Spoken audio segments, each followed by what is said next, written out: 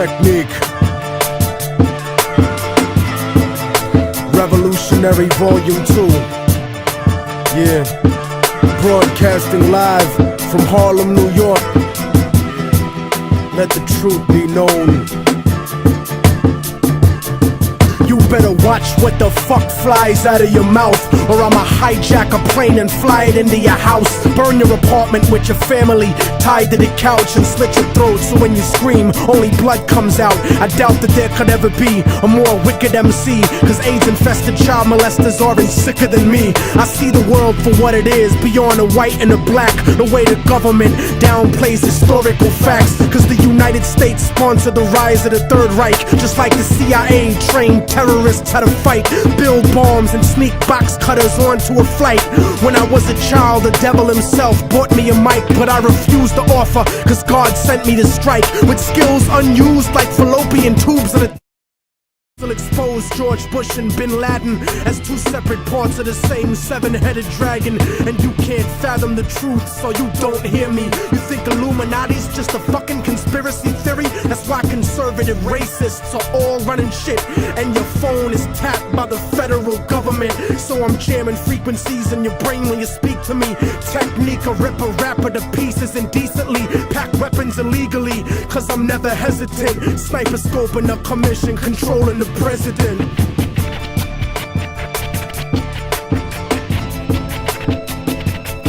Father, forgive them, for they don't know right from wrong. The truth is set you free, written down in a song, and the song has the cause of death written in code. The word of God brought to light that'll save your soul. Save your soul, motherfucker. Save your soul. Yeah, yeah, yeah.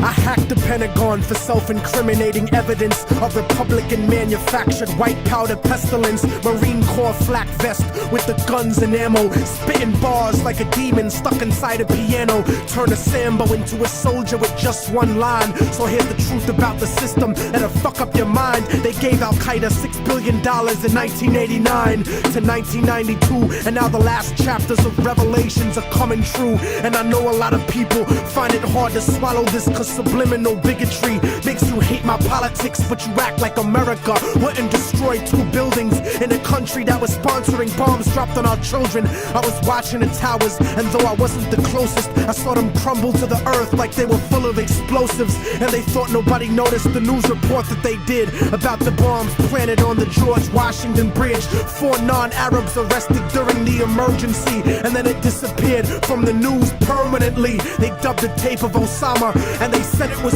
proof. Jealous of our freedom, I can't believe you bought that excuse. Rocking a motherfucking flag don't make you a hero. Word to ground zero, the devil crept into heaven. God overslept on the 7th. The new world order was born on September 11th.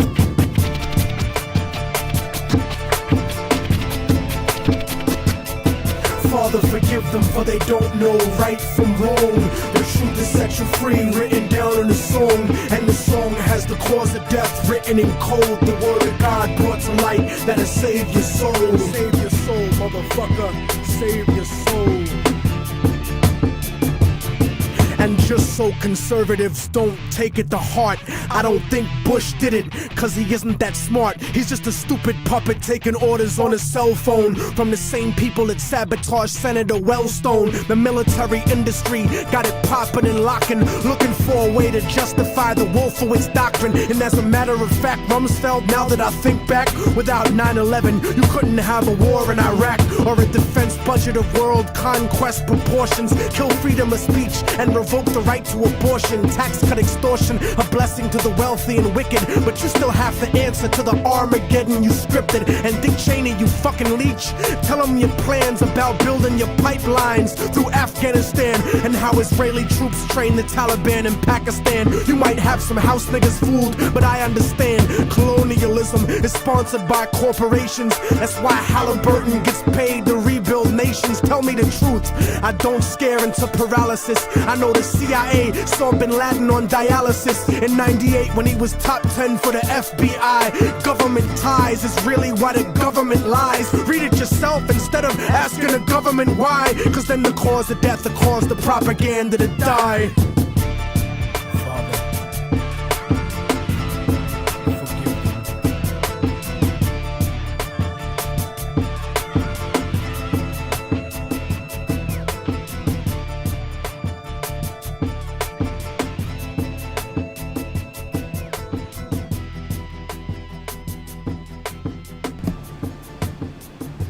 Great song, right?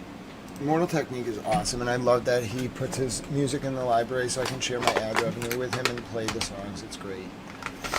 It's my favorite thing in the world that I have access to this beta feature for creators that allows me to like share ad revenue with musicians if they put it in the catalog.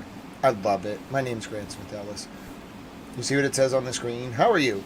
It's 4:55 p.m. Eastern, U.S. wartime. Yeah, I can't stay too late tonight. I have a doctor's appointment in the morning. But you got me for at least like 6 hours. I already gave you 6 hours today. It is Wednesday, April 8th.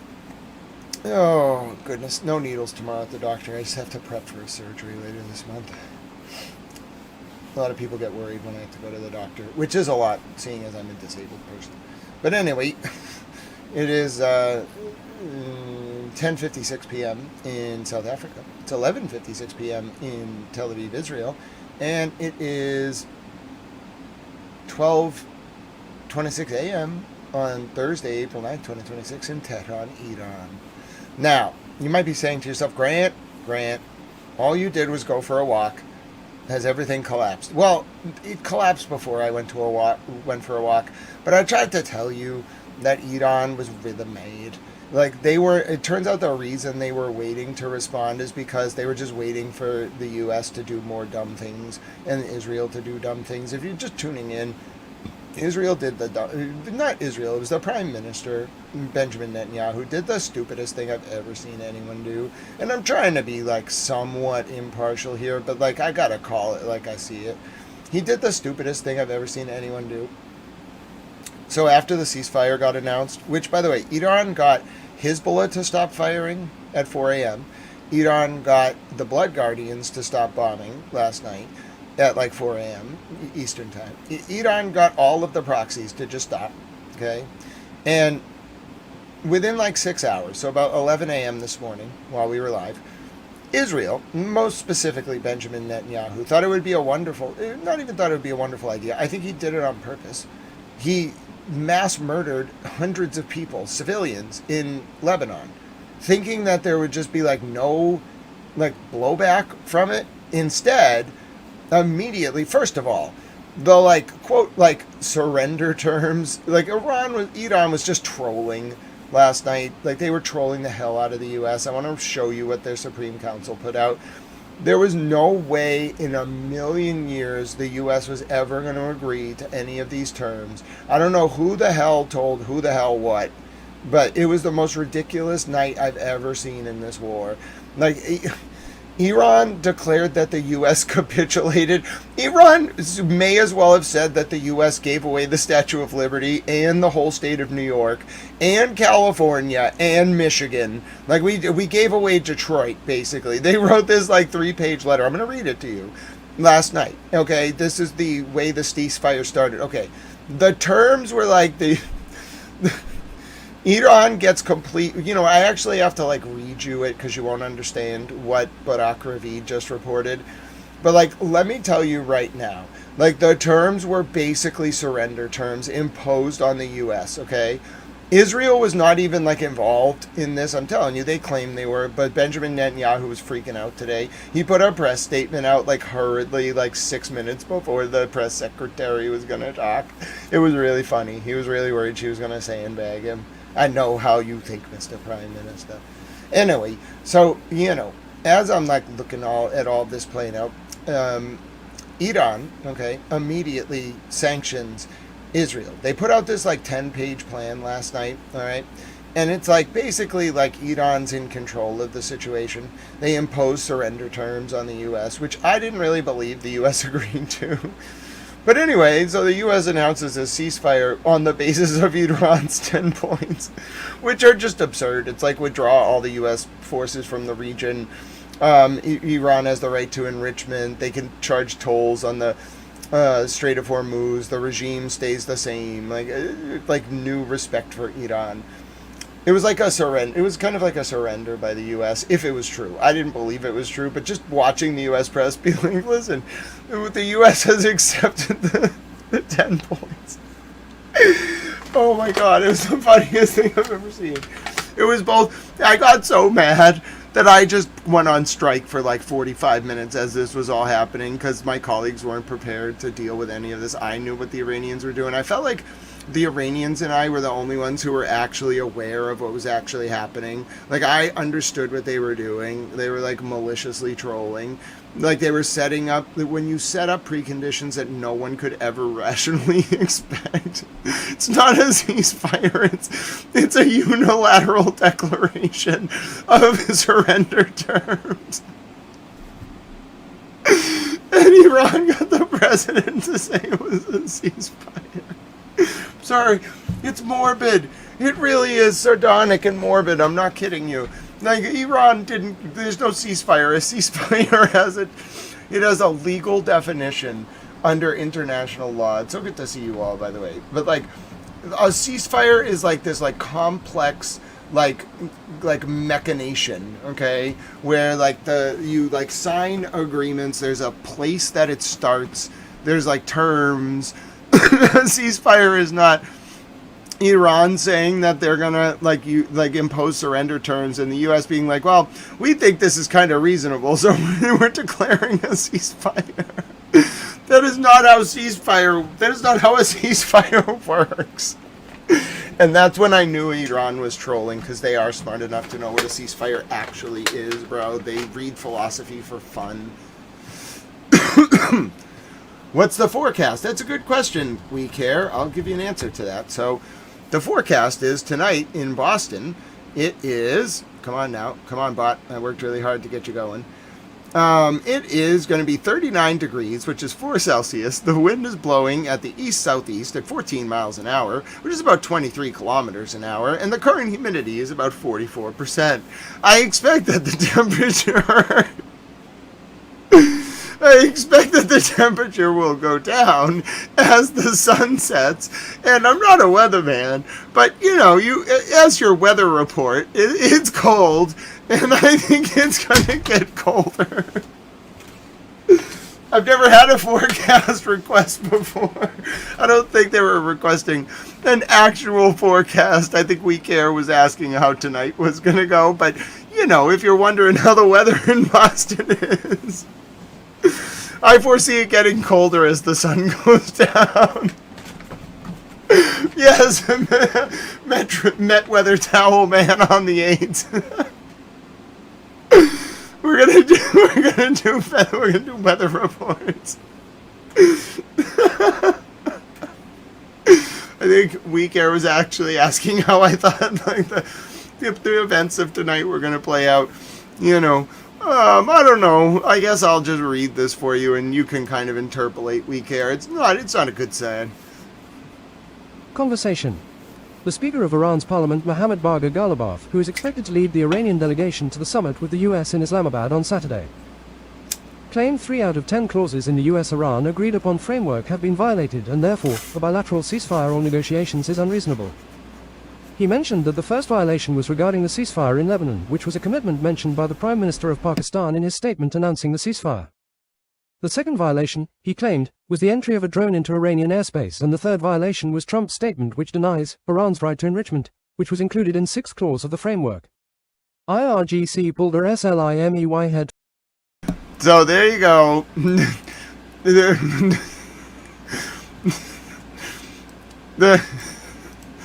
I'm sorry, the chat is just having a field day right now. They're like 20 seconds behind, so they're just hearing what you heard live 30 seconds ago. They're having the time of their life with the Towel Weather Report's whole controller. Since he doesn't need the Met Weather Officer of the BBC, he'll just tune into Towel. We can't trust the Met Office. We have to turn into Grant. Yeah, on this channel, you don't need a weatherman to know which way the wind blows. Hashtag Towel the Weatherman. Weatherman Towel. Don't follow leaders. Feed your parking meters. I want a bot that generates... I want to set up the Nightbot to generate me random Bob Dylan quotes. Alright, now to actually serious news. I don't know what to tell you. It was just incredibly embarrassing. To see this play out today, as there was I'm using humor to insulate my own brain from trauma, I don't even know what to tell you. If you missed the press conference earlier, it was absurd. Everything about it was absurd. Like, Netanyahu's statements were absurd. Like, I'll just show you the developments of events like over the past night. I can just scroll you through them. And if you're wondering, Grant, is following your Twitter feed like drinking from a fire hose of primary sources? Yes. You should see all the journalists and governments that follow me. I was clicking around to some journalists today. Like, even the journalists in Gaza follow me. I was so honored that Yumna al-Sayed follows me. Literally, that was like the highest honor of my life. I thought it was an honor when Ali Hashim, which it is, it's a very high professional honor that Ali Hashim and Zena Kador follow me. When I saw that Yumna al-Sayed followed me, oh my goodness, I fan-toweled. You don't understand. I've never been so taken aback. She's like my journalistic hero. She's incredible. I didn't even know she knew who I was. I was so honored by that. That means my information must be really good. She's like one of the best reporters I've ever seen in Gaza and Palestine. Like, you think like some of the reporters we watch are good? No. Yumna al-Sayed is the best. She Courtney Boneo is quickly like getting up there. She's like very, very good in Lebanon. But Yumna al-Sayed, like, I mean, I don't. She's like the Walter Murrow of war reporting. And I wish more people respected her. Like, she should be on every channel. She's really good. She doesn't do as much reporting these days on Al Jazeera. I don't know where she does her hits, or if she's like, the war definitely took its toll. Like, I saw some reports she did where like that the war in Gaza just killed so many innocent Palestinians that it really took its toll on like every journalist, like all of them. Like Wael Al-Dudas, who is the Al Jazeera Arabic like reporter, he lost his son and got the phone call on air. It was the saddest thing I've ever seen. And then the IDF bombed him on air. He lived, but I watched them bomb him. And then they damaged the Agence France press office in Gaza, and I was really mad. Then I reached out to Trey, and I was like, I'm really mad. And Trey, I mean, you know why I love Trey Yingst? A lot of people don't know this. I should just tell this story because I'm allowed to. So the reason why I love Trey Yingst, I don't think people understand this. Like, this is my personal testimony, like testament to him as like an amazing human. And I can say this from personal experience. So like, I'm not reporting on someone else telling me. I personally experienced this. So during the war in Gaza, what I would do, and I can kind of like show you it if you want, but like I would watch Al Jazeera Arabic, which is kind of why Al Jazeera and we have like a very like kindred relationship. Like, I've watched them for like 15 years. Like, I know everything about their anchors, and I know how to speak Arabic a little bit because of them. So I really like them. They've like taught me a lot about the world. Like, I owe a lot of, I think, my journalistic training as an actual anchor to watching Al Jazeera. They've like inspired me to do journalism. They have their biases, but everyone does. But they're like my favorite news channel. They were for many years. And so what I would do during the war in Gaza is like I would watch Al Jazeera Arabic, and then like because I would also watch Al Jazeera English, like I taught myself Arabic by looking at the Al Jazeera English cams, and then I would look at the Al Jazeera Arabic cams during the war in Gaza, and so I could figure out, like, I didn't have as, like, I wasn't doing it live, but I could figure out like, okay, which camera is like Gaza, which camera is the north, which camera is like Khan Yunis, like which journalist is where. And then what I would do is Al Jazeera English wouldn't take the Al Jazeera Arabic reporters live. They would kind of do like a toned down version of the reports. They wouldn't do like the rooftop from Gaza in the middle of the bureau. And so I'd have to watch Al Jazeera Arabic for that. And I didn't know who Wael Al-Duda was. I just knew he was the man that was like always talking on Al Jazeera Arabic during the war in Gaza. So I got to know his voice, and eventually I learned his name was Wael Al-Duda. Okay, so I would like watch 24 hours a day, like 12 to 24 hours a day, just constant. And eventually, like, I learned the ebb and flow of it. And so I knew when like a big thing happened live, and I would clip, like I'd watch Al Jazeera Arabic, I would clip using the same software I have now, same logo, not the same Tal News Network, it was just my green logo. I'd clip the Al Jazeera Arabic, I'd write up a summary, tell people what happened, and then put it on screen. And so that, like, I forget where I was going with that story. Clipping, Al Jazeera Arabic, Gaza. Oh, my colleagues, right. So Yumna Al-Saeed was on Al Jazeera English during the war in Gaza. And so, like, her, Wael Al-Duda, and a few other people, like, they were the only people who were willing to do it. Like, you were putting a target on your back if you did that for a Western audience, and she was so brave, and she lived. She's my hero. She's like a modern Nita Tarbell for me. I want to meet her someday. I hope someone sends her this clip. I don't want to be weird about it, but she's like one of my professional heroes. I've never met her. I did, but when I saw she followed me, oh my goodness. It was like one of the highest honors in my professional career. I have a lot of respect for journalists. It doesn't really matter what your viewpoints are. If you just are on the ground and you're putting yourself like at risk because you care so much. Like, for example, this is my friend Ali Hashim, and you might be like, no, Grant, he's not your friend. Yes, he is. I have followed, and he follows me. I've known Ali for years. I clip his stuff.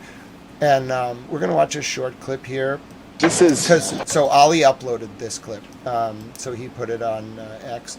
This is Ali in Tehran earlier today. He's really like another one of my professional heroes, and someone like I learned so much from him that like I eventually like got his, like, not his respect, but like Ali knows who I am. He reposts me when I clip his stuff, and I've learned a lot about how to like do field reporting and like tell people what's happening without getting mad.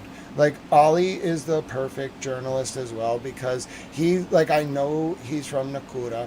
I know that he really cares about like the innocent people and his family, and I know he his heart is in southern Lebanon. But his reporting, bro, you cannot tell at all. Like, you can't tell. He's just like an expert in like Iran in particular. He's like the man you want reporting about this. He knows like 40 years of history. In fact, him and I, like probably like 7 months ago, it was in the fall of 2025. I remember we were talking on Twitter or something in a public thread, and he was like analyzing where we were going, and I was like right in lockstep with him. I was like, yeah, this, like, you're exactly right. This is exactly what's going to happen. We're moving towards like a very bad conflict, and there's no off ramp. It's like entrenched geopolitical positions, and like someone's gonna fall. So Ali Hashim's a genius. That's my commentary on this short clip we're now going to watch. This is one of many attacks at the Iranian capital. Since this morning, there have been attacks on the airport, Mehrabad airport, also on different areas. People are trying to find out whether there's anyone around on the rubble.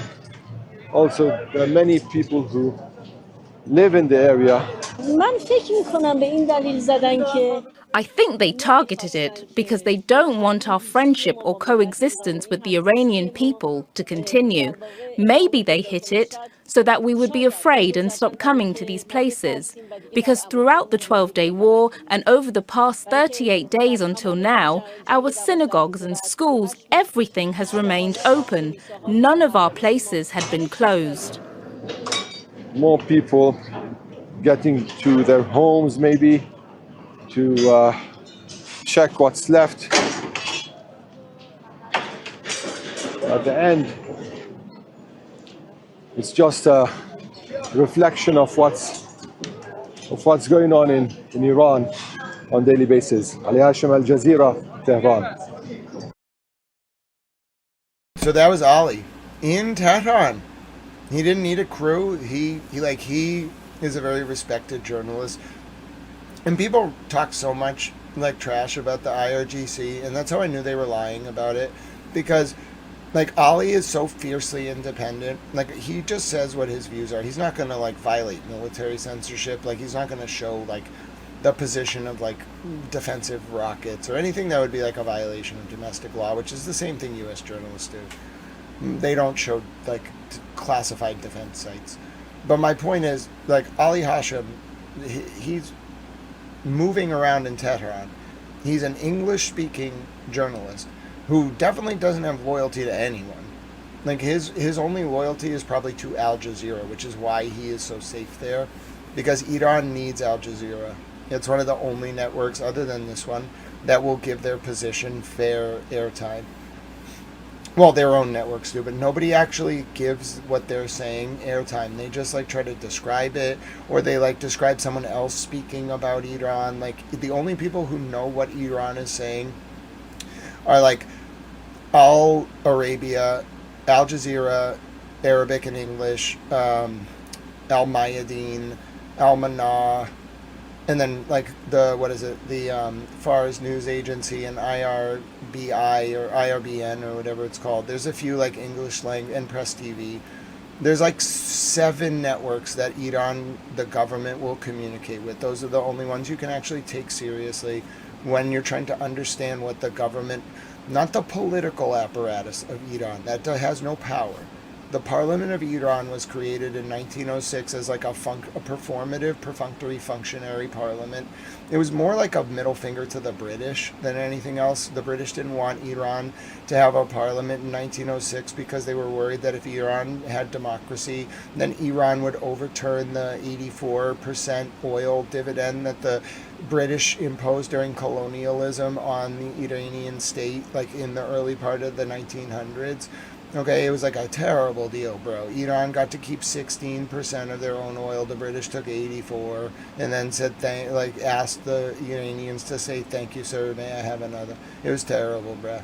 So anyway, as a byproduct of that, like the Iranian people wanted a parliament, and the British were like, no, we can't give them a parliament. If we give them a parliament, they might decide that our oil deal was like bad. They could overturn it. We're the British. You can't like stop us from neo-colonialism. Suez hasn't happened yet. We're the British. So the British pulled the British, they were British. I'm not talking about the modern British people. I'm talking about the British government of like 1906. And so they opposed the establishment of an Iranian parliament, and that led the religious leaders in Iran to create the parliament, but it's a functionary, performative parliament with no real power over the state. Its primary purpose is just to have discourse. It's not really like a rulemaking or like a body with any authority. That's how to understand the Iranian parliament. The real power in Iran is through the religious leaders, and they run something. It's really the supreme leader, but then the religious leaders run something called the Supreme National Council, and that's it's the supreme leader and who controls the Supreme National Council, who, as our friend Avery told us earlier, thus control the IRGC. That is the Iranian state. So whenever you're talking about the foreign minister or the Speaker of the Parliament or the President, they have no power. They've never had any power. They've always been functionaries, and they don't control the apparatus of state. They are like a symbolic body that is a vestige of anti-colonialism that doesn't actually influence the IRGC. And the IRGC just goes up the chain. They have a strategical, tactical posture. They don't use carrier pigeons, bro. They're not whoever, that was ridiculous for Hagseth to say. That's not what Iran does. They have a different kind of decentralized control. It's to stop the political body from overruling the supreme leader. Do you understand? That's what their decentralized network of control is all about. Do you understand? It's not about them, yes, they are all individualized units, but the whole system is so you can't, as an external state, negotiate with their political body and overrule the supreme leader, the Supreme National Council, and the IRGC. You can't. The whole system is built so you can't do that. Oh, thank you very much, All the World's a Stage. Dimitri from Canada was also walking around. I'll take a look at it. I think I've heard of him, but I want to research who he is. I've heard he's good, though. All the World's a Stage. This is one so that was Ali Hashim in Tehran. Now let me show you. Attacks. Let me just read for you, by the way, how this all started, okay? I want to tell you, the Iranian position. People were saying this is not the Iranian position. No, this is not the political body's opinion. This is the actual powers that be in Iran. They speak a certain way. They're very intelligent. They're very erudite. This is their plan.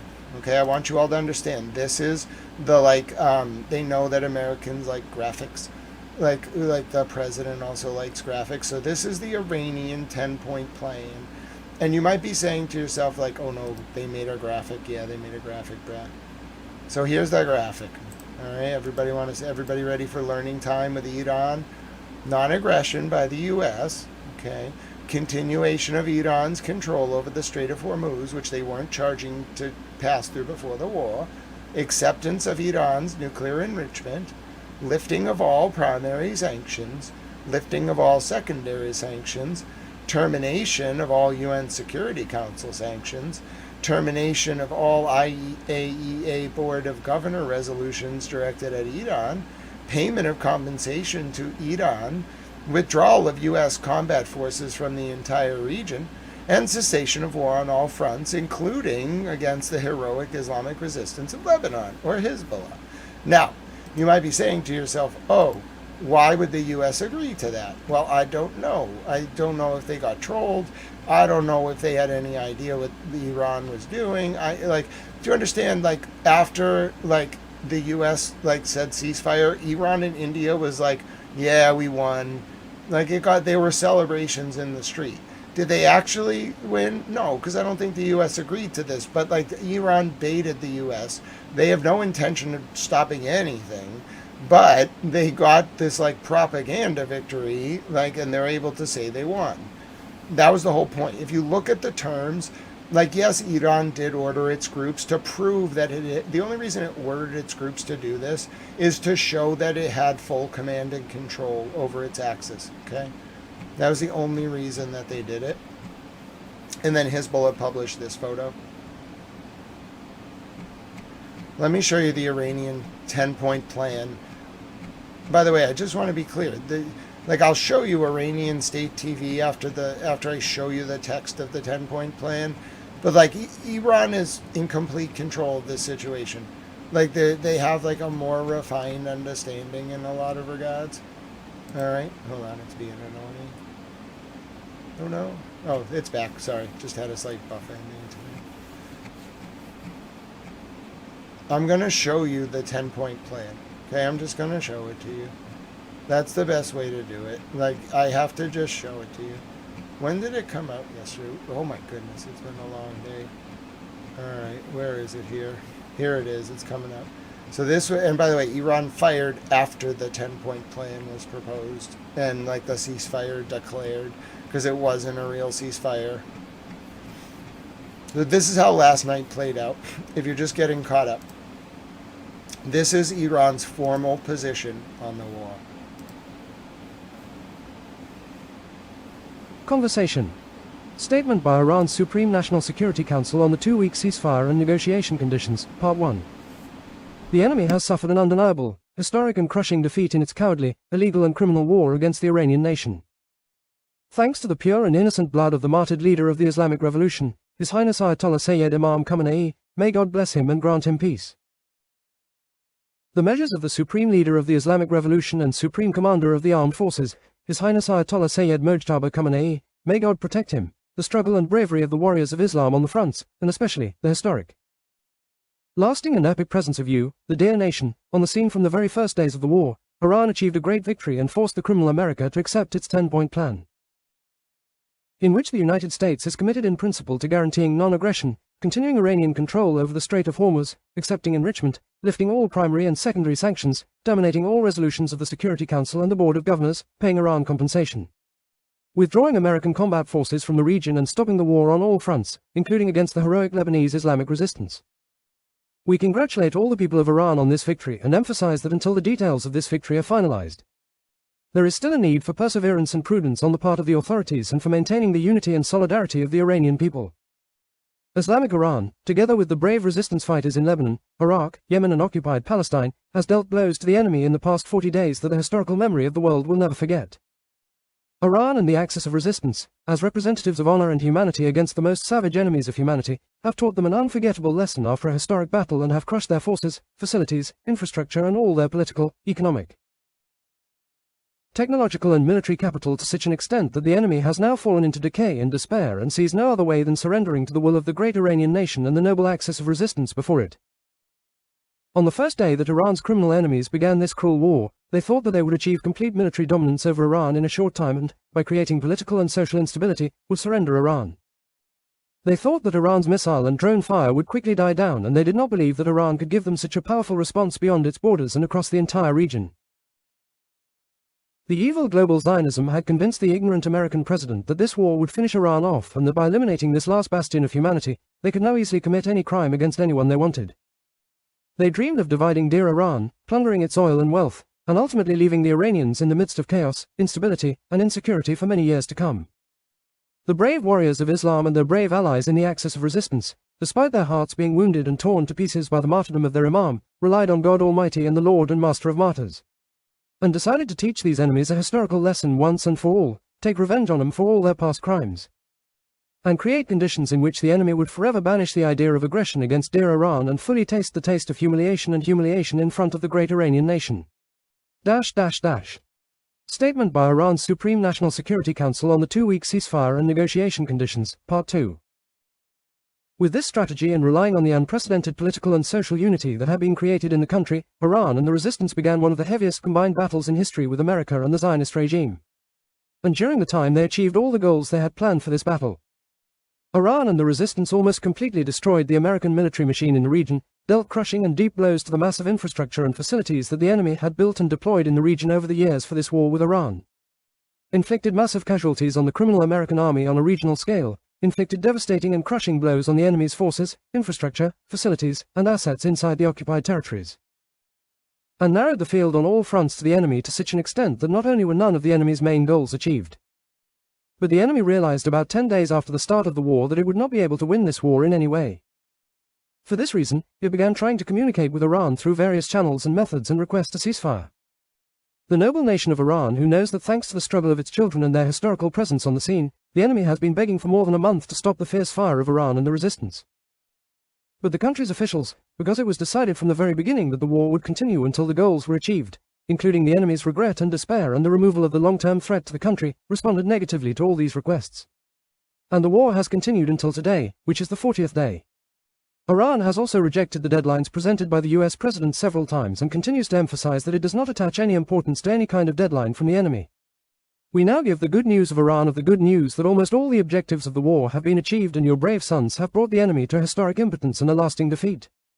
The historic decision of Iran, which enjoys the unified support of the entire nation, is to continue this battle for as long as necessary until its great achievements are consolidated and new security and political equations are created in the region based on the acceptance of the power and sovereignty of Iran and the resistance. In this regard, Iran, and in accordance with the advice of the supreme leader of the Islamic Revolution, Ayatollah Sayyid Mojtaba Khamenei, may God protect him, and the approval of the Supreme National Security Council, and considering Iran's upper hand and resistance on the battlefield, and the enemy's inability to carry out its threats despite all claims, and the official acceptance of all the legitimate demands of the Iranian people, it was decided to hold negotiations in Islamabad to finalize the details so that within a maximum of 15 days. With the finalization of the details of Iran's victory on the battlefield, it can also be consolidated in political negotiations.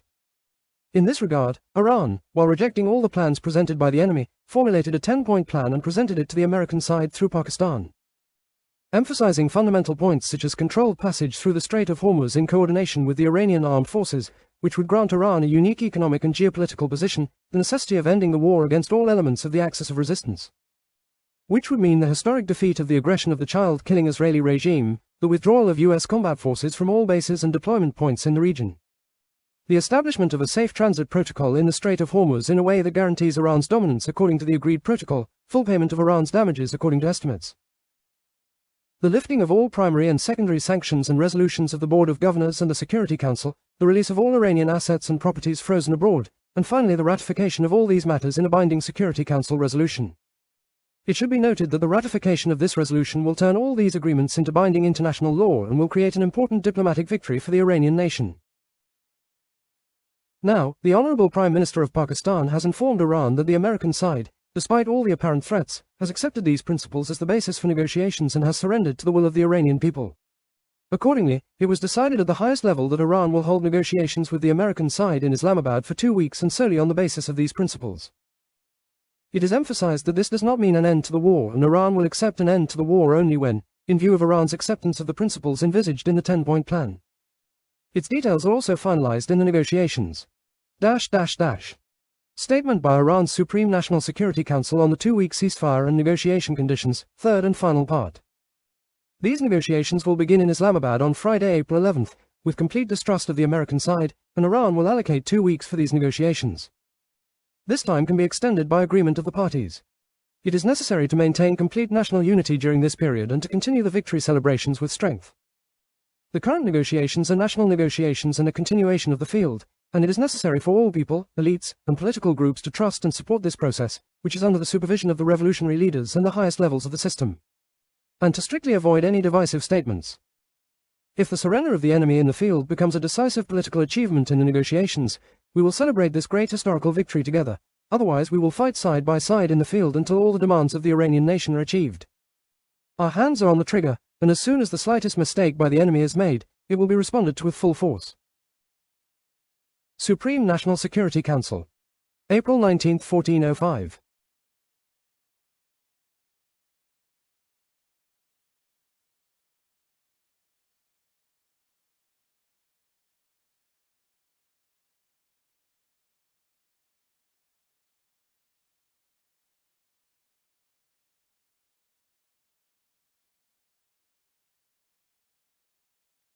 Okay, now I'll show you where that went.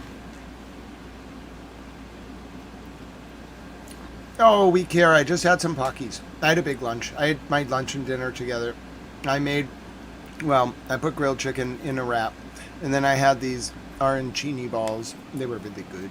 I don't know how to explain it. It's like rolled dough with rice. You would think there would be chicken in the middle, but there's not. Anyway, it was delicious. It was more than enough calories for my dinner. And then I have a snack. I have some Pockies. I love Pockies. Pockies are delicious. They're a Japanese snack. I remember them from my childhood. I had a friend from Japan, and his mom really liked Pockies, and so she introduced me to them. She also taught me how to eat with chopsticks. Like, you can't stab the meat with the chopsticks. It's very disrespectful. You have to eat, like, you have to either pick it up or use the chopstick. And if you can't do it, they will let you use a fork, but they like look at that as like you're just completely helpless. So, yeah. Iran immediately fired missiles at Israel, like 6 times after the quote-unquote ceasefire. That was kind of like a lesson to Israel. I'll show you all the missiles that got fired after the ceasefire. There was not one missile, it was like 7.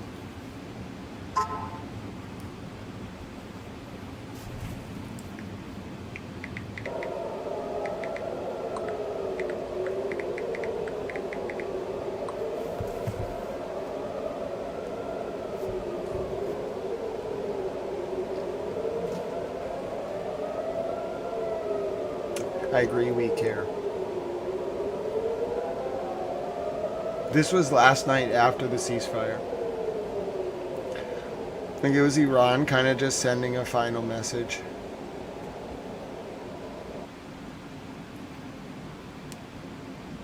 Its message was Israel started the war, but Iran is going to end it.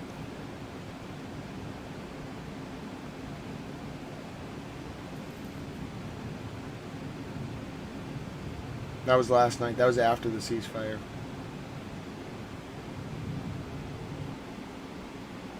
I have not heard of that 1-0 State fan, but I absolutely will look into it. I heard a drone was shot down. I did not hear of a casualty. That's extremely heartbreaking.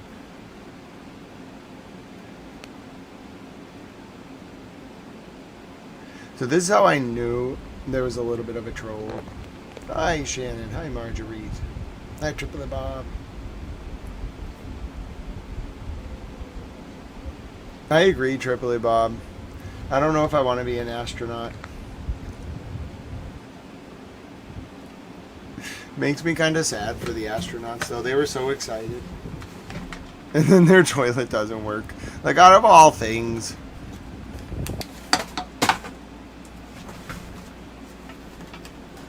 Hashtag get the astronauts a toilet. This was last night after the ceasefire. If you're wondering, like, why, I knew right away this was bad. Like, I knew right away everything was bad when Iran did this, like, 2 hours. And they didn't just launch once, they launched, like, 6 times.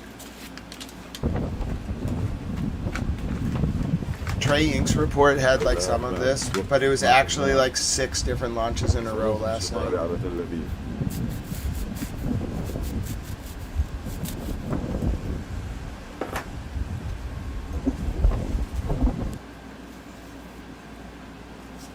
You're not hallucinating. Like, you're seeing different missiles. There was a bunch fired at once last night. Joyce, I was just thinking that. I was like, when's with all the toilets not working? I think it's just that's what gets into the news, you know. If it was like a button not breaking on the thing, you think we'd hear about it? No, it's just because it's a toilet. This was last night in Tel Aviv. This was after the ceasefire. Oh, all right, Sheila Torres. Good to see you. I don't know if I would tell anyone about that. The government might have some questions for you. One time, some dude by accidentally made an atomic reactor. Not by accident, but he was like a kid working on a science project. He made a nuclear reactor. The government was very mad. Like, on a scale of 1 to mad, they were really mad. They ended up, I think he was like brought into like an educational environment to work on it. But like, yeah, you can't just be making nuclear reactors in your garage, bro. The government does not approve.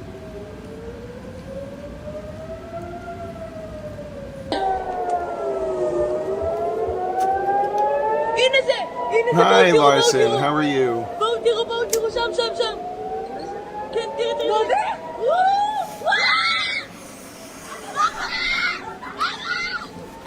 Yeah, I only watch like actual journalism. There's very little mainstream news I watch. They're not good enough.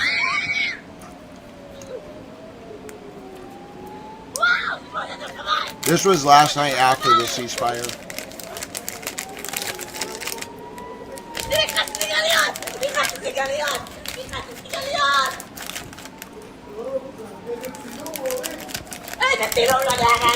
Have you considered going to your shelter?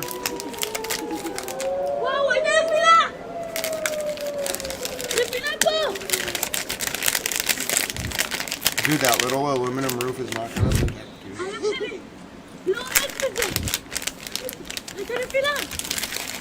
You should not be outside.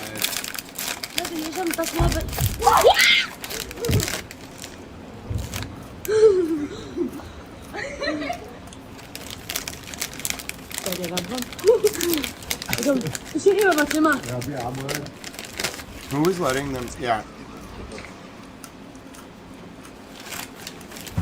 That was just some of the damage last night. Alright, so after this, there must have been some like really serious like yelling between Mr. President Trump and Prime Minister Benjamin Netanyahu, because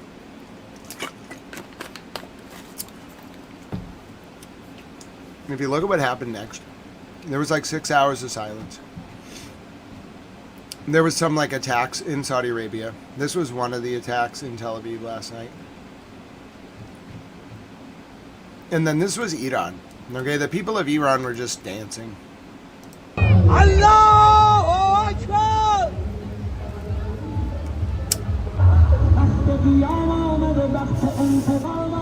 They were very excited. They were very excited. And in Baghdad, it was even more intense. You want to see what it was like in Baghdad? Wait till you see Baghdad. I mean, last night in Baghdad, they were literally partying in the streets.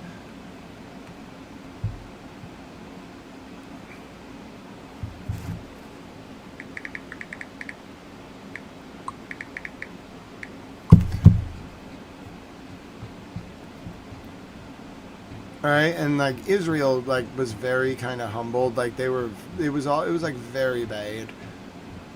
All right, so this was the Negev, Tel Shiva. This was last night.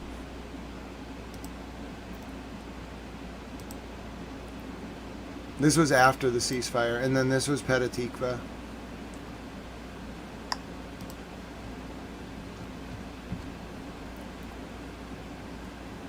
Okay, that was just one of the examples. And then this was Baghdad last night. Like the Iraqis were treating it like the U.S. had been defeated.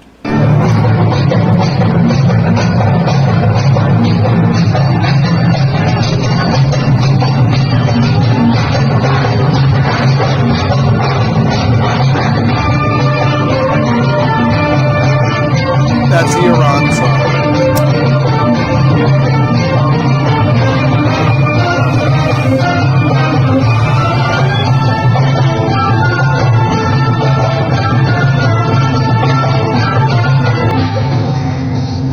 Hi, Mimi.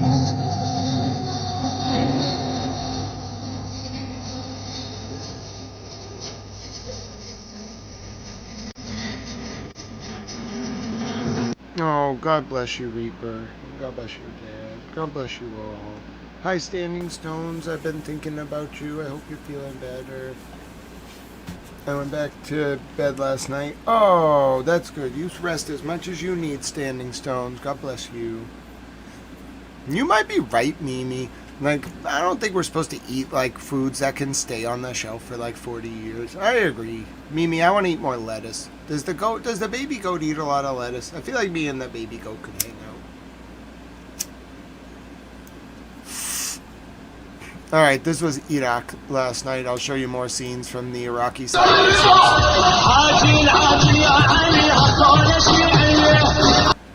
Like, the Iraqis were very excited. They were very, very excited. So that was the Iraqi dance party in the middle of Baghdad. And then as you can see, there were like a lot of strikes last night, okay? Al Mayadeen was attacked and its broadcast was impeded. I'll let you listen to the report. الميادين تتعرض منذ ساعتين إلى هجوم شديد على تردداتها لوقف بثها من قبل جهات تابعة لدولة معروفة.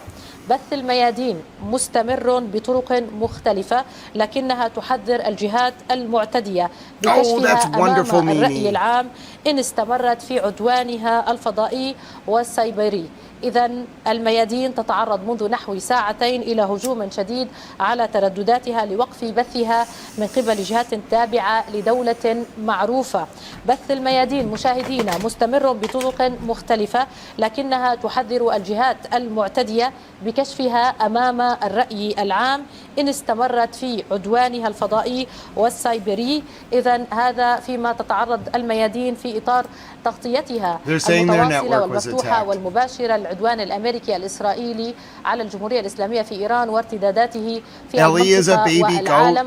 وبالتالي نحن يعني نعرض هكذا وقائع في ظل موقع الميادين.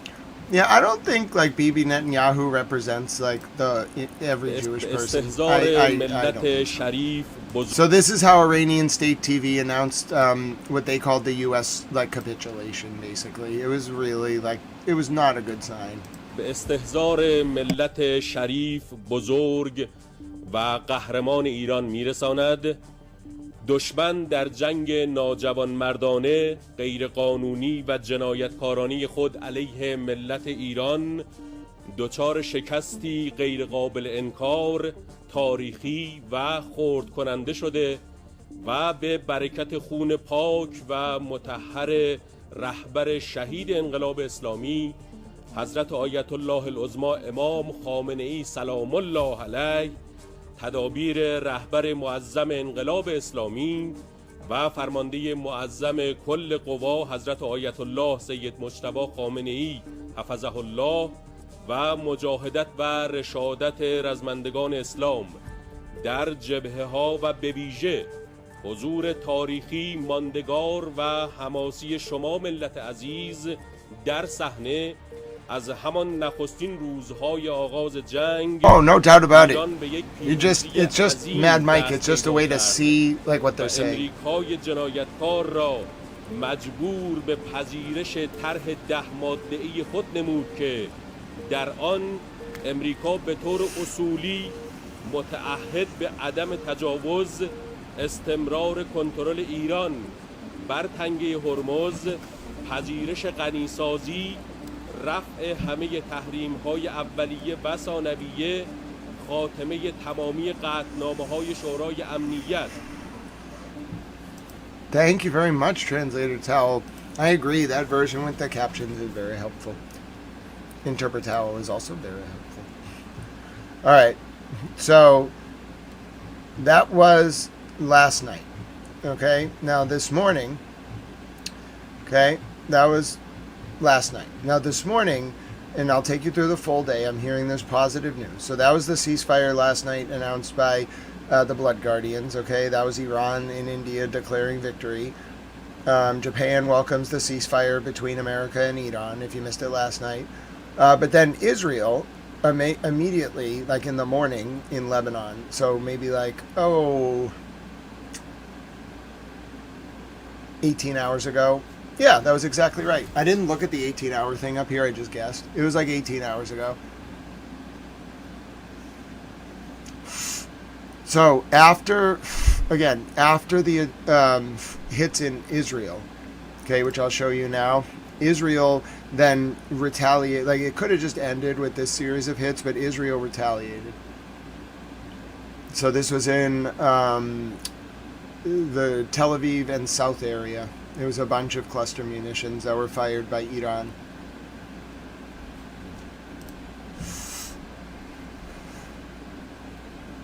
What? That can't be right.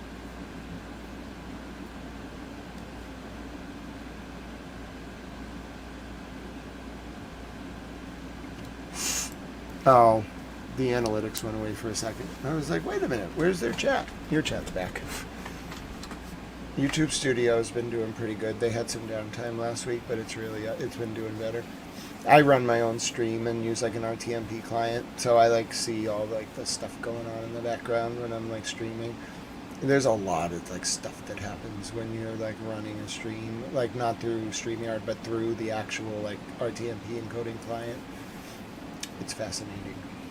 So these are the latest last night from Israel. This was after the ceasefire. Let me finish that video. Hold on. I want to be clear. This was after the ceasefire. So I don't want to be too overly critical because Iran did fire cluster munitions at Israel after the ceasefire. No, it's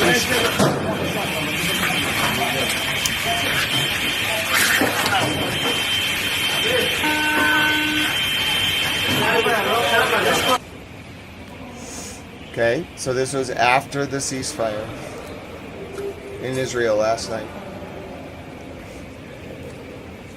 Those are cluster bombs. Am I ascending? No, there's some I guess there's some light coming in the room. It's nice to have a little light. My curtain has a little opening at the top, and sometimes the sun comes right in the small opening. It's only like 6 inches at the top of the window.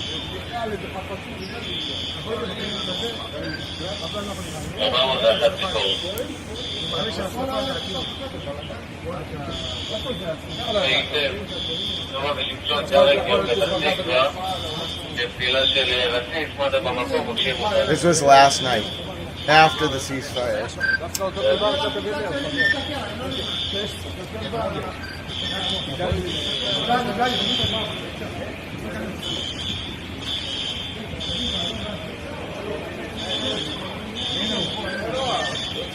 You're right, Mimi.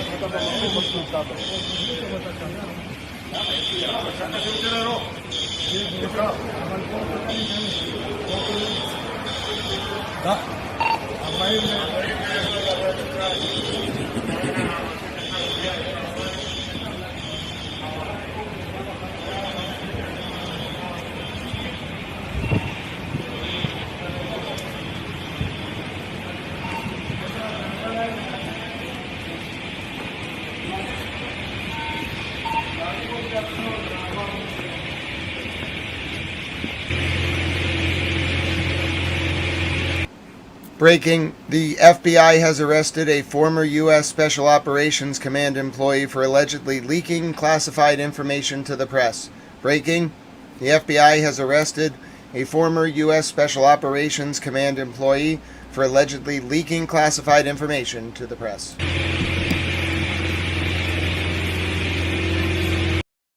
Hi, Christopher Preston. How you doing, my dear friend?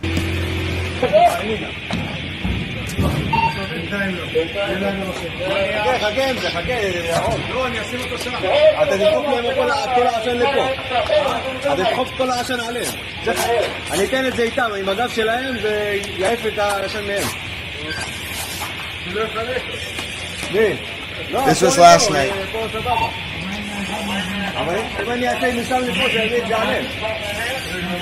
Thank you, all the world's a stage.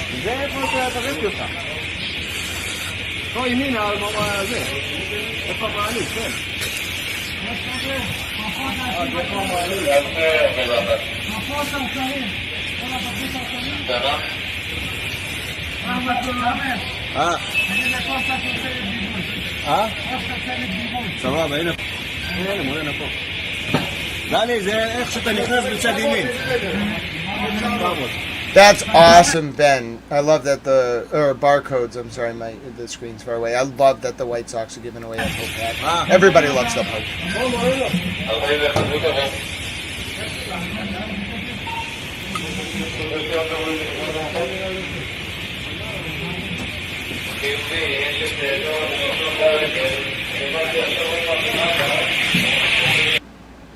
That was Tel Aviv last night.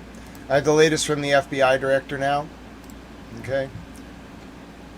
I have the latest from the FBI director. I will show you what happened as well in Beirut. So there were strikes this morning in Saida. Okay. Sidon.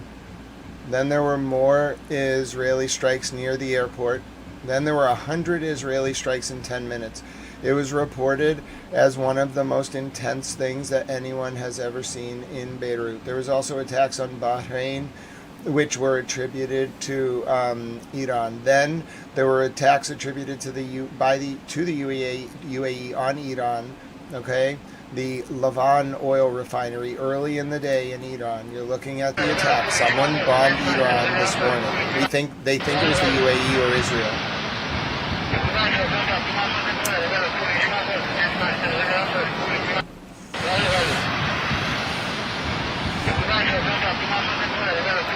Okay, so someone bombed Iran this morning. Okay, then Israel proceeded to bomb 100 targets in 10 minutes. Okay,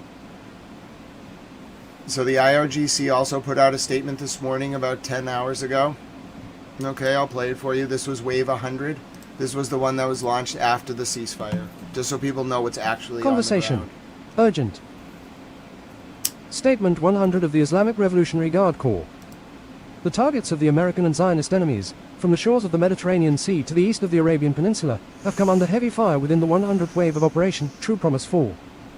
You have demonstrated loyalty, jihad, sacrifice, insight, profound vision, and conscious understanding, coupled with unity, fidelity, and devotion to the guardianship all at once. Your sons and devoted Mujahideen servants in the Guard and Barsi, last night, and by the grace of God and with your support, O dear people, responded to the enemy's insolence from the previous day and fulfilled their duty in the finest manner. In the 100th wave of Operation True Promise 4, under the banner, O Fatima al-Zahra, they targeted more than 25 strategic enemy sites belonging to the aggressors, including 13 energy facilities and oil transmission lines linked to America and the Zionist entity, 10 military, security, and logistical targets, in addition to several technological targets and enemy infrastructure, delivering crushing blows against them. In this operational wave, dedicated to our martyred leader, the Supreme Ayatollah Imam Khamenei, the fighters of the Aerospace Force of the Revolutionary Guard targeted American and Zionist enemy positions from the Mediterranean shores to the east of the Arabian Peninsula with heavy fire. To make the foolish enemy understand that aggression against the Iranian people's infrastructure will have dire consequences. And now, the guardians of the Iranian people from the Guard adhere to the orders of the Commander-in-Chief of the Armed Forces, Ayatollah Sayyid Mojtaba Khamenei, with their fingers on the trigger. Drawing on vast expertise gained from 2 imposed wars against the joint American Zionist front, and they are prepared to forge an even greater epic should the enemy commit a new miscalculation. America's partners in the region have witnessed with their own eyes the impotence of the United States and the Zionist entity, it is fitting for them to take heed and cease cooperating with the enemies of Islam. The enemy is ever deceitful, and its promises cannot be trusted, and we will respond to any aggression at an escalated level. Okay, and then this is 10 hours ago. This was not yesterday. This was 10 hours ago from the IRGC, and this was the 100th video. They used the IRGC song. It does get loud. Here's your sound warning. Hi, Sammy. God bless you and all the wonderful people of Denmark. We love the Danish towels. God bless you, Sammy. All right, here's the latest. This was the IRGC 10 hours ago, and it is going to get loud, so I'm going to put the sound warning. They put the song in it.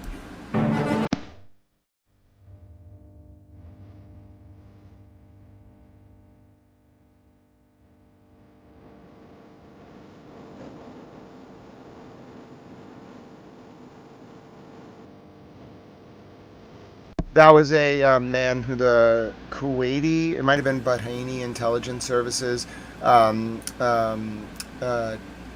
tortured for information because he was pro-Iranian.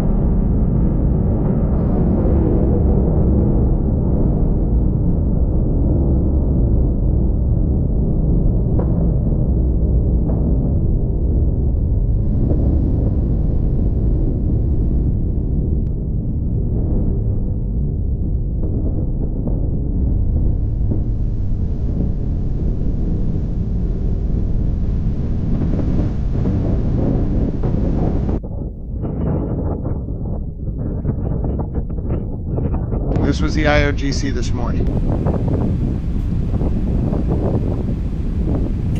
Breaking. Iran has informed the mediators that it will not participate in the negotiation talks in Islamabad and will not open the Strait of Hormuz if there is no ceasefire in Lebanon. Good. By the way, I'm not cheering that on because I support any one position. I support people not being bombed, and there was a very serious crime against humanity in Lebanon this morning that I'm mad about. It was unprovoked, too. What did the people of Lebanon do to deserve being bombed 100 times in 10 minutes?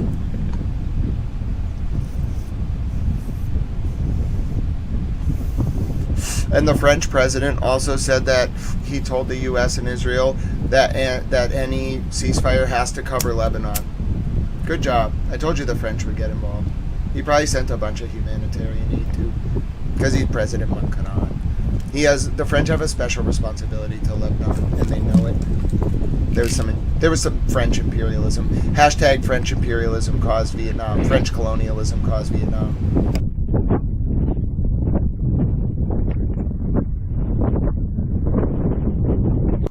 My pleasure. Call me old-fashioned. Welcome to the channel.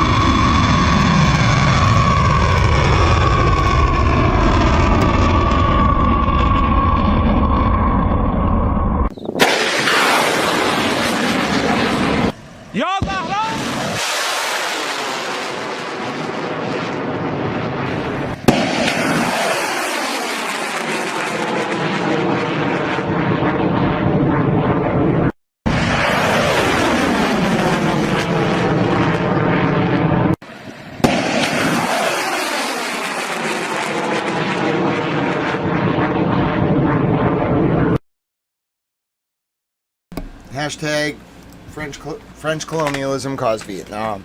I was interrogating this guy who was in the chat the other day, and he was misbehaving a little bit, so I was like asking him to defend himself in front of the Honorable House. And his defense was French colonialism caused Vietnam. And I was like, bro, that's the greatest defense of all time. It wasn't really relevant to what he was saying. He was just like, French colonialism caused Vietnam. And I was like, you win.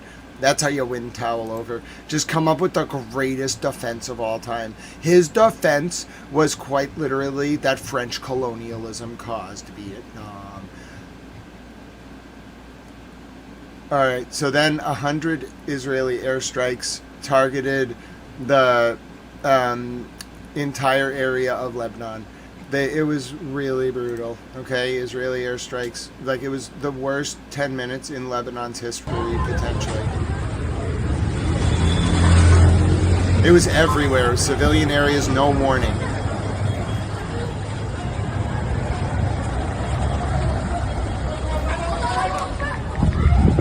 اعتداء على بيروت يعني بعد مش ما واضح الوان هذه الصورة من بردور.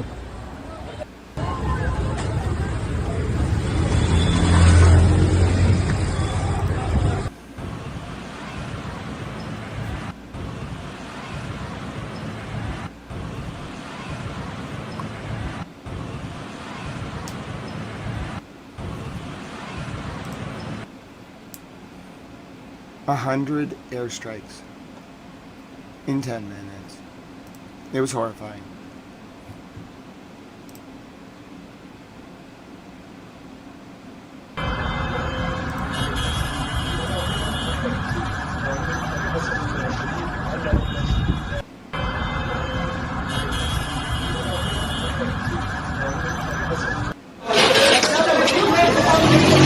مدينة العباس هلا الضربة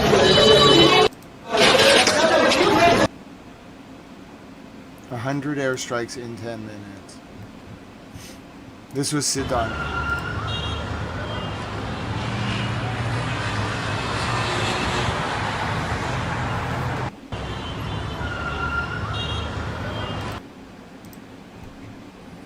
Pete, are you being sardonic? Alright, and so this is how Israeli... Oh. Hold on one second. Yeah, I'm back. This is how the IDF explained it. The largest attack across Lebanon since the start of Operation Roar the Lion, within 10 minutes and in several areas in parallel. The Air Force completed a strike targeting approximately 100 command centers and military infrastructure of the Hezbollah terror organization across Beirut, the Bekaa Valley, and southern Lebanon. Okay, well, let's see if that was actually on command infrastructure. A rooftop in Beirut. Courtney The Burnett. Israelis have just pummeled Beirut with multiple airstrikes in several neighborhoods, and they also hit the Bekaa and the south. I'm not sure what they hit over here, but the smoke is really dark and it smells like fuel. I'm reporting to you from my rooftop in Beirut. The Israelis have just pummeled Beirut with multiple airstrikes in several neighborhoods, and they also hit the Bekaa and... Alright. Here's the latest. This is from Beirut. This is how many different bombs hit at once. That was Beirut. This is why you're going to see it develop through the day. The Iranians were very mad at this. And they actually got, I don't know if it's actually going to stop, but they just said that, sorry. They just said that,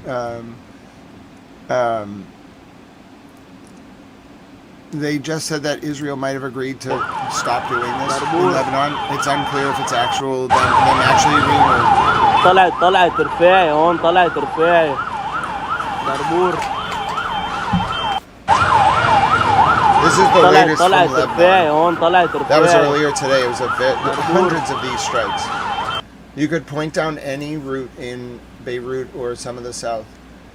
There was an appeal for blood donations from the Lebanese hospitals because of how bad some of the damage was. ضربة عنا يا بري حصل.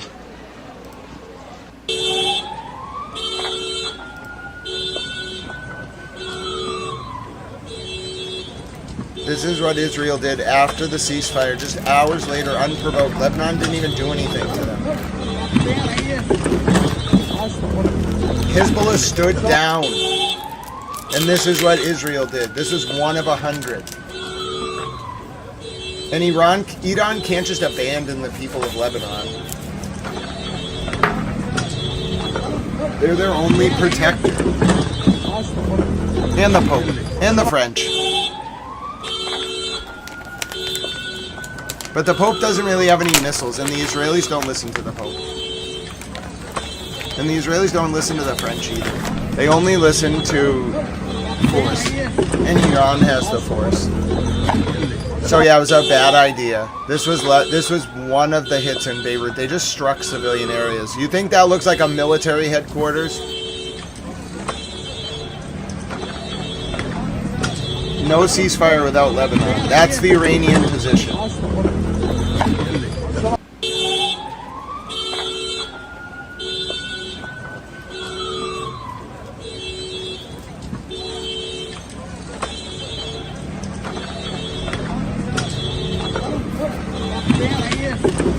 So if you're wondering why everything went to hell in a handbasket, it was a little bit the UAE, but mostly Israel, doing this with no reason. Okay, like look what they did. Look what they did. Does that look like a military headquarters to you? Let me ask you a question. Does this look like a military headquarters to you? Or does that look like the middle of a civilian road in Beirut? Dude, it's destroyed. They just bombed civilian areas to punish the world for doing a ceasefire.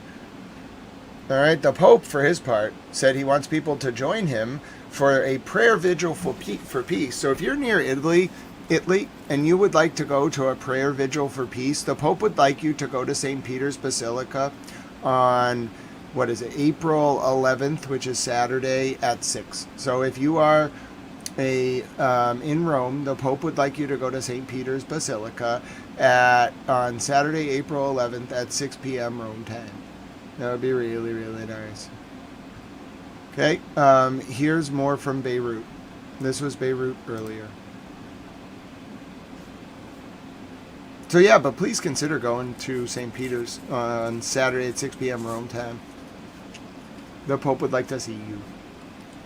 He's going to do a peace vigil. If like 2 million people showed up, do you know how cool that would be? Do you think we can get 1 million people to Rome? The Pope would be so happy, I bet he would cry. He might be able to pull it off. It depends on how many news stations cover it. People will pilgrimage to Rome to see him. It's kind of, it's not a formal pilgrimage, but like, out of all things in the world to do, bro, going to Rome is not bad. Oh, by the way, so Tao, do you think I should take a vacation for my birthday? Do you all want to help me take a vacation for my birthday? If I don't rent any cars for the next month and I do really good to save money, and I might have an emergency or two, but I think I can take a vacation for my birthday next month. Not that this is really relevant to any of you. Free Unhinged. High water under the bridge. I hope you had a good day at work. It's good to see you, my friend. God bless you. But yeah, so hashtag Towels Vacation Fund. I think I would like to go on a vacation for my birthday next month. I haven't left this area since 2017, so we're gonna like do a full like group effort. I'm gonna get my passport photo tomorrow. I can't renew my passport because it expired more than 5 years ago. There's rules about that kind of thing. So I'm going to get a new one. It's going to cost a little money. And then I'm going to go on vacation for my birthday, which is May 24th. Okay? So we have like 45 days and we're going to send Towel on vacation. I'll do reports for you from my vacation. I've already thought about it. I'm going to do a road trip. So yeah, if you are, there's a very specific like place of the world that I'm going to go. 2 places actually. So I will let you all know as we get closer to the trip, but it's very likely I'm going to see some of you. I would like to come visit. So if you've already sent me an email about like your specific location, like especially Shannon, it's very likely I will see you in the next like 45 days. We need to like do a little bit to get Towel to like that part of the world. I don't really know what I'm doing, like exactly. We're going to figure it out. We got to raise a little bit of money, okay, for Towel's trip. Oh, that's right. I could do a Nightbot command. Triplet Bob will like this one. Okay. Towel is raising money to go on vacation for his birthday in May. This is his first time going on vacation since 2017. He graduated law school in December. All right. And then I'll put the Cash App links and things like that. If you want to hashtag help Towel, all right, go on vacation.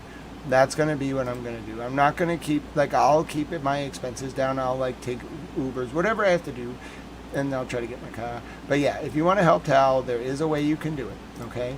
We can hashtag give Towel some time off. All right, we're going to do this. I figured it out. Okay, so hashtag, we have like 45 days. But yeah, we're going to send me on vacation for my birthday next month. It's going to be great. I'm very excited. I'll still cover news for you, of course. But yeah, it would be such an honor.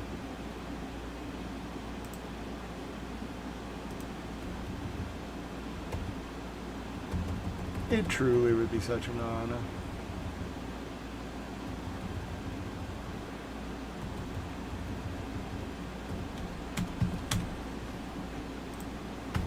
Yeah, I think, and I haven't done anything since 2017 like that. So I'm gonna do a vacation command in Nightbot because some people, like, it's hard to copy paste things, but Nightbot's very efficient. By the way, these strikes in Beirut, I don't mean, it's just someone reminded me, like it just reminded myself, but these strikes in Beirut, I will show you what happened as a result of them. It may actually be a positive if Israel's cornered into stopping, but it caused a conflagration. All right. So if you do !vacation, it will help tell people that I'm raising money. It's like 45 days a week. It's a public information service, like You Keep Me Alive. There's no sponsors. I don't answer to anyone. The IDF chief of staff said the IDF will continue their strikes against Hezbollah. That was 9 hours ago, though. Be weary. Because what you're going to notice is when we go here. All right, I'll show you just some of the impacts in Beirut from the strikes. This was the Pope this morning. Okay. Then I have another quote from the Pope. All right, this was Pete Hegseth. We watched the press conference live. You see, had Iran refused our terms, it was at 8 a.m. The next targets would have been their power plants, their bridges, Eastern, and oil and energy infrastructure. Targets they could not defend and could not realistically rebuild. It would have taken them decades, and we were locked and loaded. They couldn't defend against it. President Trump had the power to cripple Iran's entire economy in minutes, but he chose mercy. You see, had Iran refused our terms, the next targets would have been their power plants, their bridges, and oil and energy infrastructure. Targets they could not defend and could not realistically rebuild, it would have taken them decades, and we were locked and loaded. They couldn't defend against it. President Trump had the power to cripple Iran's entire economy in minutes, but he chose mercy. God bless you, Mimi. I can't wait to visit you. We're going to do a super trip here, too. I can't wait to meet the baby goat. Mimi, you got to show me around. I got to meet the baby goat. I got to say hello. We got to have some lettuce. It's going to be great. I can't wait to meet Mimi. Here was the scene. Like, it was really bad. I'm trying to insulate your brain. I've never seen this many strikes in a 10-minute period. I'm trying to, like, do what I can, but it was really bad. And they were serious strikes. It was earlier in Lebanon.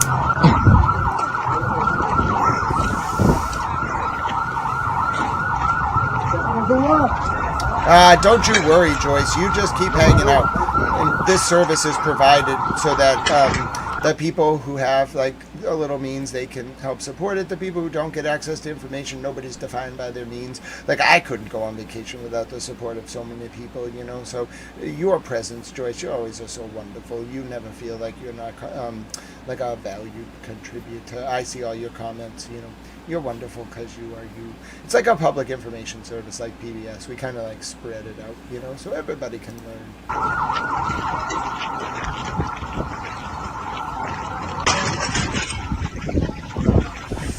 My stress is down tonight. The energy in the world is down a little bit. It was a very sad, it's more a sad situation in Lebanon. It is very sad. Like what happened in Lebanon, in Beirut, like this is the side, this is the after effect of separation. That's horrible. Like, how does that even happen? It's like a humanitarian catastrophe. It's a war. It's literally a crime against humanity what was done to Lebanon today. It's the most despicable thing I've ever seen. There was 100 of these. Does that look like a military headquarters to you? No. A residential apartment block. It was collective punishment. It was like a petulant child throwing a tantrum, but they had access to missiles and they thought no one would care about Lebanon. How'd that work out for you, Bibi? I heard the French are a little bit mad, Mr. Prime Minister. I heard the Pope's a little mad. I think even the Vice President of the United States was pissed. Like, why would you do that? I bet they yelled at Mr. Netanyahu. The number of people injured in these strikes in Lebanon was intense. It was this. I'm telling you, it was hundreds. It was 100 strikes in 10 minutes. كمان بصور كمان ضربوها ونزلوها كذا غارة على مدينة صور. And they all like military headquarters. على مدينة صور الله أكبر. Dude, no. It was collective civilian كمان بصور كمان ضربوها ونزلوها كذا غارة على مدينة صور كذا غارة على مدينة صور الله أكبر. كمان بصور كمان ضربوها ونزلوها كذا غارة على مدينة صور كذا غارة. Oh no, not the French. على مدينة صور. Listen, silent dogs. Do you understand that the 400-foot tall baguette Queen of France is an emoji on this channel? Look at her. She's the 400-foot tall baguette Queen of France. She's been very busy. There's been a lot of true crime stuff. I forgot to follow up with her a month ago. I was going to have her make a royal appearance, like, so you all could meet her. But, like, I don't know if we should have a royal appearance. Like, we need to, like, preserve the dignity of Her Highness. She's made of baguettes, too. All right, here's what Mr. Pete Hegseth said about the ceasefire. Secretary and General King, Mary Margaret with the Daily Wire. 2 questions. Iran has said that safe passage through the Strait of Hormuz will be possible in coordination with Iran's armed forces and, quote, technical limitations. What do you... That would be wonderful, Mimi. And then we've also heard reports that Iran has continued striking targets well into this morning. At what point are we beyond a grace period? Are we giving them a grace period? Is there a miscommunication there? What's going on with that? What we know is that Iran is going to say a lot of things. A lot of people are going to say a lot of things, claim a lot of things. What has been agreed to, what's been stated, is the strait is open. Our military is watching. I'm sure their military is watching, but commerce will flow. And that's what you saw the markets react to, is that reality. As far as shooting, that we were monitoring it last night in real time. Of course we are. Iran would be wise to find a way to get the carrier pigeon to their troops out in remote locations to know not to shoot any longer one-way attacks or missiles, because this takes time sometimes for ceasefires to take hold. We're watching it. We're prepared if necessary, but we hope and believe that it'll hold. Yes. Okay, so that was the ceasefire. Now I'll show you. I showed you some of the damage from the bombing earlier. Saudi Arabia's east to west pipeline was hit by a drone attack, according to two people familiar with the matter, said the Financial Times 9 hours ago. The people said a pumping station, one of several along the 1,200 kilometer pipeline that has become an economic lifeline for the kingdom since the near closure of shipping through the Strait of Hormuz, was hit at about 1 p.m. local time on Wednesday. This was Beirut's Imam Khomeini Avenue, around a mile north of Beirut International Airport. This was a large plume of smoke following just one of 100 strikes within a 10-minute window. The geolocation is latitude 33.840484, launch 35.497297. Okay.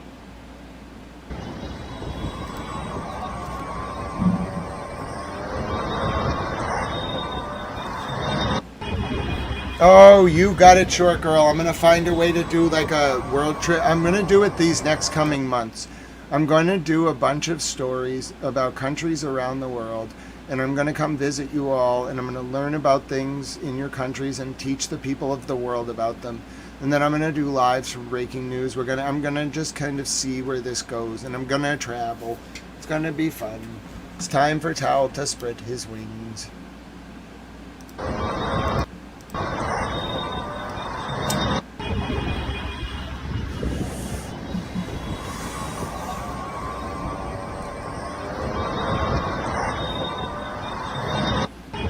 So this was at the Beirut International Airport earlier. One of 100 strikes on Lebanon after the ceasefire in a 10-minute window. Now, as a result of this, okay, the world community got very made. All right. So here was the Pope earlier, by the way, before I show you the world community. This was the Pope before everything kind of fell apart. A seguito di queste ultime ore di grande tensione per il Medio Oriente e per tutto il mondo, accolgo con soddisfazione e come segno di viva speranza l'annuncio di una tregua immediata di 2 settimane.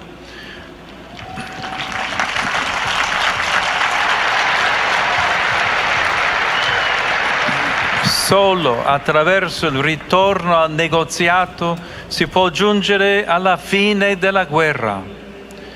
Esorto ad accompagnare questo tempo di delicato lavoro diplomatico con la preghiera, auspicando che la disponibilità al dialogo possa divenire lo strumento per risolvere le altre situazioni di conflitto nel mondo. Rinnovo a tutti l'invito a unirsi a me nella veglia di preghiera per la pace che celebreremo qui nella Basilica di San Pietro sabato 11 aprile.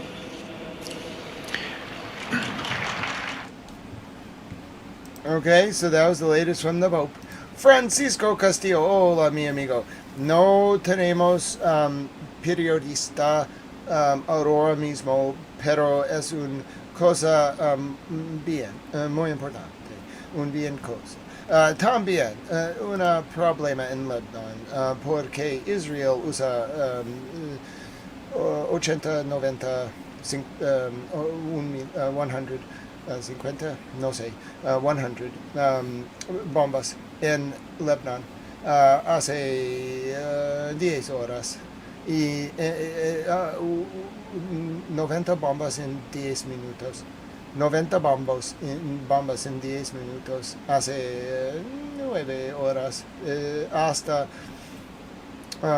al ceasefire. Hasta.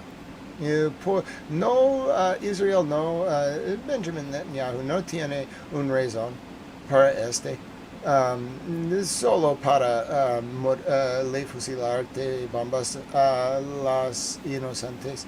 y hay muchas personas que morir, más de 90, más, y muchas personas are hurt.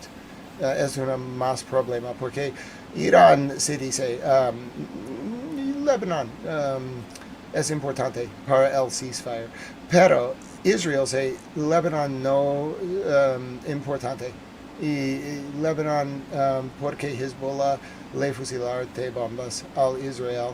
Lebanon, Israel se dice Lebanon no es importante para el ceasefire, pero Irán y toda la gente en el mundo se dice al Israel hasta 6 horas pasado este día. Lebanon es muy importante, la gente de Lebanon es muy importante por el ceasefire. Y el vicepresidente de Estados Unidos en el hora pasado se dice Israel necesita no fusilar de bombas al Lebanon. No sé que Israel va a usar sus cabezas y entiende que bombas al que si Israel le fusilar de bombas al Lebanon, entonces Irán va a fusilar bombas al Israel. ¿Sí? Entonces no sé qué va corriendo. No sé. Gracias, mi amigo. I like to give my friend Francisco Castillo a Spanish news update, so I pray your indulgence. He speaks Spanish, so he gets a personalized Spanish update. This was the moment of just one of the 100 strikes in Beirut earlier.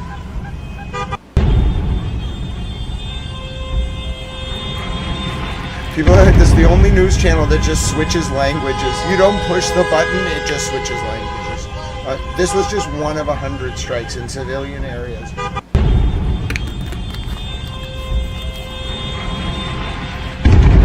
Oh my goodness.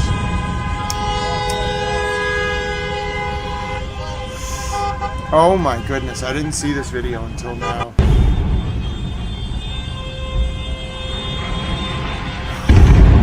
And they didn't give any warning either. Oh my.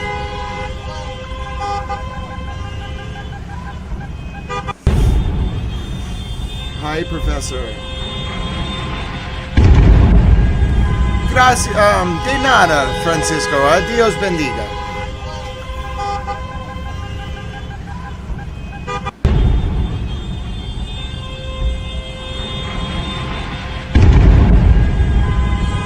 Hi, George. So good to see you. Hi, George. I hope you've been well, my dear friend. So, that is Lebanon. That was earlier. It was bad. It was very, very bad. This was at Beirut Airport as some of the travelers arrived. This was also during the strikes. This was about 8 hours, 10 hours ago.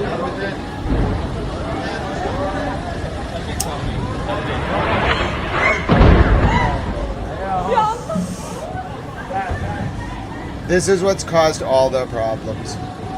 Hi, Liberty St. J. Hi, Ifti Ahmad, my dear friend. Salam alaikum. Good to see you. Hi, Primo.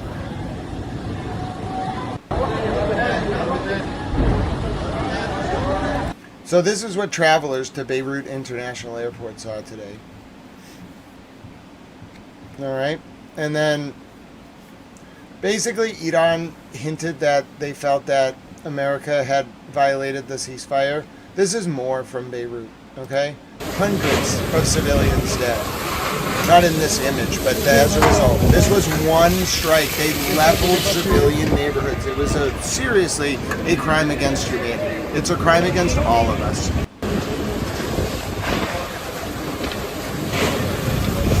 I don't think anyone can reasonably look at that and say that it is not just that is one of 100 strikes. Like, the war went from everyone was willing to talk to people were horrified at Israel, which frankly is what Israel deserves. Not Israel, the Prime Minister, for doing this. Everything, and I have been very fair to all sides, but that was way over the line. All right, here's the latest from on the ground in Lebanon. ألعاب أطفال أيضا تم استهدافها. يبدو واضح كتب مدرسية إنه يعني حي مدني، استهداف مدني، غارات يشنها جيش العدو الإسرائيلي على المدنيين هنا في كورنيش المزرعة. هي مجزرة. فينا نحكي معكم شو صار؟ يعني سمعنا صواريخ بس عم تنزل، هذا اللي كل اللي سمعناه والعالم ركضت. بتعرف لندن هول عمرها ما كان لها اي طابع عسكري. Hi Bill, hi holy son. This is very bad. فيها من كل الطوائف، فيها من كل الاحزاب، فيها من كل العالم بتحب بعضها، كل العالم عايشه مع بعض كل عمرها. ألعاب أطفال أيضا تم استهدافها. يبدو واضح كتب مدرسية إنه يعني حي مدني، استهداف مدني، غارات يشنها جيش العدو الإسرائيلي على المدنيين هنا في كورنيش المزرعة. هي مجزرة. فينا نحكي معكم شو صار؟ يعني سمعنا صواريخ بس عم تنزل، هذا اللي كل اللي سمعناه والعالم ركضت. بتعرف لندن هول عمرها ما كان لها اي طابع عسكري لاي حدا. المنطقه كلها معروف تعايش مشترك، فيها من كل الطوائف، فيها من كل الاحزاب، فيها من كل العالم بتحب بعضها، كل العالم عايشه مع بعض كل عمرها. ألعاب أطفال أيضا. It's hard. That was one bombing. Well, Iran, so I'll show you what Iran's. I just want people to understand, because all the news channels are downplaying this. I refuse to. Not Al Mayadeen, they're showing it, but I want people to see. Okay, like even do you understand the Palestinians sent firefighter brigades? People have talked about, like, okay, what are the Palestinians? They are actually, like an observer state. Okay, they have a government, the PA. They have paramedics. They sent mutual aid to Lebanon. في أفواج الأطفال الفلسطينية شاركتم بعمليات الإنقاذ، صح؟ صحيح. مثل كل الاستهدافات، أفواج الأطفال الفلسطينية بمخيمات لبنان بتساهم بالمشاركة بكل الاستهدافات بالتعاون مع الدفاع المدني اللبناني. عندي سؤال كل العالم حابة تعرفه، يعني حضرتكم كنتوا من أول الواصلين، والإسرائيلي بيقول عادة إنه هو هذا السؤال المكرر أو الادعاء المكرر بإنه في صواريخ وفي هيك أشياء مراكز عسكرية. شو اللي شفتوه يعني؟ للأمانة احنا هدفنا المدنيين دائما. تعاملنا كان مع المدنيين لا ما حسينا حالنا عم نشتغل بمنشأة عسكرية، يعني هدفنا المدنيين. هاي سام. هالقد يعني إذا عبد الرحمن، إذا ما أردنا الحديث يعني عن طبيعة الاستهدافات الدائمة والمتكررة لجيش الاحتلال الإسرائيلي، ولا سيما أن مدينة صيدا أيضا شهدت فجر اليوم اعتداء إسرائيلي تمثل باستهداف مقهى الأمر الذي أدى إلى ارتقاء 9 شهداء إضافة إلى أكثر من 24 جريحا، علما بأن المكان المستهدف يعني هذه هي Just so sad to see the impact, the human impact of this war has never been brought to the forefront as much as it was in 10 minutes in Lebanon earlier. Like, I understand Pope Leo. I'm Catholic, so I kind of try to follow what the leader of my church says, but I think for myself. But I listen to what Pope Leo says. And Pope Leo, especially if he speaks to my profession, and Pope Leo told journalists that, like, our job is to show the human impact of war. But I've never been as traumatized as I was, and I'm not a person from Lebanon. I have slightly a personal connection, not anymore, but just because I learned a lot about Lebanon a long time ago, I really care. Like, I've been so worried. I'll tell you an apocryphal story. And the Boston Globe guy will confirm this. He's kind of pretentious. I don't remember what I know his name, but I don't want to name him in front of 180 countries. I don't want to, like, it's not necessary. He wasn't a jerk. He was just a little pretentious. But anyway, so this dude standing with me in line one day before a court hearing from the Boston Globe. And I like the Globe. I know a lot of people who work there. Like, I've had my, like, differences with them, but overall I like them. They do really good work, especially the Spotlight team. So anyway, I'm, like, talking to the guy from the Globe, and he's like asking me like why I get up really early. It was like maybe a year or two ago, and he's like, why do you get up like at like 3 or 4 in the morning. And I was like, well, I mean, there's a real like long answer about like what I like to do. Like I like to like look at the Nikkei and like kind of look at the dollar, and I don't know. I like to like look at the British paper, and I like to read El País and El Mundo, and I like to like look at the South China Daily Post, and I like to look at the Times, and I like to look at I like to read every newspaper and all the digital sites. I like to read them all in like 20 minutes. I just want to see what they're like leading with, because I like to like figure out what the different countries are thinking about through their like governments, Al Jazeera, etc., etc., etc.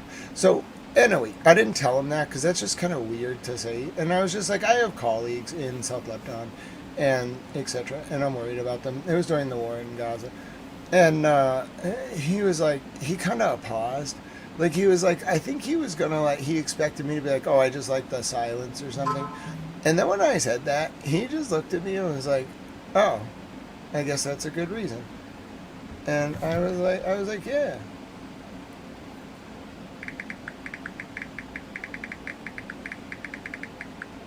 So, I guess my point of that is, even after all of this time covering war, and after seeing and being worried about people for a long time, and seeing a lot of destruction, like what happened in 10 minutes this morning was hands down, unequivocally, the most unexcusable act of mass murder by a prime minister of Israel that I've ever seen firsthand.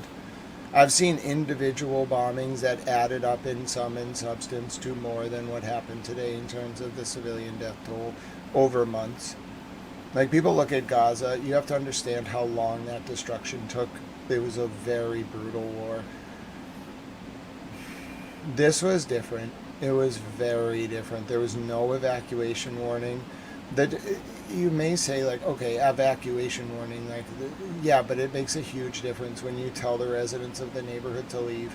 When you just bomb civilians and they're in their homes, that's a mass murder.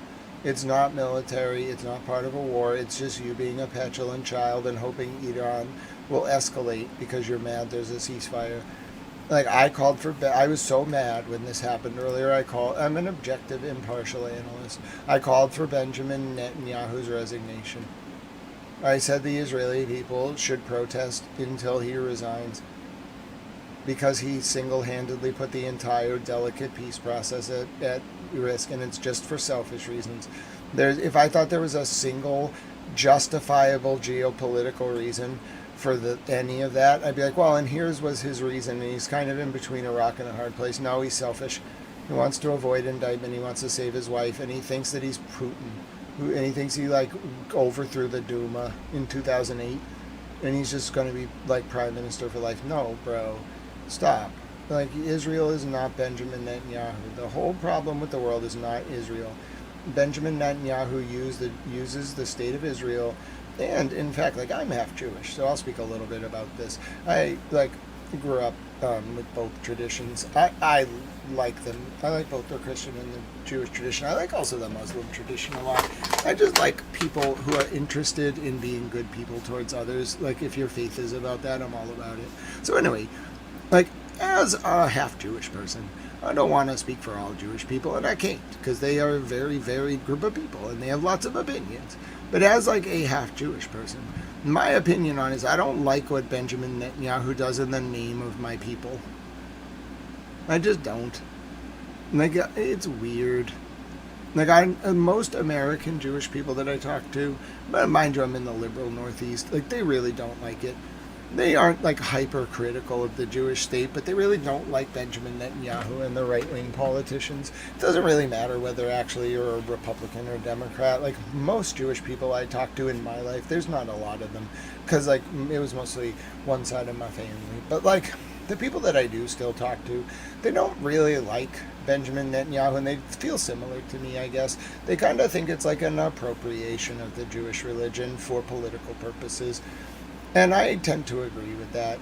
Like, not the Jewish state in total. I think a lot of, like, people in Israel are very kind and, like, would never do anything that the government of Israel, especially under Netanyahu, does. So I don't think Israel's the problem. I think they're like a foil that Benjamin Netanyahu uses his own people as cover to avoid indictment. And so, like, he's just got to go. Like, we don't need to deal with him. We don't need to negotiate him down. He doesn't have a right to the Israeli state or the, like, weapons thereof. He just needs to step down gracefully and just go. If Pope Benedict XI did it, bro, because of what he did as Papa Ratzinger while head of the Congregation for the Doctrine of Faith in the 80s in Germany, dude, he can go. He's just another politician. He's nobody special. Sorry, dude. It's a new era now, Mr. Prime Minister. You gotta go. Either your own people are going to make you go, or like the international community is going to make you go. It doesn't matter at this point. Like, there will be regime change. It's frankly what, like, Mr. Netanyahu deserves, right? Like, he tried to influence history to overthrow the Iranians, and the result in a perfect cosmic, like, dance of irony, I suppose, historical situational irony, is that he may have to step down. And that's exactly what he deserves. Here's the latest from South Lebanon. حتى هذه اللحظات ليس هناك أي حصيلة رسمية لعدد الشهداء والجرحى، ولا سيما هنا في مدينة صيدا، حيث تم يعني الاعتداء على مجمع السيدة فاطمة الزهراء في مدينة صيدا. هناك يعني تحذيرات بأن Sam, I agree with you. Sam, I agree. There have been a lot of innocents killed. We have to analyze. Sam, I'm not unsympathetic to your perspective. We just have to analyze each situation as it comes up, like totality of the circumstances, you know? Like, this wasn't tit for tat. It was actually, and like, governments around the world are terrible to their citizens. But we also have to analyze each instance of it on its own, like, level. You can compare it to other instances for moral comparative purposes. But just like the act of doing an unprovoked, like, massacre of Lebanese civilians, it's not even a massacre, it is actually a crime against humanity. What was done this morning in Lebanon, I will talk about this for years. I will never forget this day, because it's what's unfortunate. And I get a lot of countries are starting to rise up and be mad about this, which I'm pleased about. Not that it happened, but that people are holding Israel accountable. I will never forget this day. I will stand in solidarity with the people of Lebanon forever. And I will tell the world for the rest of my life that on April 9th, 2020, or April 8th, 2026, it's April 9th tomorrow in Lebanon now, but it's April 8th when the strike happened. And on April 8th, 2026, Prime Minister Benjamin Netanyahu of Israel committed a crime against humanity by dropping 100 bombs on civilians in Lebanon in 10 minutes with no prior warning. You can set everything else aside that Benjamin Netanyahu has done over the past 40 days. His participation in this war should, can, and will be defined by what he did this morning. Not the people of Israel, but Benjamin Netanyahu acting by and through the state of Israel facilitated the largest crime against humanity that I have seen personally occur while covering news. I'm not saying that it was the largest loss of civilian life at the hands of Benjamin Netanyahu, but I'm saying in 10 minutes I've never seen a greater crime against humanity. I've read about them, but I've never actually watched one happen. It was the most grotesque moment of my news reading career, and I had to go for a walk after it happened. And I still barely kept my composure. عدد غير رسمي، ولكن بحسب مصادر طبية نتحدث عن 5 شهداء، بينما إذا أردنا أن نقرب الصورة أكثر يمكننا أن نرصد أعمال البحث عن الأشخاص، عن العالقين تحت الأنقاض من قبل الدفاع المدني اللبناني، وأيضا قبل يعني الهيئة الصحية الإسلامية والدفاع المدني الفلسطيني، الذين يعملون يعني يدويا للوصول إلى الأشخاص العالقين تحت هذا المبنى، ونرصد وإياكم يعني مباشرة الأعمال والمعدات التي تستخدم في عملية الرفع يعني الوصول للأشخاص العالقين وعمليات رفع الأنقاض المستمرة منذ حوالي الساعتين. هناك يعني أشخاص ما زالوا عالقين هنا. God bless you, Sergeant. I know my instinct is to feel that way as well, but I just, even if that doesn't happen, I still have to normatively pray that there's accountability on the level I would expect if this happened to the least among us, like here. And so I look at all of God's children as the least among us, and so this happened to humans, and so it's an outrage. I'd be as mad. Well, I'm an American, so if you hurt my countrymen, I'm going to be a little extra mad, but on a moral level, I'm as mad as I can possibly be without the, enhancement of it being my countrymen. But, I'm as mad as possible about this, objectively. It's not even possible that I could be more mad about this. What's the role of Hezbollah in Lebanon? Hezbollah is kind of like the IRA before they demilitarized. That's the best way to explain Hezbollah. Hezbollah is going back to 1979. Really, you could argue Hezbollah was birthed as an idea in 1948. But Hezbollah emerged in 1982 following the Israeli invasion and ethnic cleansing of southern Lebanon from 1979 through 1981. And it led to Hezbollah kind of emerged as a political and a military wing of the resistance. They're kind of they're their own thing. They really deserve to just be, they're part of the Islamic resistance, but they really deserve to just be their own thing because they're very well organized. And what they really are like the IRA, but if the IRA had imagine if the IRA had ballistic missiles. That's the best way to, if Jerry Adams had, first of all, way more men. Imagine hundreds of thousands of men. And then also, instead of just, small arms, they were using, bullpups, and, spaz, shotguns and ARs and Kalashnikovs, whatever they could get their hands on for small arms. But, they also had cruise missiles. And then they had, ballistic missiles and drones and unified command and control and an actual field operation. Bro, they would have taken Derry in a heartbeat. Dude, Derry would have fallen. They would have probably taken the entire north of Ireland if they had the kind of missiles that Hezbollah has. Dude, the Northern Irish people could not withstand what Hezbollah brings to the table. I just want to let you know. All right, so anyway, the point is, they're more than the IRA, though. They're like the IRA if the IRA was, very well-funded, unlimited budget, no difficulty accessing arms, access to ballistic missiles, willingness to use them, it has a political wing. So imagine Sinn Féin and the IRA working together simultaneously, but imagine if the Irish government never accepted or never forced the IRA to demilitarize. The Irish government was so weak that after Good Friday, the Good Friday Accords in 96 or whatever it was, I think it was 96 or 97, the IRA was just no, we're gonna, in a parallel structure, we are gonna have Sinn Féin in the parliament, and then we're gonna in the Irish what's it called, the Irish oh goodness, I should know this, the Tally, I think it is, the Tally O'Shea or something, what's it called, it's the parliament, not Ihern, the Dolly, and the Ortecas. So anyway, where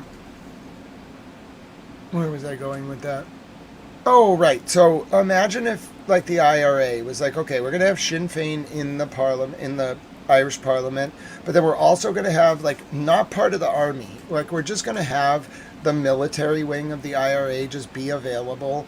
They're just going to kind of run the banks, and they're going to have their own command and control, and they don't answer to the state.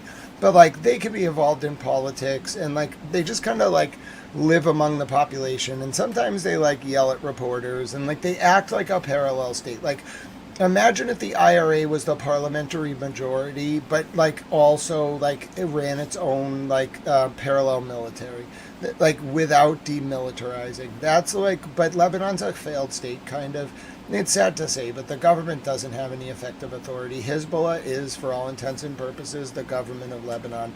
The Houthis like to pretend they're the government of Yemen, but they're never going to beat the YNC, the Yemen National Congress, in the south of Yemen because it's backed by Saudi Arabia.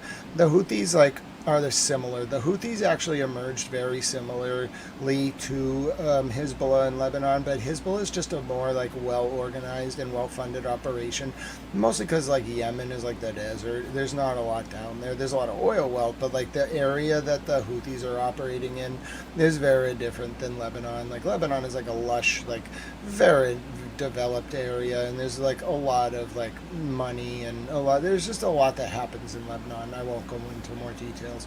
Anyway, so in Yemen though, it's more of like what happened was in the 80s, right around when Hezbollah was first starting actually, there was a man named Mr. Houthi, and he was in the parliament of Yemen, and he got expelled from the parliament of Yemen. I don't know the reason. It was probably ideological.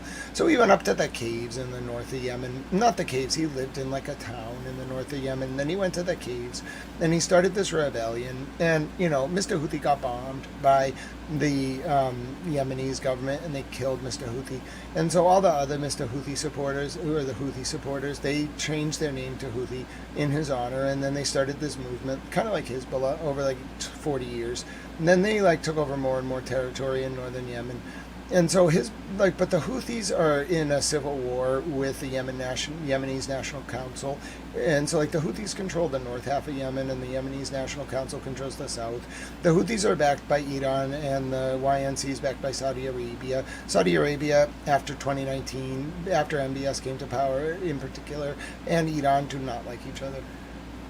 Hoggensello says, thank you for focusing on humanity, the terror, loss of irreplaceable lives, and the loss of hope these bombs are causing, especially this morning in Lebanon. It is heartbreaking, Hoggensello. Good to see you. God bless you, dear friend.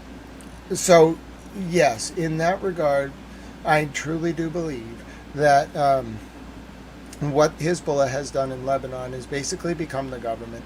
And, like, the best outcome here, like, Hezbollah... people have to understand, the only reason that Hezbollah is mad is because of how the Palestinians are treated, and also because of South Lebanon. We just got to work out like a territorial solution to South Lebanon. Like, Israel has to get out of Qaim, and they have to first of all, they have to rebuild Naqoura. They really got to pay Lebanon a lot of money. I think Israel should pay Lebanon. Like, the state of Israel, as an apology after Netanyahu resigns, needs to pay Lebanon to rebuild Naqoura. And then the state of Israel needs to pay Lebanon war reparations to rebuild Al-Qaim. And then they have to rebuild all of Beirut. They can't come in and do any of it. They just have to pay so much money and just, like, apologize. They really have, like, this is one of the things where war reparations actually has to happen. Like, the international community does not need to, like, pay for this. They can, but Israel should really be forced to pay. And if they don't pay, they should be sanctioned. They should be sanctioned anyway for this. We may have to actually impose economic sanctions on them. This was like a very serious crime against humanity. It was like if it had gotten any worse this morning, we would have started pushing levels of crimes against humanity that may have required like actual tribunals. That's very close to that level. It got really bad this morning. And it wasn't like part of the war. It was just, it's almost like Iran cornered, like they psychologically profiled Benjamin Netanyahu. Oh, that would actually make a lot of sense. If what Iran was doing here was not trolling Mr. President Trump, but actually like baiting Benjamin Netanyahu into showing the world that he's really dumb, like an evil and willing to murder civilians. And that's what he did. And now I think Iran played this perfectly. I mean, it's so sad that this happened, but Iran probably didn't know a lot of times with this kind of psychological profiling. The way that I've heard it explained is like, you don't know what the target's going to do. You just wind him up and let him go. And this is exactly what happened to Bibi. He worked himself into a shoot, and then He did he probably thought it was tactically intelligent because people would look at Lebanon like Gaza and just be like, well, he's just going after like another Hamas, and who cares about the people of Lebanon? No, he totally misplayed it. Like, the Iranians have hand here, and people really like Lebanon. It's very different politically than the climate surrounding Hamas. They're like, Lebanon is almost the people of Lebanon are almost nearly universally supported. Like, there is no sort of resentment towards them. They're seen as like a very nice, welcoming, loving people. People really like them. So this was like grotesque. Israel totally misplayed this, and it caused very serious blowback. Some of the most serious blowback I've seen during the war. Like, Israel got humbled real quick, bruh, on this issue. Not Israel, Netanyahu. Dude, he freaked out. He, like, rushed out this, like, weird video statement before Carolyn Levitt did her press conference at 1 o'clock. It was so odd. I watched the timing of things closely. I bet he's gonna do it again, too. Inevitably, he will. I don't know why. I mean, I do and I don't. Like, I think it's mostly the pathology of Netanyahu himself. Like, it's not, that's what's so sad about this. Like, Israel's getting a very bad reputation, and I don't even think the people of Israel per se like that they're getting this bad reputation. And it's not because of their domestic polity. Their democracy's like being held hostage by this weird parliamentary like coup that Netanyahu pulled off.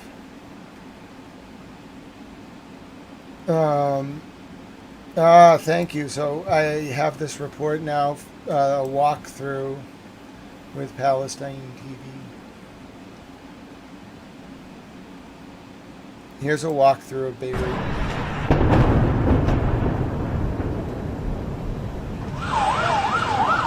طلعت رفاعي هون طلعت رفاعي داربور الله يا الله يا الله في عالم بالبناية.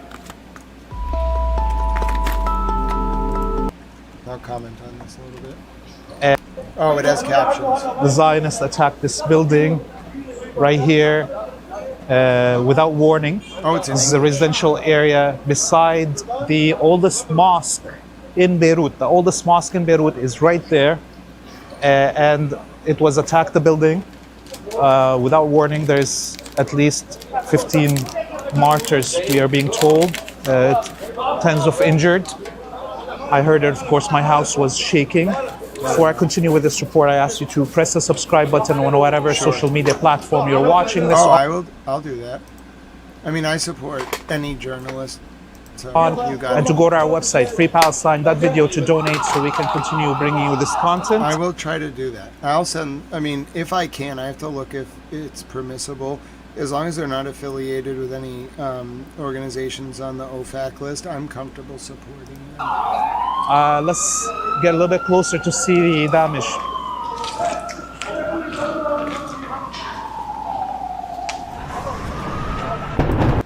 Triplet Bob, I'll give you the updates, but we're picking up where we left off earlier today. If you weren't in here in the past hour, this is we didn't get a damage report from Lebanon, but it is very possible that the Prime Minister of Israel committed, like personally, it would be an order, committed a crime against humanity by bombing 100 civilian sites in Lebanon in 10 minutes. In turn, the Iranians cited this and two other transgressions as a violation of their imposed surrender terms and now won't meet in Islamabad with the U.S. on Friday because of this.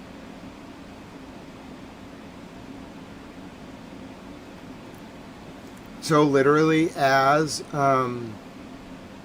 Vice President Pence was about to get on the plane to go for a meeting in Islamabad, he's got to leave now to get ready for Friday. Iran said they refused to meet. And it was because of these bombings.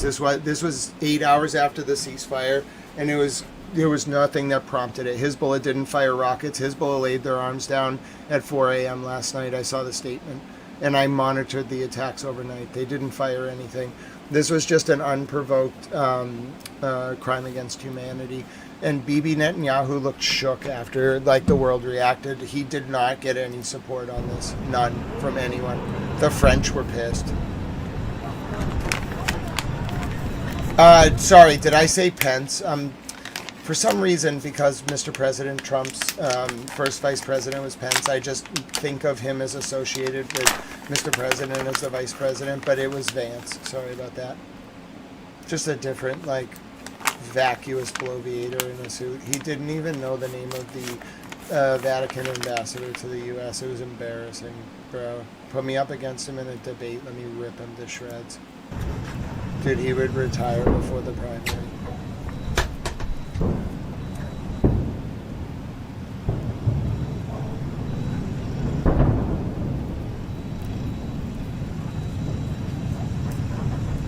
Let me debate 8 Republicans at once.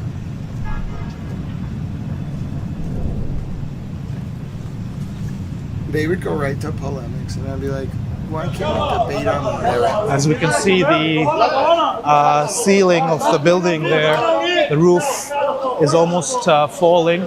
There's parts of the building that are very, very dangerously situated. This building, a historic building that was being reinforced, is also in a very dangerous position. They are pushing everybody out of the area because more buildings could be collapsing, more parts of the building. There's, again, this is a historic area of Beirut, oldest mosque in the city right here.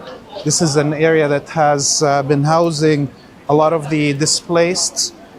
So the Zionists, in their last attack that they conducted since the morning, since the ceasefire was agreed by the empire, have decided to breach the ceasefire, and as they have called it, conducted 100 air attacks on Lebanon in a span of hours. They're calling it the largest attack that they've conducted throughout the 40 days of war.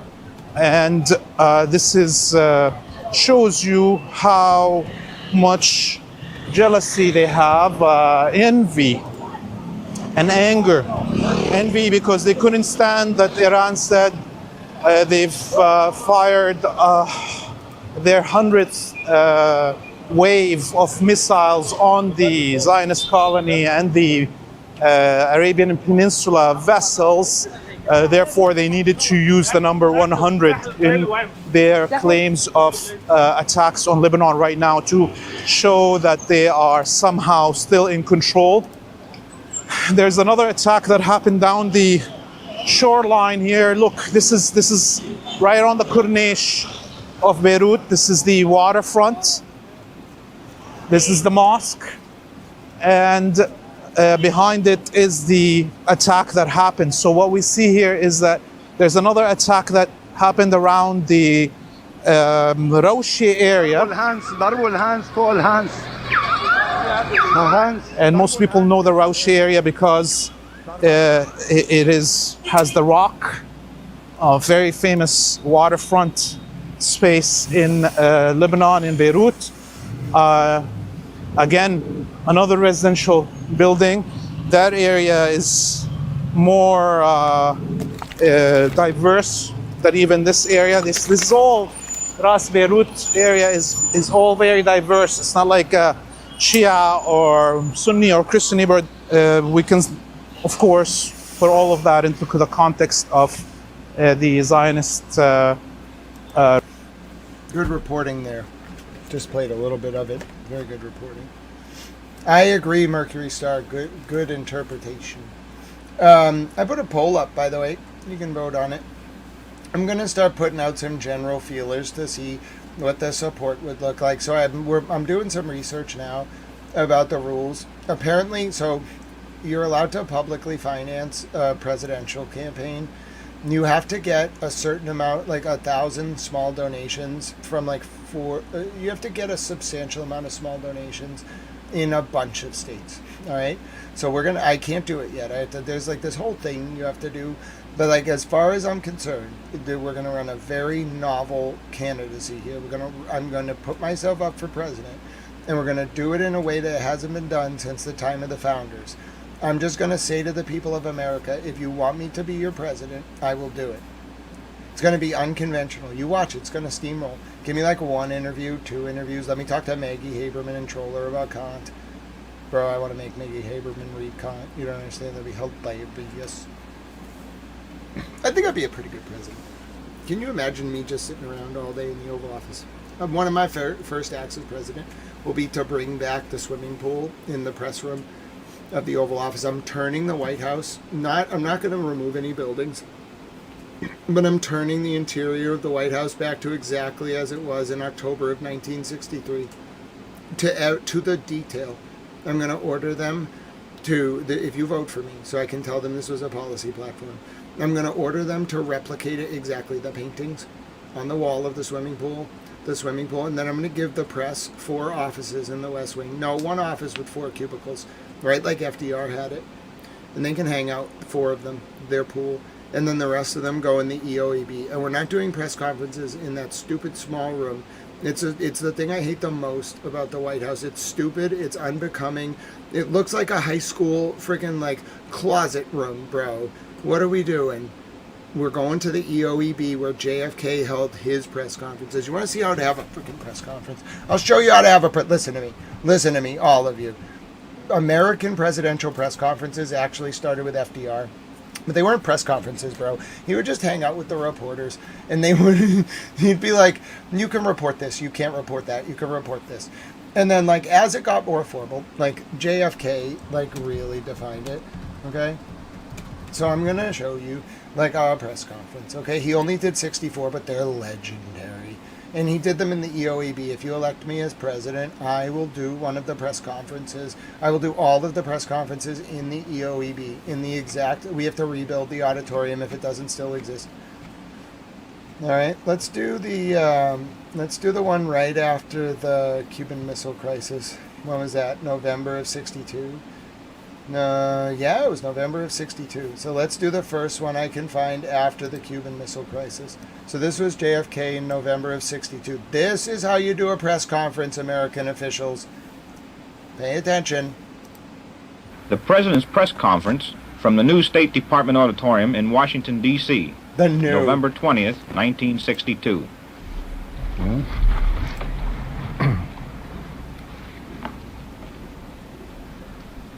I have several statements. I have today been informed by Chairman Khrushchev that all of the IL-28 bombers now in Cuba will be withdrawn in 30 days. He also agrees that these planes can be observed and counted as they leave. Inasmuch as this goes a long way towards reducing the danger which faced this hemisphere 4 weeks ago, I have this afternoon instructed the Secretary of Defense to lift our naval quarantine. In view of this action, I want to take this opportunity to bring the American people up to date on the Cuban crisis and to review the progress made thus far in fulfilling the understandings between Soviet Chairman Khrushchev and myself as set forth in our letters of October 27th and 28th. Chairman Khrushchev, it will be recalled, agreed to remove from Cuba all weapons systems capable of offensive use, to halt the further introduction of such weapons into Cuba, and to permit appropriate United Nations observation and supervision to ensure the carrying out and continuation of these commitments. We on our part agreed that once these adequate arrangements for verification had been established, we would remove our naval quarantine and give assurances against an invasion of Cuba. The evidence to date indicates that all known offensive missile sites in Cuba have been dismantled. The missiles and their associated equipment have been loaded on Soviet ships, and our inspection at sea of these departing ships has confirmed that the number of missiles reported by the Soviet Union as having been brought into Cuba, which closely corresponded to our own information, has now been removed. In addition, the Soviet government has stated that all nuclear weapons have been withdrawn from Cuba and no offensive weapons will be reintroduced. Nevertheless, important parts of the understanding of October 27th and 28th remain to be carried out. The Cuban government has not yet permitted the United Nations to verify whether all offensive weapons have been removed, and no lasting safeguards have yet been established against the future introduction of offensive weapons back into Cuba. Consequently, if the Western Hemisphere is to continue to be protected against offensive weapons, this government has no choice but to pursue its own means of checking on military activities in Cuba. The importance of our continued vigilance is underlined by our identification in recent days of a number of Soviet ground combat units in Cuba. Although we are informed that these and other Soviet units were associated with the protection of offensive weapon systems and will also be withdrawn in due course, I repeat, we would like nothing better than adequate international arrangements for the task of inspection and verification in Cuba, and we are prepared to continue our efforts to achieve such arrangements. Until that is done, difficult problems remain.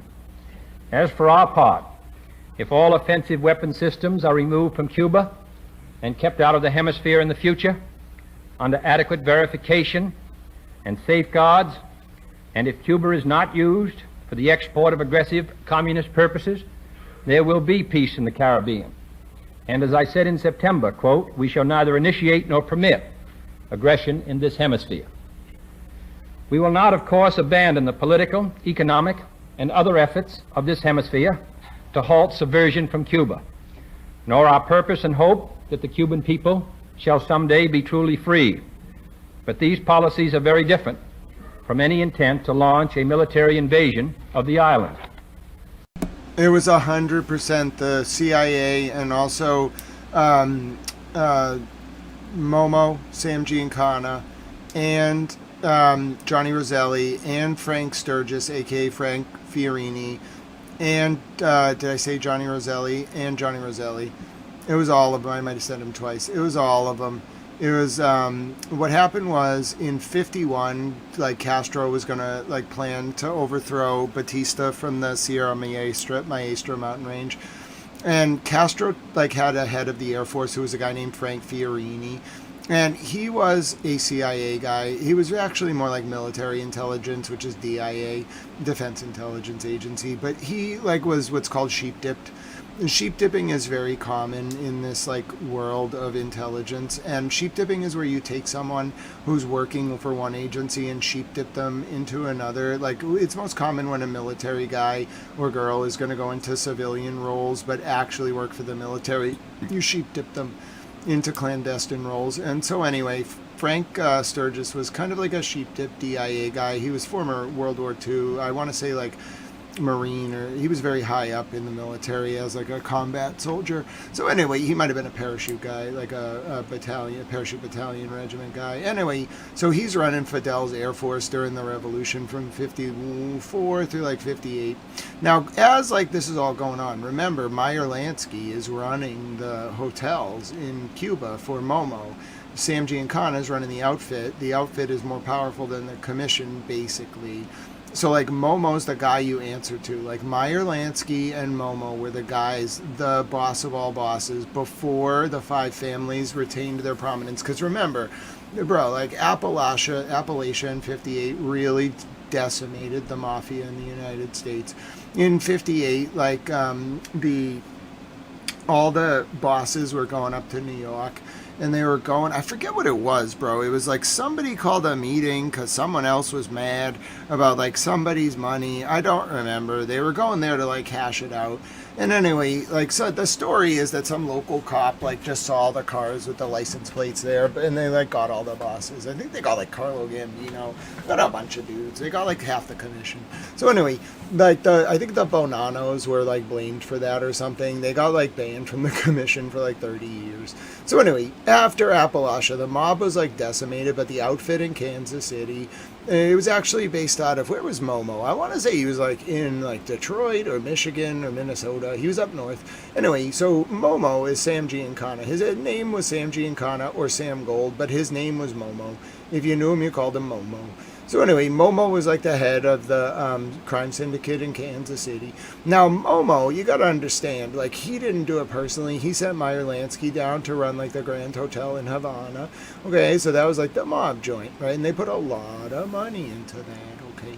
Like, a substantial amount of money, all right? And, like, I understand, you know, things like that, like putting a substantial investment in. And we've covered a lot of these files on this channel before, like a lot of the declassified in 2025, the House Permanent Select Committee on Intelligence, the Church Committee in 1975, all their documents got declassified. So I like have all the primary sources for this, but let me just get through the story. So basically, like, Meyer Lansky was Momo's man down in, like, Havana. And, like, Batista was cool with the mob. Like, he was chill with them. They like, could do their thing. They were making a lot. Batista was making a lot. When Fidel came to power, like, Fidel was not a Marxist or a communist. That's the funniest thing about Fidel. He was kind of a troll.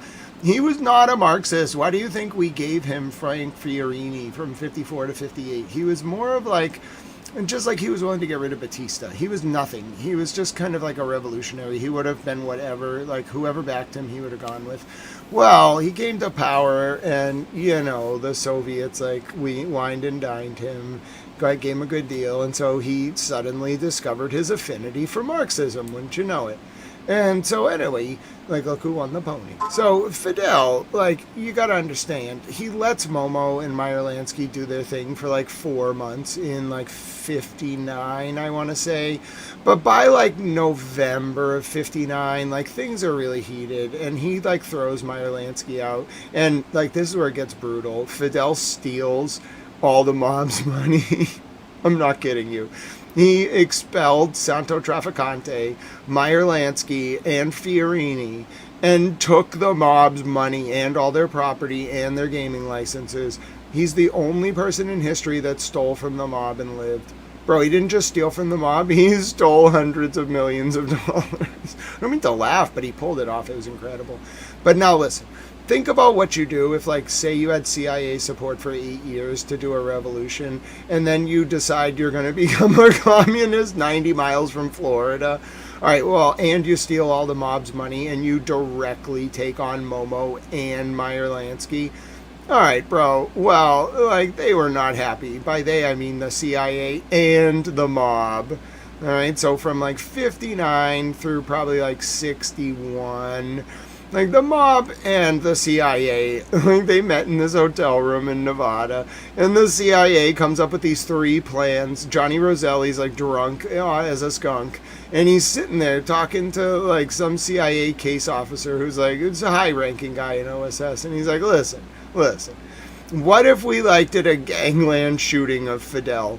And Johnny Roselli's like, no, I can't get anyone to do that. You know, that wouldn't be possible. It would just, like, be guaranteed to be bad. And so the CIA's like, okay, what if we, like, sent, like, a woman near him and, like, she, like, you know, did, like, something or other. And they're like, no, that's not going to work. And so finally they were like, what if we, like, poisoned him? Like, what if we, like, had someone in his inner circle poison him? So the CIA's like, yeah, that's a great idea. So they give Johnny Roselli 6 chemical weapons in the tip of a ballpoint pen. And they're like, okay, Johnny Roselli, member of the mob, here is, oh yeah, I agree. I know, Miss Clutch. I know. Iran's going to punish them. But let me just get through this mental decompression break. Then I'll give you a song. Then we'll go back to hard news and JFK's press conference. All right. So if you want to who killed JFK is a very important thing to me. I'm going to tell you exactly how it happened, word for word. I can show you the documents, but I have it all memorized anyway. So the mob and the CIA failed to kill Castro with poison pills. I don't really know where they went. Like, I think we got them back. I don't know. I'm not part of the government. The U.S. government, though, I think, like, the country eventually got them back. I don't know why we gave Johnny Roselli, like, poison pills. That was probably, like, pens. I don't think that was a good idea, bro. He was, like, a hitter. But anyway, so, you know,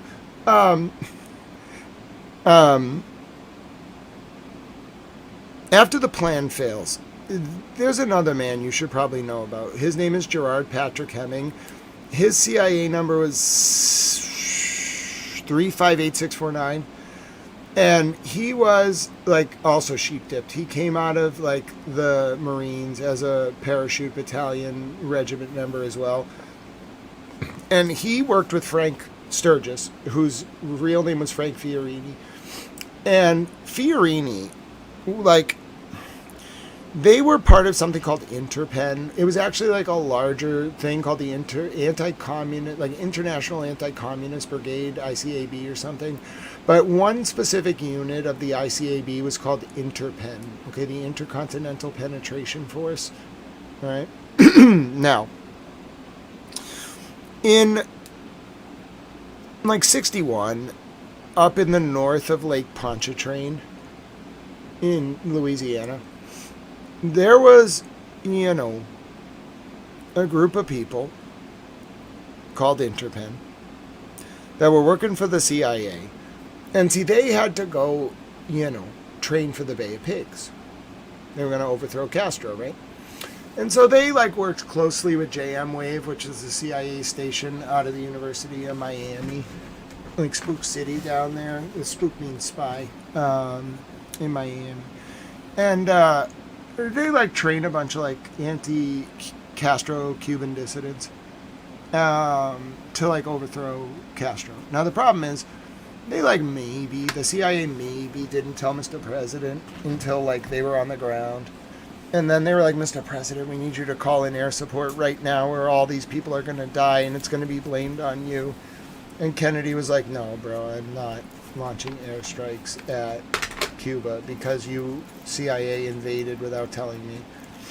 All right, well, you can imagine, like, you know, in the 1960 election in Illinois, Momo was really helpful. You know, Kennedy's dad was a rum runner.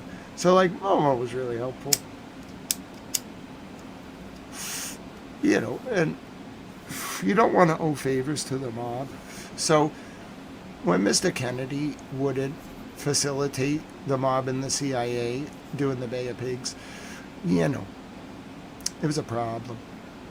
So, in the lead up to October of 62, what you know is the Cuban Missile Crisis, there was a lot of domestic subversive activity in Cuba, to put it lightly. Like, the CIA would not stop. They kept, like, going to Cuba with their units, and with the Meyer-Lansky and Momo pushing them, kept trying to overthrow Castro. And the Soviets put missiles in Cuba in response to that. You must understand that. Like, the missiles that the Soviets, the nuclear missiles that the Soviets put in Cuba was a direct response to the paramilitary units of the CIA and the mob trying to overthrow Castro. Okay? So, in turn, what Kennedy did was he was confronted with this situation where his own intelligence community was seriously alerts.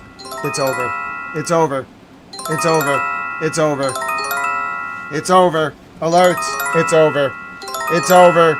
It's over. Hezbollah is fired. It's over. It's over. I told you, Iran has given the go. Hezbollah was ordered to stand down. It's over. The ceasefire's over. There was no ceasefire. Hezbollah's taken up its arms. It's over.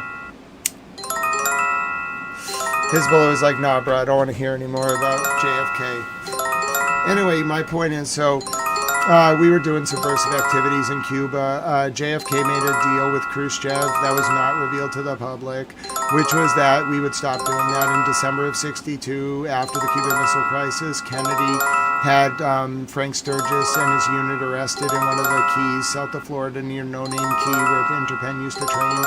Interpen went back to the Lake Pontchartrain base where they did the training for the Bay of Pigs, and then they trained to kill Mr. President Kennedy. And then they infiltrated the New Orleans DA Jim Garrison's investigation.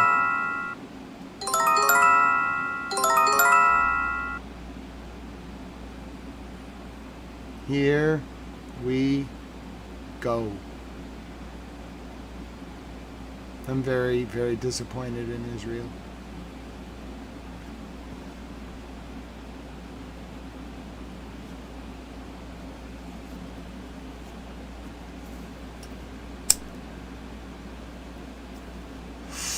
It always starts like this. Hezbollah doesn't fire without permission from Iran.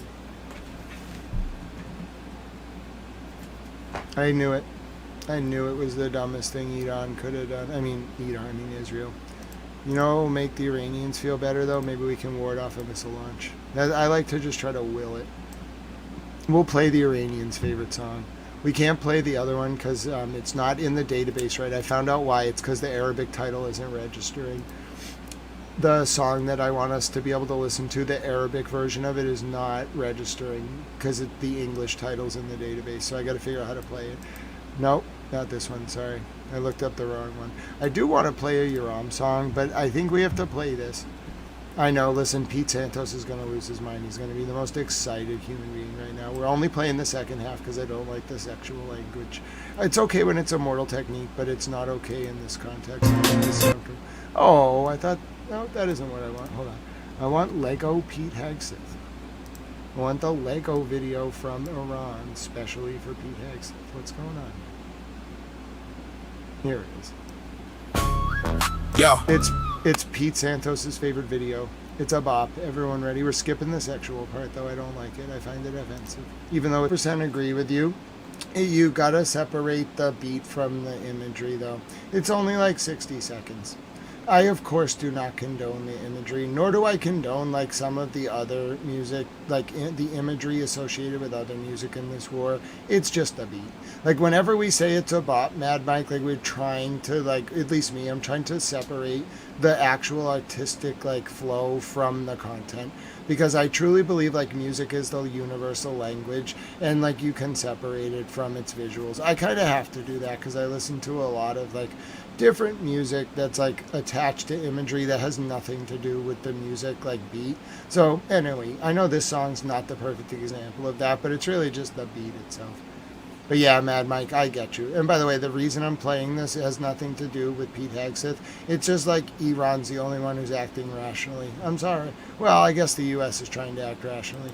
But yeah, that's the Iran bop song, and we can't play the other Iran bop song because, you know, it's not in the database under its Arabic name, and I don't like the English language version. It's not the English language version. The one with the English title doesn't have the good remix. So I got to get the Arabic language version of it, like, in the database under its right name. But yeah, that other song, Mad Mike, you know that's my favorite song. The Lego song is just our stand-in song. But I'll take that into consideration, Mad Mike, my dear friend. Even if it is only 60 seconds. I don't want my friend Mad Mike to feel like, you know, we listen to a lot of stuff from both sides. It's very propaganda-ish, but I take Mad Mike's feedback very seriously. All right, so seeing as we just had missiles launched from Hezbollah, I will get you the most recent update. Here's a Lebanese woman who survived, thank goodness, the bombing of her apartment. If you're wondering why Iran is taking vengeance on Hezbollah, this woman was trapped. She was saved, thank goodness. Late into the night.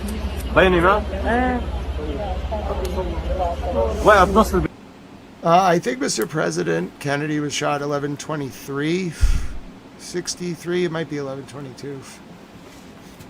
I think it was November 23rd.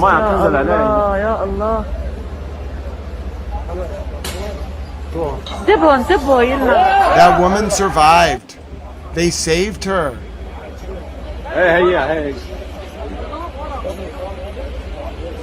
In Munstan, I know, right? I want the Blood Guardian song. I've been looking for that one bop they put out for weeks. I can't find it. I remember Onyx. November 22nd. That sounds better. That sounds right. I thought it was the 23rd for some reason. That sounds better. That sounds more accurate. By the way, that giant warehouse in California, a guy was arrested for it because he admitted he like filmed himself burning the town.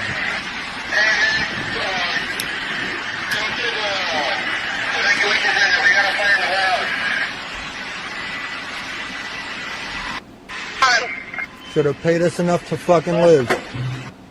You know, we may not get paid enough to fucking live, but these bitches dirt cheap. Oh my God. All you had to do was pay us enough to live. All Dude, you had to do was pay us enough to fucking live. Oh my God. Dude, That's why that warehouse was burned down? All you had to do was pay us enough to live. Oh my God, he There goes committed your domestic inventory. terrorism.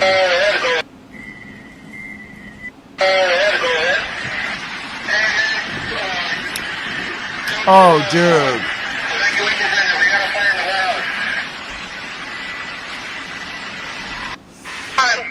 Should have paid us enough to fucking live. Oh, this is You bad. know, we may not get paid enough to fucking live, but these bitches dirt cheap. Oh no. All you had to do was pay us enough to live. All you had to do was pay us enough to fucking live. Oh my, this caused a serious amount of damage. Listen, American companies, I don't know what to tell you. If your workers are telling you you're not paying them enough, just pay them more. Your profits don't matter that much when your CEOs are making 30 times, 250 times on average your lowest paid worker. This is a problem. No wonder the news didn't want to show this. This is a problem. How did it get that bad? You worked that guy until he burned your entire warehouse down. Oh my God. The American companies need to get into shape immediately. Start paying your workers more immediately. What are you doing? What are you doing to my people? Do you realize that company could have paid like 1/100th of what they're going to have to pay just to like placate that guy? He would have had a comfortable life. What are you doing? Stop doing this to my people. You're enslaving them. Pay them more. I'm going to make you do it. I'm going to run for president and make you pay them more. I'm going to make you do it. One income for a family. 20 to 30 hours work a week. This is outrageous.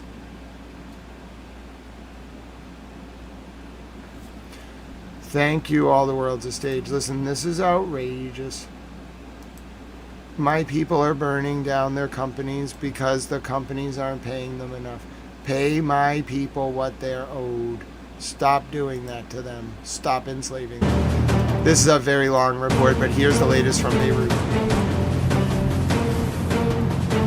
تنفس العالم الصعداء وهو يسمع الرئيس الأمريكي دونالد ترامب يعلن موافقته على وقف النار مدة أسبوعين لإفساح الطريق أمام الدبلوماسية لإنهاء أزمة إيران التي هددها ترامب بمحو حضارتها قبل أن يعود قبل نهاية المهلة بساعتين فقط معلنا قبول الهدنة مقابل أن تفتح إيران مضيق هرمز. ضربات في إيران وإسرائيل والجوار خلال الساعات الأولى عكرت صفو الهدنة، إلا أن الصورة جاءت قاتمة في لبنان الذي استيقظ على ما وصفته إسرائيل بكبرى غاراتها هناك. قصف مدمر طال 100 هدف في 10 دقائق فقط. كشف الحقيقة: لبنان غير مشمول في اتفاق واشنطن وطهران.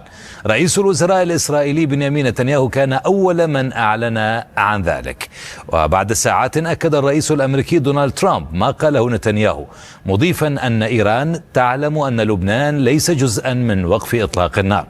تقول مصادر حزب الله للحدث إن الثنائي الشيعي تبلغ بأن اتفاق الهدنة يشمل لبنان، وتؤكد مصادر الحدث أن لبنان لم يبلغ بشموله بقرار وقف إطلاق النار.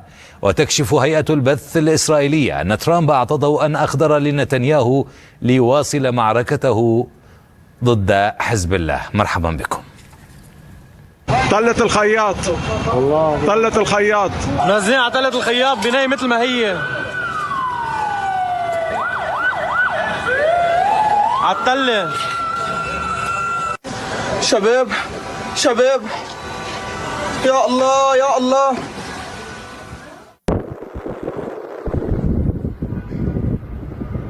يا الله، الله أكبر.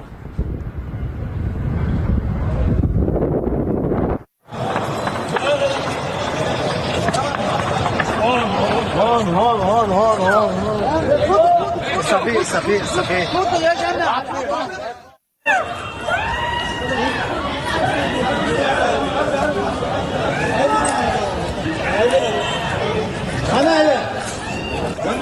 هاي بناية هون ولا هون؟ هي بناية ترى. هاي في حدا فوق؟ هون بوش هيدا بوش شبان دغري. هاي الصيدلية هون. It's even worse than I saw in the initial videos. It's even worse. هي الضربة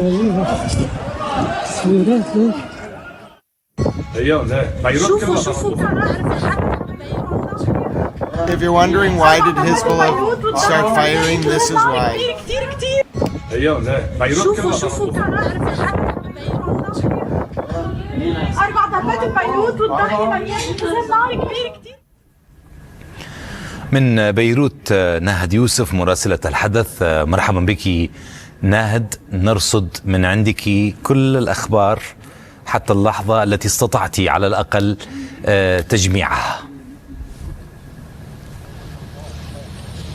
نعم حسين، لا تزال عمليات رفع الأنقاض مستمرة، تحديدا حيث نتواجد نحن في منطقة تلة الخياط، هذه البلدة التي تقع وسط العاصمة بيروت والتي كانت آخر غارة شنت على بيروت استهدفت هذه المنطقة، تحديدا هذا المبنى خلفنا الذي دمر جزء منه بفعل هذه الغارة. تم سحب جرحى في بداية حصول هذه الغارة وإنقاذ المواطنين العالقين داخلها، والآن بدأت عملية رفع الأنقاض بحثا عن ضحايا جدد، بحسب ما قال الدفاع المدني قبل قليل بأن فرص إيجاد أشخاص على قيد الحياة أصبحت شبه معدومة، وفي هذه الأثناء الأعمال هي لرفع الأنقاض لمعرفة إن كان هناك أي أحد لا يزال تحت هذا الركام. كما نرى الآليات لا تزال تعمل، الدفاع المدني، الجيش اللبناني، سيارات الإسعاف، الصليب الأحمر أيضا يتواجد هنا في حال تم انتشال أي جثث أو ضحايا. هذه الغارة كانت حصلت في ساعات ما بعد الظهر، يعني حالة رعب خلفتها، خصوصا أن هذه المنطقة حسين تعتبر من المناطق الآمنة في بيروت، وبالتالي هذا الاستهداف يعني أتى مرعبا للأهالي هنا الذين بعد أن شنت هذه الغارة أخلوا المنطقة، تحديدا المباني القريبة من مكان هذا الاستهداف. كنا رأيناهم يحملون حقائبهم، وليس هذا المشهد فقط هنا بل في كل المناطق التي شهدت هذه الغارات المفاجئة اليوم من دون أي إنذار، والتي أدت إلى سقوط العديد من القتلى. حتى هذه اللحظة حسين ليس هناك حصيلة نهائية لأعداد الضحايا، ولكن خصوصا وأن أعمال رفع الأنقاض مستمرة حتى اللحظة. بحسب ما وردنا أيضا منذ قليل أنه في الغارة التي كانت شنت على منطقة عين المريسي، منطقة أخرى داخل بيروت، تم سحب 12 قتيلا حتى هذه اللحظة، بينهم 7 أطفال. لا يزال أيضا أكثر من 10 أشخاص تحت الأنقاض. في منطقة كورنيش المزرعة أيضا غارة أخرى، لا تزال عملية رفع الأنقاض مستمرة. بحسب المعلومات قد ترتفع الأعداد القتلى إلى حوالي 10. هذه لا تزال معلومات أولية، خصوصا أن تلك المنطقة أيضا مكتظة بالسكان. وزارة الصحة كانت تحدثت عن 112 ضحية جراء هذه الغارات التي استهدفت لبنان اليوم، ولكنها حصيلة أولية، فيما كان الدفاع المدني تحدث عن أرقام أخرى وصلت إلى 254 ضحية جراء هذه الغارات التي شنت على لبنان اليوم، إن كان في بيروت أو الضاحية أو البقاع أو الجنوب. حتى هذه اللحظة كما أشرنا عملية رفع الأنقاض لا تزال مستمرة. الجيش اللبناني يتواجد في كل المناطق التي تم استهدافها. غارات كانت عنيفة حسين اليوم ومفاجئة ومرعبة لأهالي العاصمة الذين كانوا استفاقوا على أخبار بأن ربما لبنان مشمول في اتفاق وقف إطلاق النار. كان بالفعل هذا الخبر ينتظرونه ليحصل لهم عكس ما كانوا يتوقعونه تماما، وأن غارات هكذا استهدفت العاصمة بيروت، وما اضطر بالعديد من الأهالي إلى مغادرة العاصمة. كنا مع بداية حصول هذه الغارات عند قرابة الساعة 2 من هذا اليوم شهدنا زحمة سير على مداخل بيروت، حيث كانت العديد من العائلات تقوم بمغادرة العاصمة بيروت خوفا من تجدد هذه الغارات. وبالفعل هذا ما كنا شاهدناه مع تجدد الغارات بغارة أخرى على هذه المنطقة. الآن هناك حالة رعب، غير معروف إن كانت هذه الغارات ستتجدد أم لا، سنشهد المزيد من الغارات أم لا، خصوصا أن كل هذه الغارات اليوم كانت استهدفت حسين مناطق لم تستهدف سابقا. هذه المنطقة، عين المريسة، عين التينة، المنارة، كل هذه المناطق لم تكن استهدفت سابقا، واليوم ما شاهدناه يعني بالفعل كان مرعبا داخل العاصمة بيروت. طيب نحن معك ناهد، يبدو بأنك والزميل. Wow, she was, I mean, do you understand how brave that is? She's shortening her lifespan because she's, like, you don't know what's in that rubble. It can easily spew up toxic chemicals, like dangerous, like health hazards. She's coughing. Like, I cough because I'm a smoker. She coughs because she is consuming, like, dangerous particulate to give you that report.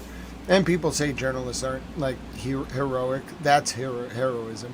What I do isn't heroism. What she does is heroism. Field reporters like that are like the epitome of the profession. That's a very valuable piece of reporting that she was doing. This is tonight in Lebanon. And the reason why it's so valuable, we can't watch. I wish we could watch the entire report because the translation of the Arabic into English is incredibly valuable. It's valuable for the purposes of education. It's valuable for the purposes of me learning Arabic, you learning Arabic if you don't know Arabic. It's valuable for the Arabic-speaking world that understands. It's valuable, like, for people who can't, like, understand and need to read text.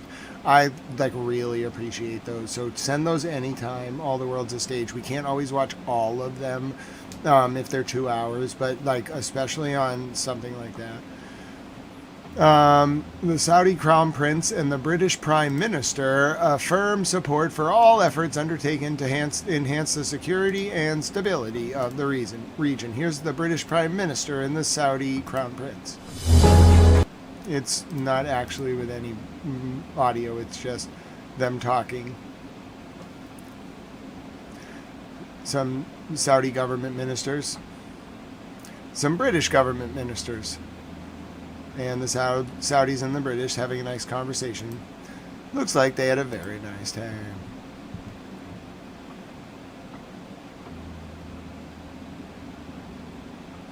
What? He said to return to the U.S. before talks? I'm so confused. He's going to go there, meet, like, prepare, and come back?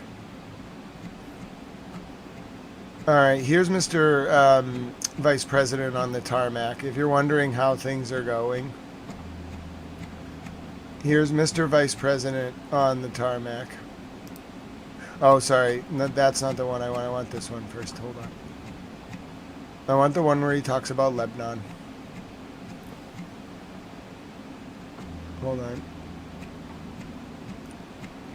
We could actually probably just listen to the whole thing. Hold on. And then I'll get you more from Lebanon.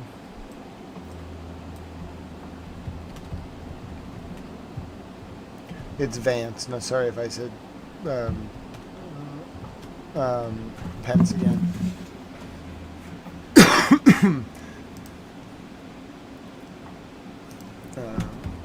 Vance just took questions on Iran. Alright.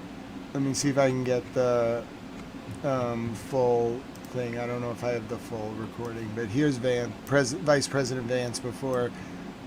I don't know if he was going to Pakistan today. I think he was. But here we go. Don't forget to turn your ad blockers off. Good way to help channels on YouTube. All right, here we go. Vance has been speaking a lot about the Iran ceasefire. What's the plan to get to your Islam? Well, look, I mean, this is one of the things that's going to be one of the main subjects of negotiation is that we want Iran to not be able to make a nuclear weapon. We want the nuclear fuel, which is something the president has made very clear. And there's, again, the way to think about this is the United States has certain demands and certain things that we want. The Iranians have things they can get out of the negotiation. The more that they're willing to give us, I think the more they're going to get things out of this negotiation. The president's talked about sanctions relief. The president's talked about economic partnerships and things like that. That's not going to happen unless the Iranians make a firm commitment to stop anything close to the development of a nuclear weapon. And frankly, the president has all the cards here. We've got a lot of leverage. We've got a lot of things that we can do. But right now, I think we're in a good spot. If the white Iranian civilization off the map is still on the table, is it fair to keep 90 million Iranians under that threat for the actions of their leaders? Well, look, the leadership is really to blame for the condition of the country in Iran. The president of the United States has made very clear that the United States has a lot of leverage here. We have economic leverage. We've got military leverage. What he's trying to do is make sure the American people are safe and strike a deal that's good for the American people. I encourage the Iranians to come to the table seriously. We've seen some signs that they're going to do that. We've seen some signs of bravado. Fundamentally, we're in a good spot. They're reopening the straits. We have a ceasefire. And frankly, if they break their end of the bargain, then they're going to see some serious consequences. Wiping them off the map is different than an economic leverage or military leverage. Why is that kind of language useful in this kind of scenario? Well, again, the President of the United States is saying that unless the Iranians do the right thing, he is going to have some serious consequences for the regime. We obviously don't want the people of Iran to suffer, but we have a lot of leverage the President of the United States could use, and it's why I think it's so important for the Iranians to be negotiators in good faith. Okay, Hi, Vice President J.D. Vance speaking on the tarmac. I'll get you the latest from Lebanon. He answered a question about Lebanon, but I have the latest from the Pakistani ambassador to the UN. He confirms that Lebanon is in the ceasefire agreement. The Pakistani ambassador to the U.S. confirms that Lebanon is in the agreement. Israel has continued to attack Lebanon, saying it is not part of this ceasefire, despite your Prime Minister, Sharif, saying it is. Can you clarify what the parties of this war have agreed to there? And are you concerned Israel could derail the broader ceasefire agreement at this point? Well, as the description and understanding has come from the highest level in Pakistan, so it could not have been more authentic in terms of the offer made by the Prime Minister and accepted by the two conflicting parties of affording a ceasefire for 2 weeks. So it could not have been more authentic, and the understandings associated with it could not have been more true. But of course, this is a situation of a ceasefire that could be disrupted, and there have been instances in the past where ceasefires have been disrupted. So we perhaps would all want for the best to happen. So you're confirming that, as far as the Prime Minister is concerned, that Lebanon is included in this ceasefire, despite what we have heard from the Prime Minister's office in Israel today? Well, as Pakistan is a faithful facilitator, I think the understandings coming from the highest level in Pakistan need to be accorded primacy and certainly authenticity. So the answer is yes. Okay, thank you, sir. Okay, let's listen to that again. So I'm pretty sure Pakistan included Lebanon and then Israel just ignored it. Israel has continued to attack Lebanon, saying it is not part of this ceasefire, despite...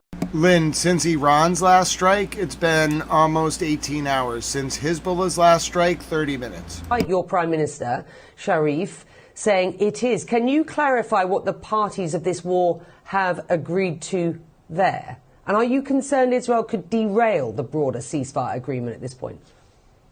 Well, as the description and understanding has come from the highest level in Pakistan, so it could not have been more authentic in terms of the offer made by the Prime Minister and accepted by the two conflicting parties of affording a ceasefire for 2 weeks.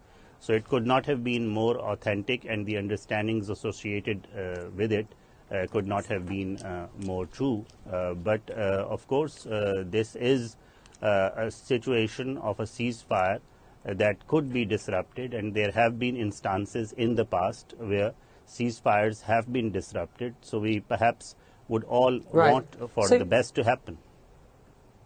So you're confirming that, as far as the Prime Minister is concerned, that Lebanon is included in this ceasefire, despite what we have heard from the Prime Minister's office in Israel today?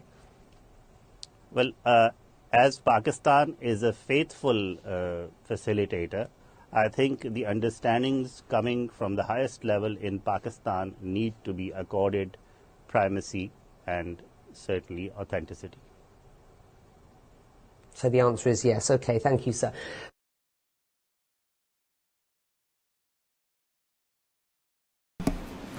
My name is Grant Smith Ellis.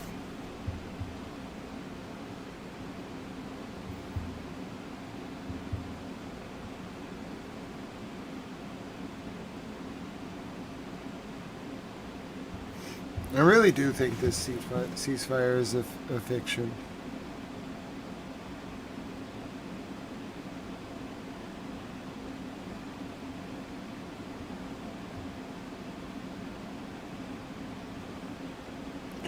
Pakistan's defense minister.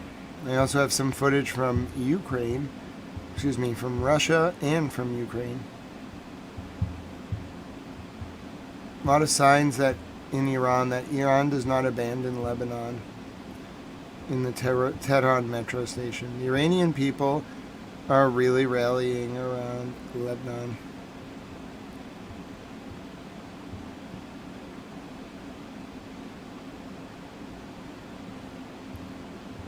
All right, let's see.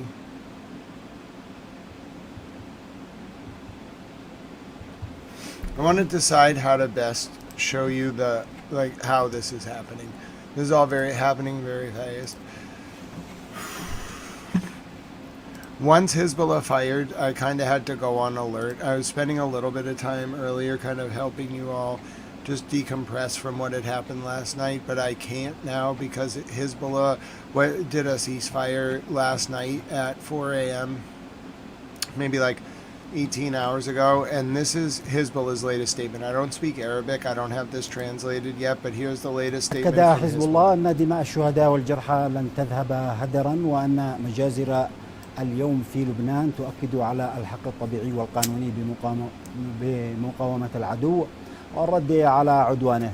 حزب الله وفي بيان له قال إن المجازر ستزيده إصرارا على المقاومة والمواجهة لكبح جماح العدو والدفاع عن أهلنا ووطننا وحماية أمتنا في وجه العدوان المستمر.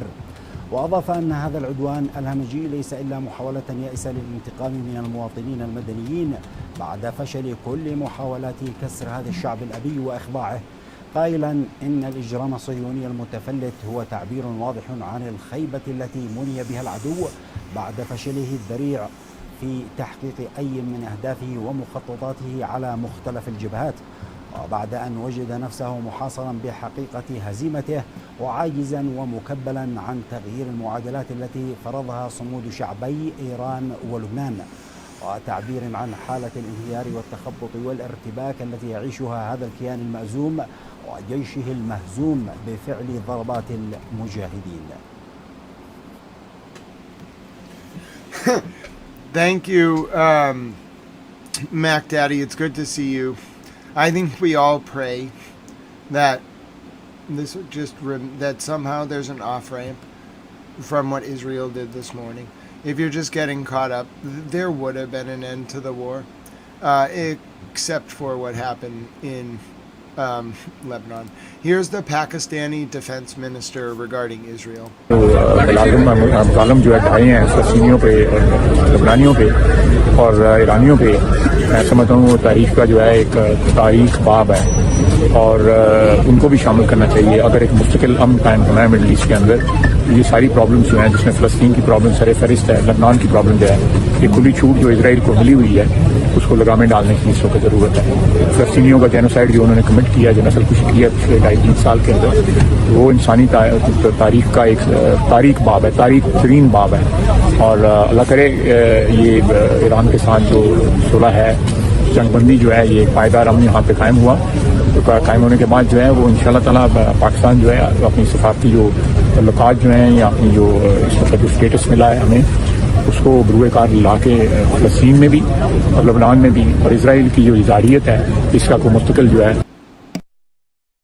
Did you hear? Pakistan's defense minister has said that Israel needs to be muzzled at this moment. The position Pakistan has attained will be put to use to address Israel's aggression. Israel, for its part, has just started bombing in Beirut again. I'll give you the latest now. نعم، ميدانيا أبدأ من آخر الغارات التي طالت منطقة الشياح في الضاحية الجنوبية قبل قرابة الساعة من الآن. حلق الطيران الحربي على علو منخفض وضرب شقة أو حتى مبنى سكني في المنطقة تمت تسويته بالأرض. هذه لم تكن الغارة الوحيدة هذا المساء على الضاحية الجنوبية، فكانت سبقها غارة أخرى قبيل منتصف الليل طالت أوتوستراد هادي نصر الله في الضاحية الجنوبية. ميدانيا أيضا كان أمر لافت لهذا المساء، وكان ضرب لجسر القاسمية البحري بعد أن كانت إسرائيل استهدفت فيما مضى جسر القاسمية الأساسي على الأوتوستراد الساحلي، وبذلك تكون قد فصلت أوصال الجنوب اللبناني وقطعت الأوصال ما بين صور وصيدا بشكل تام لهذه الليلة. وكما يعني أصبح معلوما فأن سلسلة الغارات التي عاشتها بيروت خلال ساعات النهار والتي أدت بطبيعة الحال إلى ارتفاع كبير في أعداد القتلى والجرحى، وحتى رغم وجود مفقودين لا يزالون حتى الساعة تحت الأنقاض. الحصيلة غير النهائية بطبيعة الحال لوزارة الصحة تقارب 182 قتيلا وأكثر من 1000 جريح، في حين أن عمليات رفع الأنقاض كانت لا تزال مستمرة في أكثر من نقطة في بيروت الإدارية، في تلة الخياط التي كنا قصدناها قبل منتصف هذه الليل، وكان هناك بحث عن 3 أشخاص لا يزالون عالقون تحت الأنقاض. أيضا كان هناك نداء استغاثة من منطقة أخرى على الكورنيش البحري كانت تعرضت لاستهدافات هذا اليوم. يعني نهار ناري، ويعني حمى الغارات الإسرائيلية كانت سقطت من كل صوب وحدب على الضاحية الجنوبية، على بيروت الإدارية، على البقاع والجنوب، في عملية متزامنة وصفها الجيش الإسرائيلي بالأعنف على بيروت منذ بداية عملية زئير الأسد. هذه العملية التي يقول الإسرائيليون أنهم يعني يستهدفون بذلك بنى تحتية لحزب الله ومواقع أيضا ومنصات لإطلاق صواريخ كما كان في البيان قبل قليل، إلا أنها أتت على الكثير من المناطق الآمنة أيضا وعلى مدنيين كانوا موجودين في وسط النهار في منازلهم. يوم غد هو يوم حداد وطني في لبنان. سياسيا كانت هناك ضبابية في المشهد صباحا، خاصة وأن لبنان كان ينتظر ويأمل أن يكون مشمولا بالهدنة في هذه الحرب الأمريكية الإسرائيلية من جهة والإيرانية من جهة أخرى، إلا أن هذا الحزام الناري جاء ليخلط هذه الأوراق في حين تصر الرؤساء الثلاث على طلب الدعم ويعني البحث في جهود دبلوماسية أكثر قوة لإحداث خرق في هذه الحرب ولشمل لبنان في هذه الهدنة. كان هناك صباحا بيان استنكاري من رئيس مجلس النواب نبيه بري الذي وصف ما حصل بجريمة متكاملة الأركان ضد كل القوانين الدولية.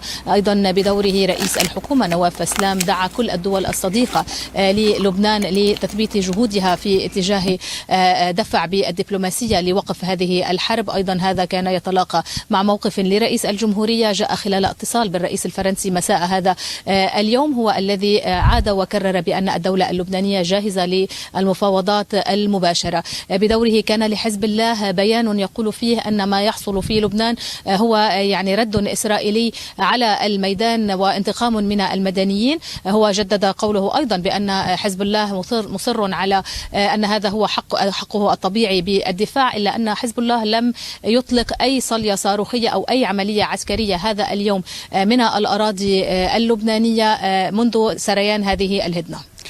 رينا كان هنالك. All right, so that report is outdated because they right after they uploaded this, they did launch. They launched. I can give you the time. They launched at what was it? 7:21 local time, where I am in Boston, Eastern War Time. They launched at Marjoliot and Manera, and they launched. So that would be 7:82. So like 1:21. In South Africa, 2:21 in Tel Aviv. It was about 2:21 a.m. Hezbollah did launch, but it was after this report went up. I can tell like when a report was done. I mean, I didn't look at the 11:17, so they in GMT, so they missed it by like maybe like a minute or two, like 4 minutes actually. Like right after she went off air, they fired. I wonder if it happened while she was on air. هنالك مخاوف طوال الأسابيع الماضية من استهداف البنى التحتية، وتحديدا نتحدث عن المطار وغيرها من البنى التحتية. من خلال الاستهدافات الأخيرة هل كان هنالك أي استهداف على مثل هذه البنى التحتية، المنشآت التي يحتاجها لبنان، الطاقة، المطار وغيرها من المنشآت الحيوية؟ وهل هنالك مخاوف ازدادت من أن الأيام القادمة قد تكون هناك استهدافات؟ لا شك أن هذه المخاوف زادت مع هذا الاستهداف اليوم، وهذه العملية التي هي الأقوى منذ بداية هذه الحرب، والتي بطبيعة الحال أعادت إلى اللبنانيين وإلى ذهنهم استهداف أجهزة البيجر في الحرب الماضية، إن كان لناحية المباغتة في هذه العملية المتزامنة، وإن كان لناحية الأعداد الكبيرة من المصابين والقتلى. ولكن المفارقة هنا أن الضحايا لم يكونوا فقط من حملة أجهزة البيجر، بل هؤلاء الضحايا كانوا مدنيين أيضا موجودين في بيوتهم في مناطق فيها كثافة سكانية كبيرة في وسط النهار، وفي مناطق آمنة ومحيدة. بالتالي اللبنانيون يخافون من الساعات القادمة، هم الذين كانوا أيضا يخافون من أن لا تشملهم هذه الهدنة، على اعتبار أن هذه الهدنة إذا ما حصلت بين الجانبين الإيراني والأمريكي الإسرائيلي من جهة أخرى قد تنعكس على لبنان تصعيدا أكبر على الأرض، وهذا أيضا ما يعني حصل في هذا اليوم. بالتالي يعني البنى التحتية اللبنانية الوطنية هي في مرمى الاستهدافات الإسرائيلية منذ أسابيع، ونعني هنا الجسور. الضمانة الوحيدة حتى هذه الساعة هي مطار بيروت الذي لا يزال يعمل ولو بشكل جزئي، ولو يسير رحلاته فقط شركة الطيران اللبنانية فقط. That's the latest from Lebanon. Oh, wrong message.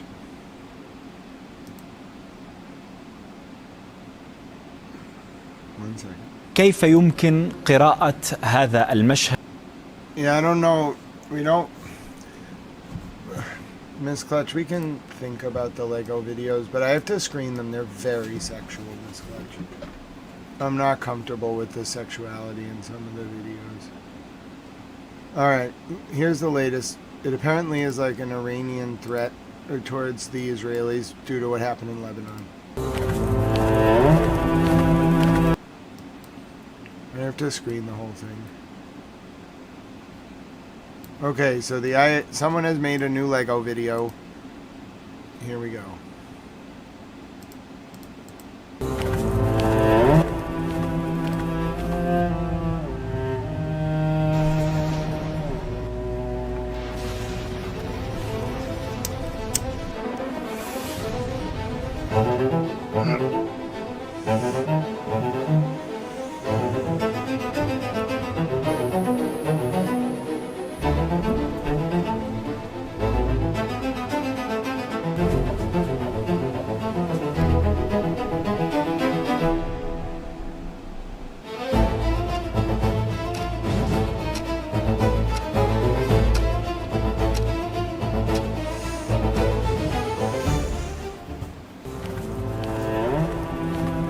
It's actually very touching.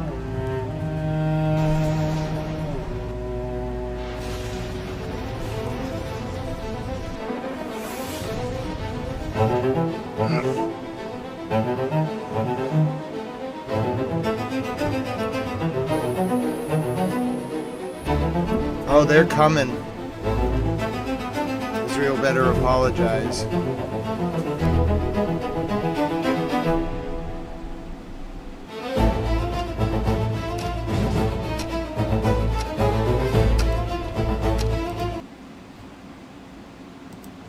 They're not gonna leave Lebanon like to get crushed. They just need to tone it down. Like Israel just needs to tone it down.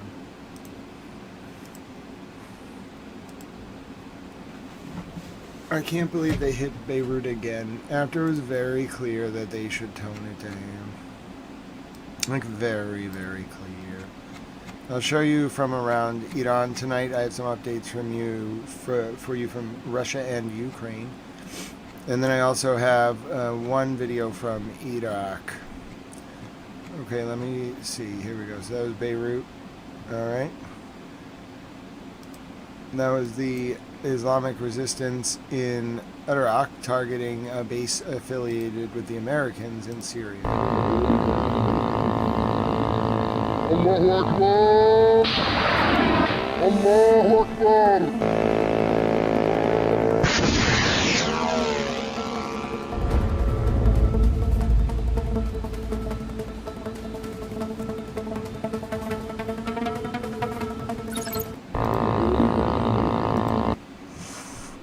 Okay, and then this was the statement from Gilbaf, the Speaker of the Islamic Republic of Iran's parliament. Okay? Statement on the violation of 3 clauses of the 10-point proposal agreed framework before the start of the negotiations. The deep historical distrust Iran holds towards the United States stems from its repeated violations of all forms of commitments, a pattern that has regrettably been repeated once again. As the President of the United States has clearly stated in his Truth Post, the Islamic Republic of Iran's 10-point proposal is a workable basis on which to negotiate, and the main framework for these talks. However, 3 clauses of this proposal have been violated so far. Number 1. Non-compliance with the first clause of the 10-point proposal regarding the ceasefire in Lebanon, a commitment that Prime Minister Shahbaz Sharif has also explicitly referred to and declared as an immediate ceasefire everywhere, including Lebanon and other regions, effective immediately. 2. The entry of an intruding drone into Iran airspace, which was destroyed in the city of Lod in Fars province in clear violation of the clause prohibiting any further violation of Iran airspace. 3. Denial of Iran's right to enrichment, which was included in the 6th clause of the framework. Now, the very workable basis on which to negotiate has been openly and clearly violated even before the negotiations began. In such situation, a bilateral ceasefire or negotiations is unreasonable. That was the Iranian Speaker of the Parliament. The French President, Emmanuel Macron, told President Trump and the Iran President that the ceasefire must include Lebanon. Here's the latest from the Islamic resistance in Iraq, the Army of Wrath, targeting the interests of Israel and America in the region. Okay, Army of Wrath.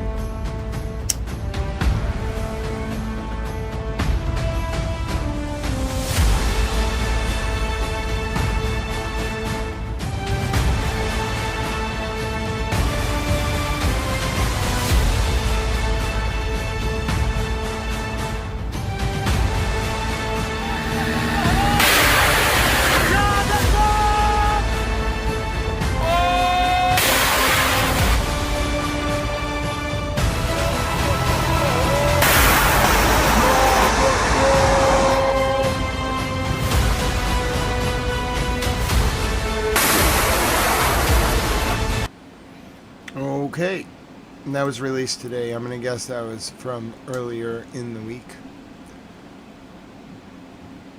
I'll show you now. In the area of Alshik in the Luhansk region, a drone attack from Ukraine on Russian positions. This was 2 hours ago.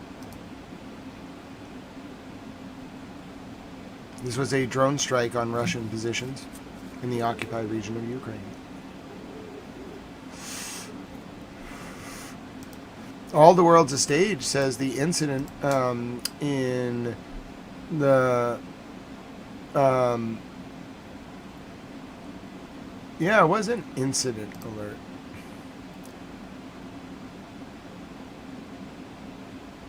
Yeah, it doesn't actually say what it was.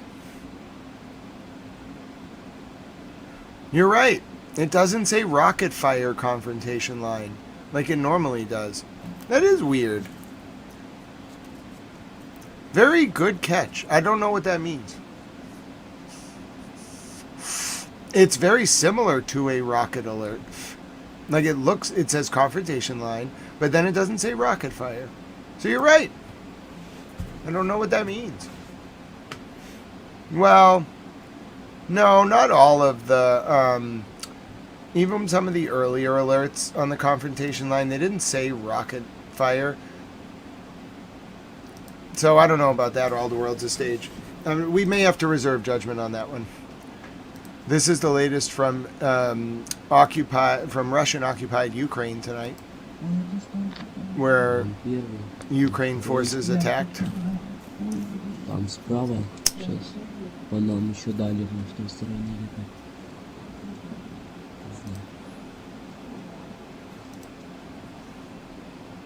The latest from Russian-occupied Ukraine. More from Ukrainian forces carrying out a strike in the Russian-occupied town of Pravaks, located in Ukraine's Luhansk Oblast, a short time ago. A fire broke out at the targeted site as a result. In London earlier tonight, there were protests around the Israeli embassy, specifically about Lebanon.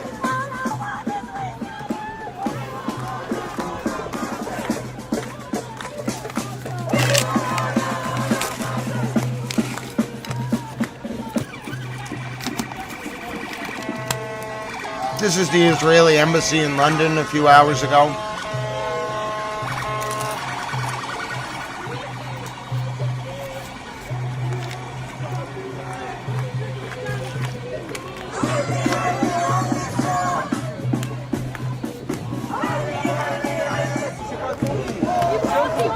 It's alright, it's my right to protest. Why are you stopping me from protesting? Are you taking away my right? Then don't talk to me.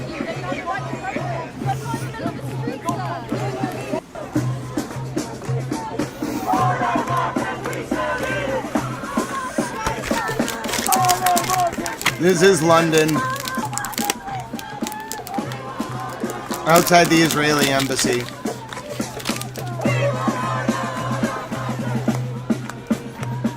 The police, were relatively peaceful with the protesters. The policewoman was like, no, sir, you can protest. The Iranian people, for their part, are in the squares tonight. Do not abandon Hezbollah. Lebanon is our soul. Hezbollah is our soul. Peace be upon Beirut. The Iranian people, standing in solidarity, attempting to protect Lebanon. Hello, 20th Century Foxy.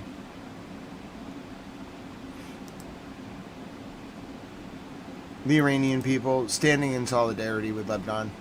The people of the world have come in support of Lebanon. All right, here's the statement from the IRGC.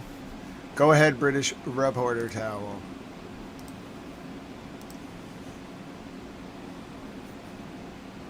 Conversation.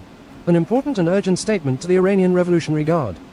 In the To name or of Allah, from? the breaker of tyrants. And if they break their oaths after their covenant and attack your religion, then fight the leaders of disbelief.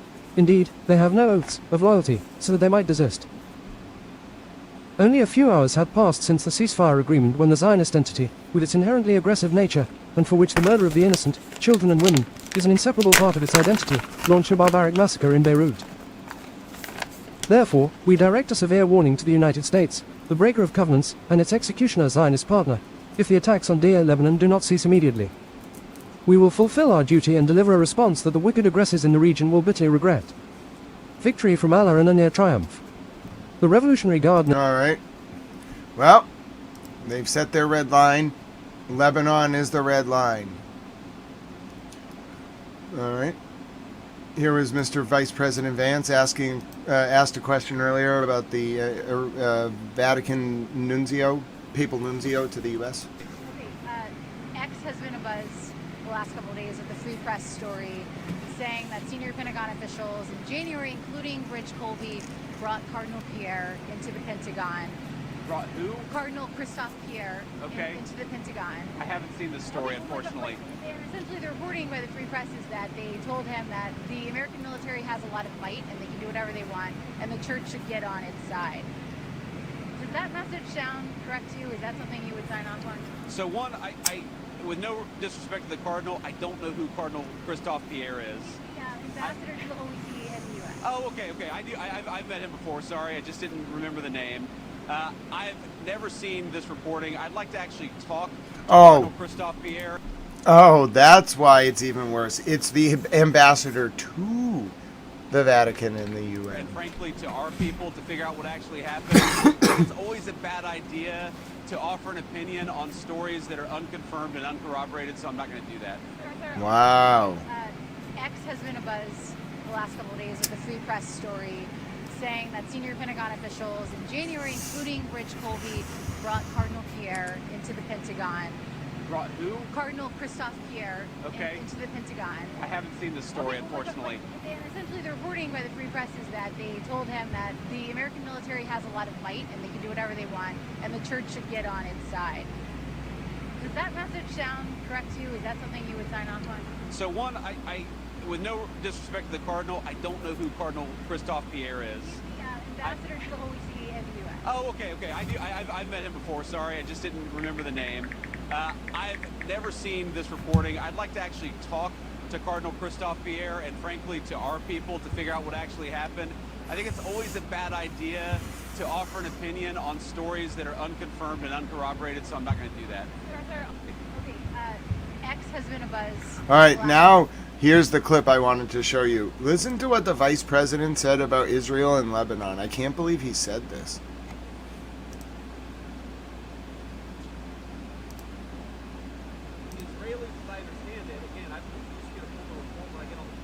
Have actually offered to be.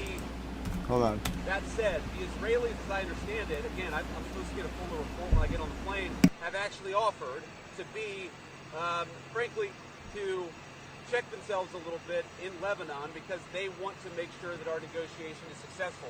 That's not because that is part of the ceasefire. I think that's the Israelis trying to set us up for success, and we'll, of course, see how that unfolds in the next few days. But look, if Iran wants to let this negotiation fall apart in a conflict where they were getting hammered over Lebanon, which has nothing to do with them and which the United States never once said was part of the ceasefire, that's ultimately their choice. We think that would be dumb, but that's their choice. That said, the Israelis, as I understand it, again, I'm supposed to get a fuller report when I get on the plane, have actually offered to be, frankly, to check themselves a little bit in Lebanon because they want to make sure that our negotiation is successful. That's not because that is part of the ceasefire. I think that's the Israelis trying to set us up for success, and we'll, of course, see how that unfolds in the next few days. But look, if Iran wants to let this negotiation fall apart in a conflict where they were getting hammered over Lebanon, which has nothing to do with them and which the United States never once said was part of the ceasefire, that's ultimately their choice. We think that would be dumb, but that's their choice. That said, the Israelis, as I understand it, again, I'm supposed to get a fuller report when I get on the plane, have actually offered to be, frankly, to check themselves a little bit in Lebanon because they want to make sure that our negotiation is successful. That's not because that is part of the ceasefire. I think that's the Israelis trying to set us up for success, and we'll, of course, see how that unfolds in the next few days. But what? All right. There's a lot of pressure on Israel right now. Let me show you what Pakistan said at the UN earlier. Country of remarkable diversity, shaped by layers of civilization and a rich cultural and historical legacy. Its people have long shown resilience in the face of adversity, preserving a vibrant social fabric rooted in coexistence among communities and traditions. Lebanon needs a period of calm to pursue its objectives of peace and stability. The renewed escalation and hostilities are a matter of great concern. They threaten far more than infrastructure. They endanger civilian life and risk reversing the fragile political and security progress Lebanon had begun to make preceding the current crisis. In this context, allow me to make 4 points. First, Pakistan reiterates its full support for the sovereignty, unity, and territorial integrity of Lebanon.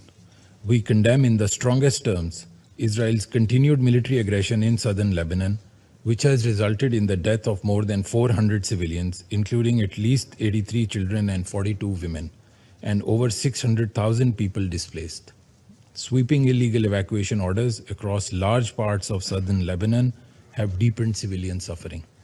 The large-scale destruction of civilian infrastructure and the blatant disregard for international humanitarian law must cease immediately. Second, the use of force must remain the exclusive prerogative of the Lebanese state, through its legitimate institutions. In this regard, the Lebanese armed forces play a central role, and Pakistan supports efforts to strengthen their capacity and operational effectiveness.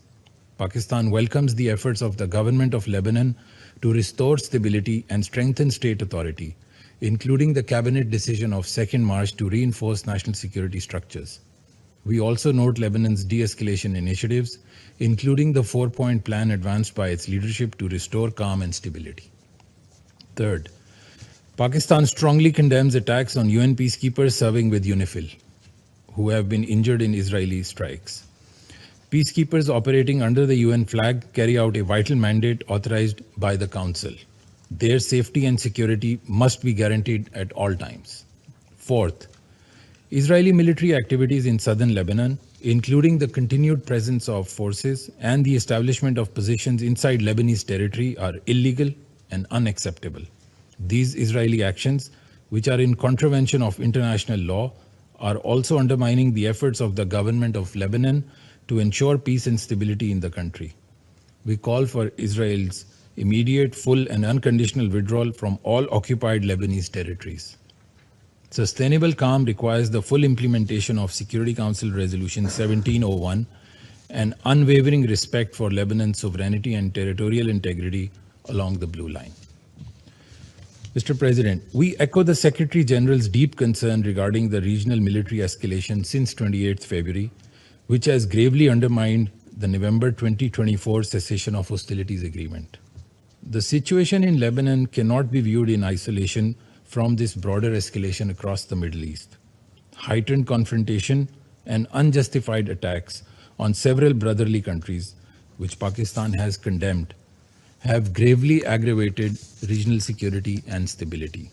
At this critical juncture, dialogue and diplomacy must prevail over confrontation. De-escalation, restraint, and renewed diplomatic engagement are urgently required to prevent further deterioration of the regional security environment. Only through sustained political dialogue and respect for international law can the region move towards stability and peace. To conclude, Mr. President, Pakistan stands firmly with the government and people of Lebanon. The international community must take urgent action to prevent further escalation, alleviate human suffering, and support Lebanon's efforts to restore peace and stability across its territory. I thank you very much. Well then. Well, I think there was some tomfoolery. Here's the latest from Iran.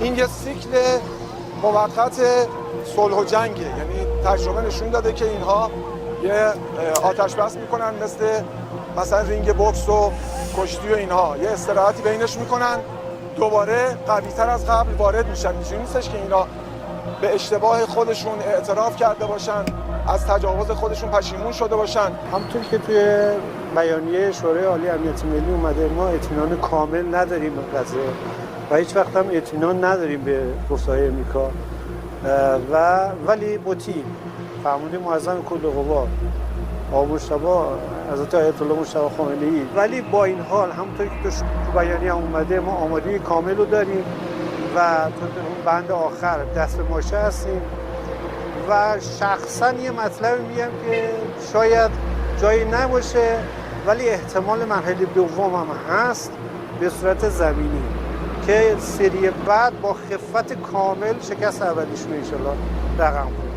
طبق تجربیات گذشته اگه ترامپ و نتانیاهو دستشون توی کاسه باشه از اینا هیچی بعید نیست، مگه اینکه جوامع بین‌المللی اینا رو محکوم کنن و اجازه ندن، وگرنه از این دوتا بشر هیچ کاری بعید نیست.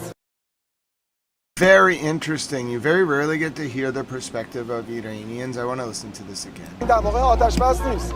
این یه سیکل موقت صلح و جنگه، یعنی تجربه نشون داده که اینها یه آتش بس میکنن مثلا رینگ بوکس و کشتی و اینها، یه استراحتی بینش میکنن، دوباره قوی‌تر از قبل وارد میشن. اینجوری نیستش که اینا به اشتباه خودشون اعتراف کرده باشن، از تجاوز خودشون پشیمون شده باشن. همونطوری که توی بیانیه شورای عالی امنیت ملی اومده، ما اطمینان کامل نداریم به قضیه و و هیچ وقت هم اطمینان نداریم به گفته‌های امریکا ولی مطیعیم.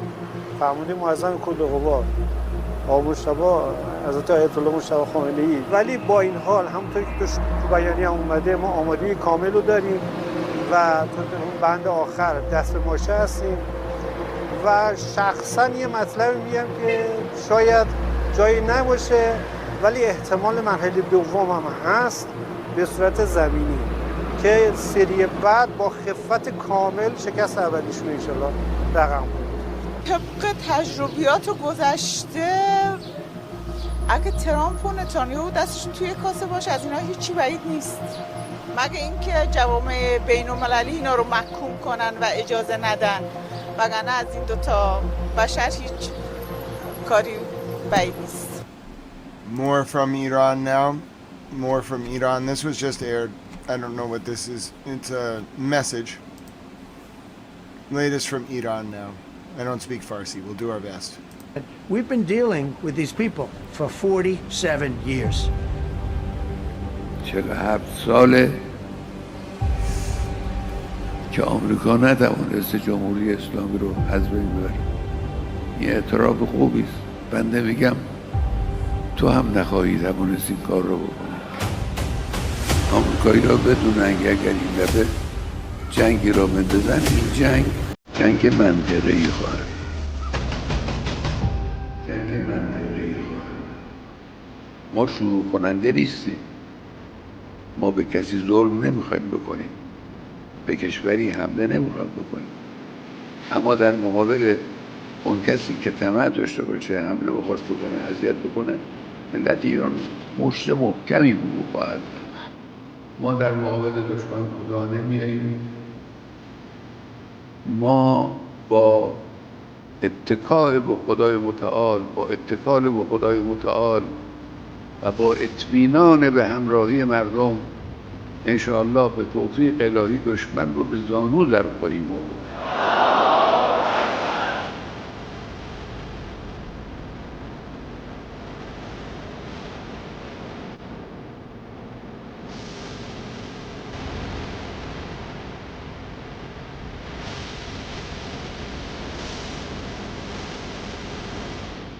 حالا امروز البته خوشبختانه ملت ایران آمریکا رو شناختن. یه روزی بود که نمیشناختن. امروز تشت رسوایی آمریکا در جهان رو افتاده. مردم همه میشناسن. مخصوص ایران هم نیست. دیدن که چی شد وسط مذاکره با آمریکا.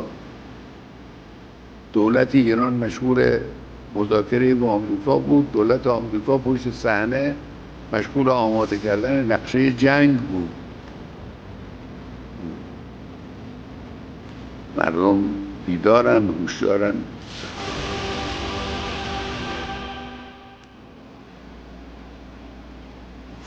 Well, I don't speak Farsi. I'm sure some of you understood that. I do not. All right.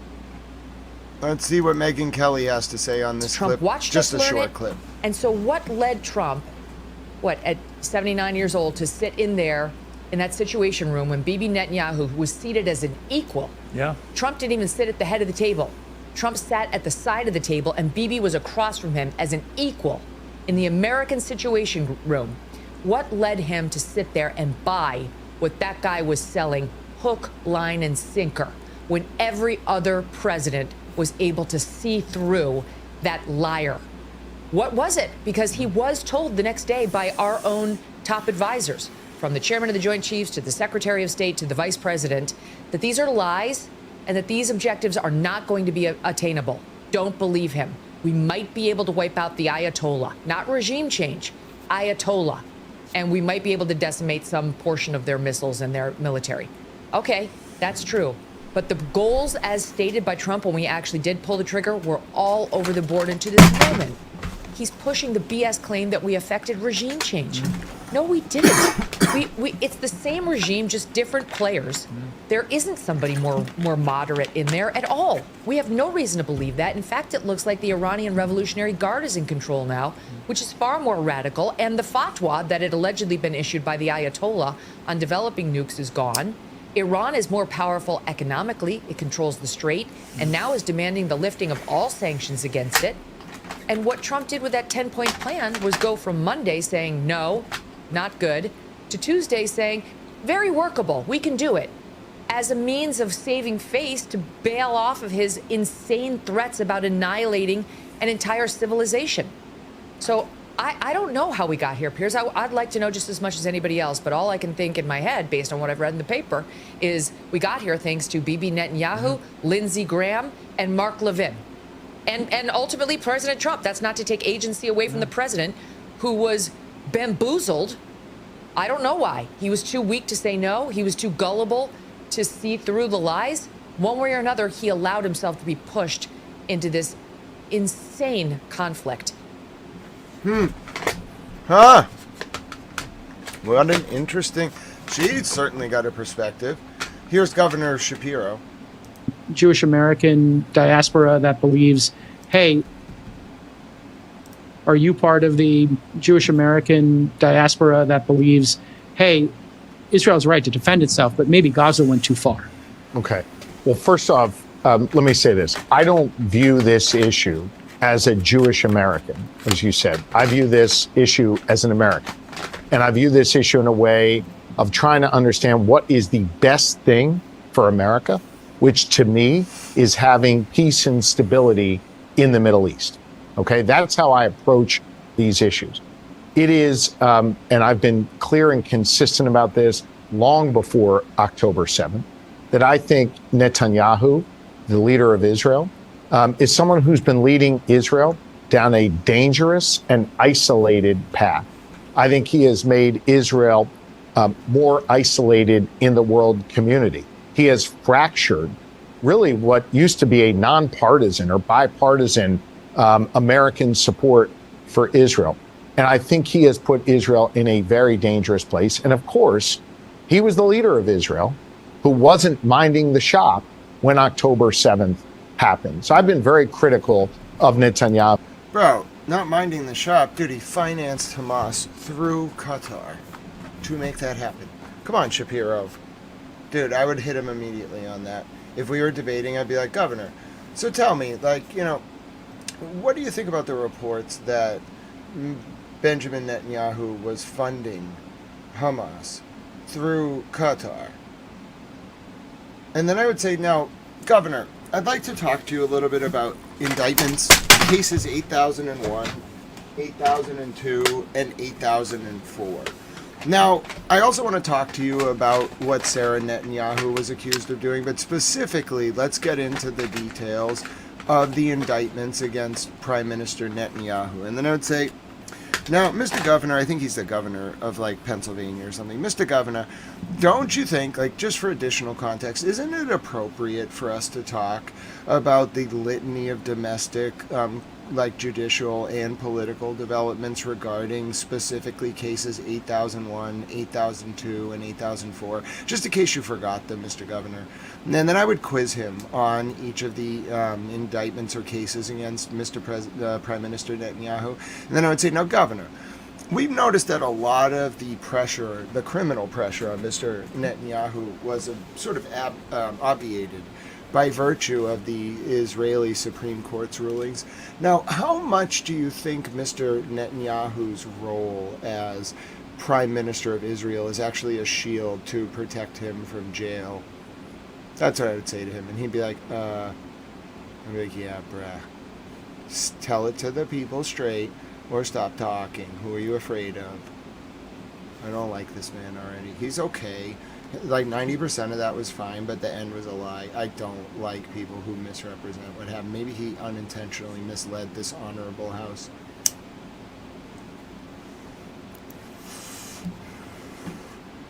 Everything was fine about that until the end. I would have tore him to shreds rhetorically on that. He wouldn't have been able to answer me either. Let's see. I had something else I wanted to show you that came in earlier. All right, let's take a listen to this. One of the Fox News panels. Jessica, are you happy that there's a ceasefire? Are you mad that there's a ceasefire? Where do you stand? I stand, I think, in reality that there is no ceasefire. I was watching coverage of this last night, flipping around, obviously watching your show, Jesse, and then perusing some other channels. And there were split screens between, White House announces ceasefire and missiles raining down on the Israelis. We knew that Israel was sending rockets back to Iran. We know what today has looked like in Lebanon with what the Israelis are doing there. It's one of the highest death toll days. So the ceasefire was a complete fiction. She's right. Okay. Jessica, are you... I mean, she's right and she's wrong. The pace has slowed down, but here's from the Strait of Hormuz. Transiting in attention all vessels in Persian Gulf and Oman Sea. Transiting in Strait of Hormuz is closed yet, and you must receive a permission from Iranian Sepah Navy for passing through the strait. If any vessels try to transit without permission, will be destroyed. Out. Attention all vessels in Persian Gulf and Oman Sea. Transiting in Strait of Hormuz is closed yet, and you must receive a permission from Iranian Sepah Navy for passing through the strait. If any vessels try to transit without permission, will be destroyed. Out. Again. Attention all vessels in Persian Gulf and Oman Sea. Transiting in Strait of Hormuz is closed yet, and you must receive a permission from Iranian Sepah Navy for passing through the strait. If any vessels try to transit without permission, will be destroyed. Out. Hello, maritime slave. It's so good to see you. Yeah, so, listen.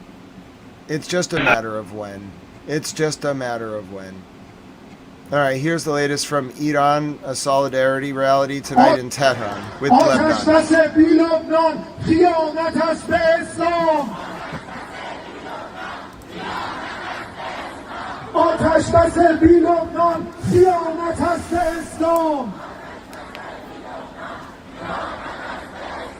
لبنان برادر ماست حزب الله یاور ماست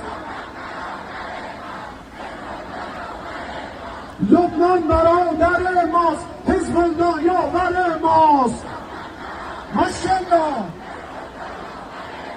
پایگاه آمریکایی یا تخلیه یا تخریب پایگاه آمریکایی یا تخلیه یا تخریب سید مجید نقطه زن تلاویو و شخ بزن سید مجید نقطه زن تلاویو و شخ بزن.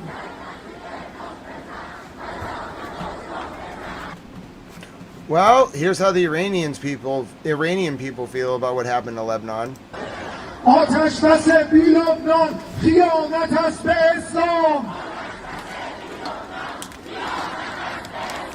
آتش بس بی لبنان خیانت است به اسلام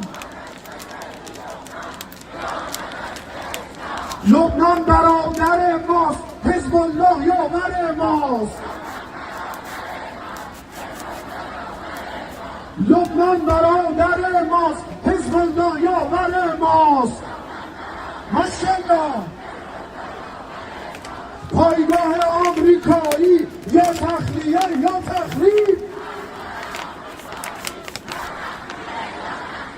پایگاه آمریکایی یا تخلیه یا تخریب سید مجید نقطه زن تلاویو و شخ بزن سید مجید نقطه زن تلاویو و شخ بزن. Well,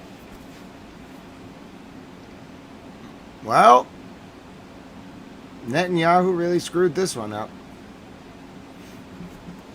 Bibi Netanyahu somehow became like the most evil person in this entire situation. I don't know how.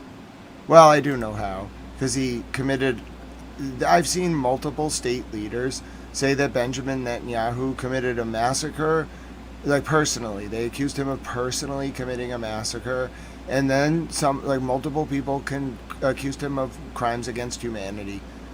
Like, he's in a lot of trouble. I saw one of the Spanish ministers openly accusing him of a massacre. It's so when journalists use massacre, it's like a little bit it's like a term used to connotate a large number of deaths, but it also has a specific meaning in Lebanon.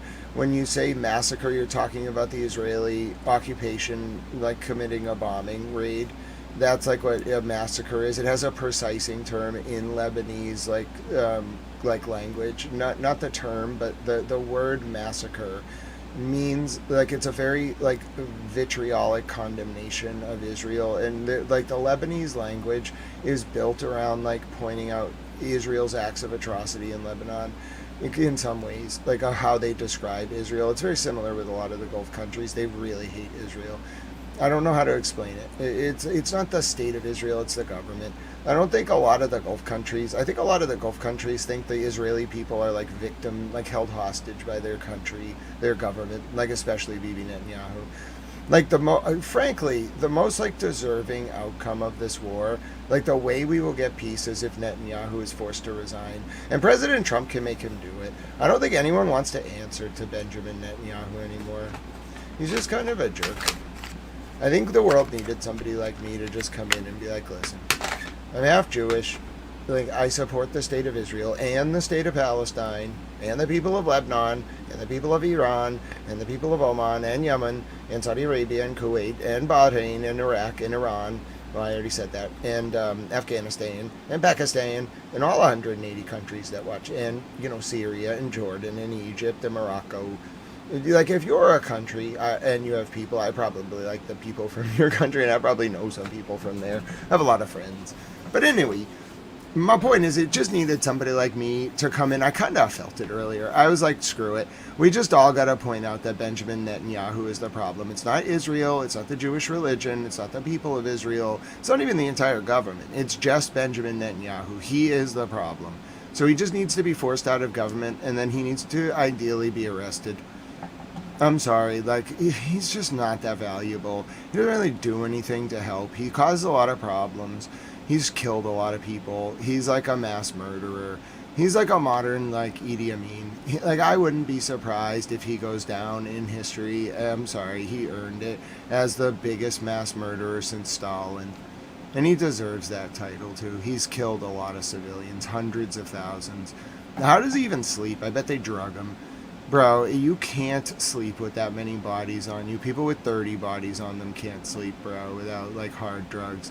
That dude's got hundreds of thousands of bodies on him. He's got real gangsters run the world. F what you believe. But my point is,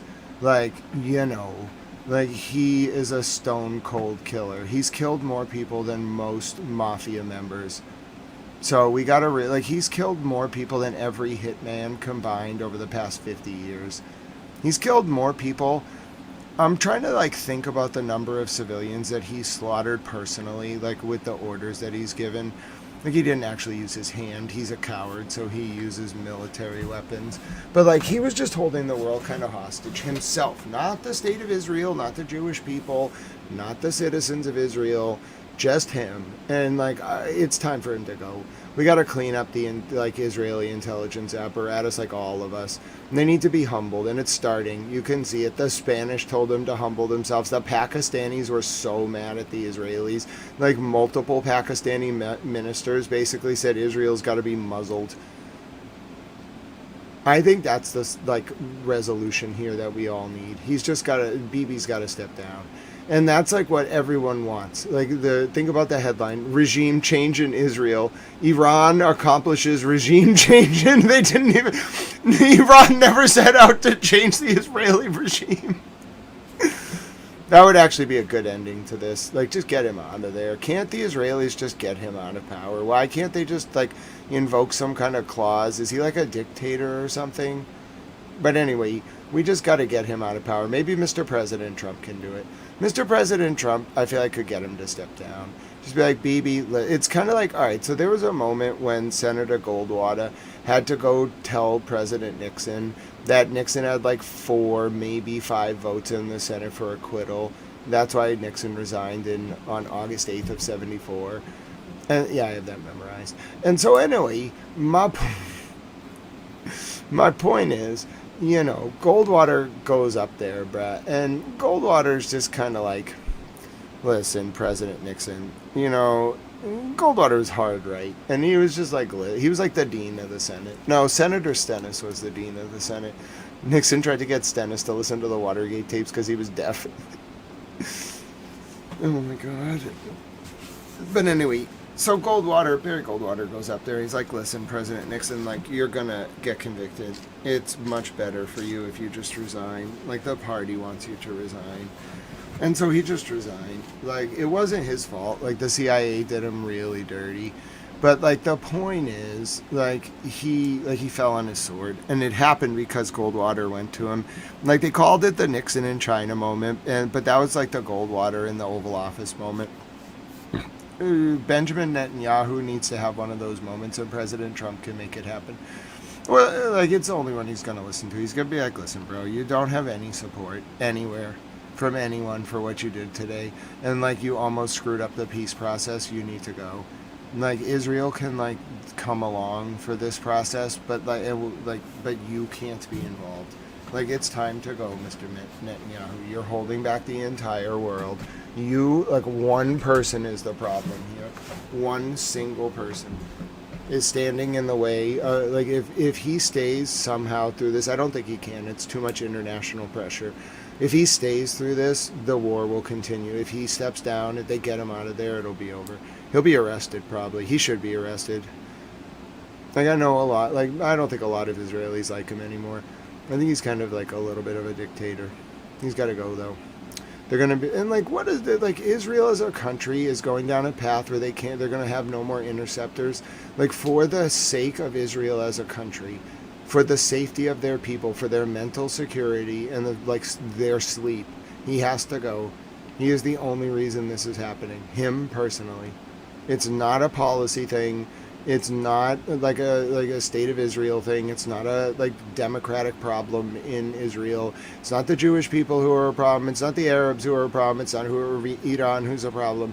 Literally, we have one problem here, and it is Benjamin Netanyahu. And as long as the world just kind of focuses on that and like narrows in on him as the problem and moves him along and makes sure that that like insidious party that he set up is gone.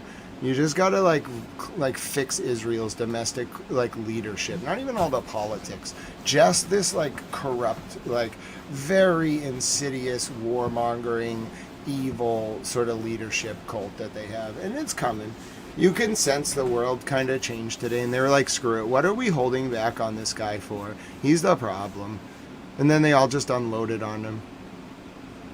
And now he's like he's screwed. He's very alienated. He went from like queen of the class to like, I don't know, some like reject.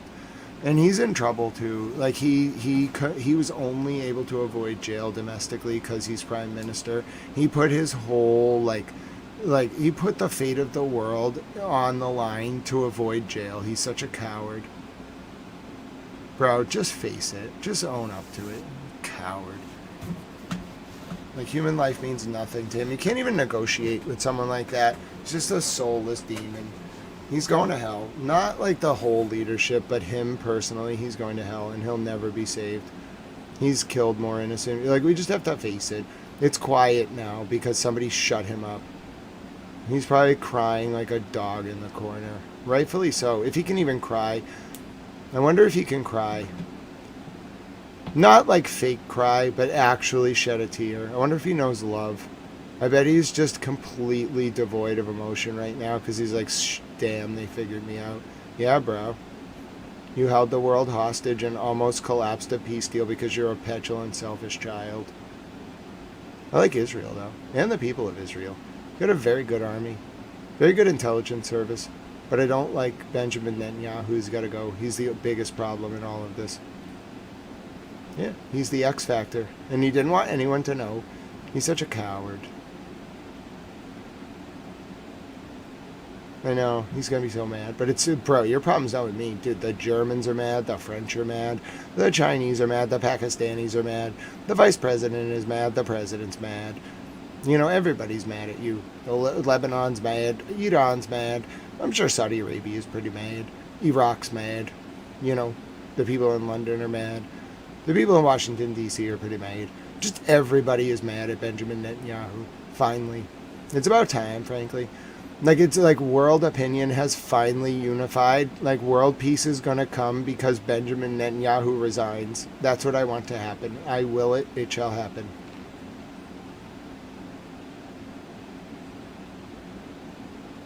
That's what I want. So he should step down. I don't understand why it hasn't happened yet. Like, Kathy Rumler, it took a week. I understand, like, lawyers are weird, but he's just got to go. He committed a crime against humanity. And every single nation of the world that I've heard talk about it has called it a massacre and basically said he's like a dog that has to be muzzled. Like, when Pakistan's like telling you to like be quiet, like you're in trouble. Like, Pakistan doesn't care about what Benjamin Netanyahu's going to do. They're just like, shut up, Benjamin Netanyahu. Good job, Pakistan. Everybody likes Pakistan.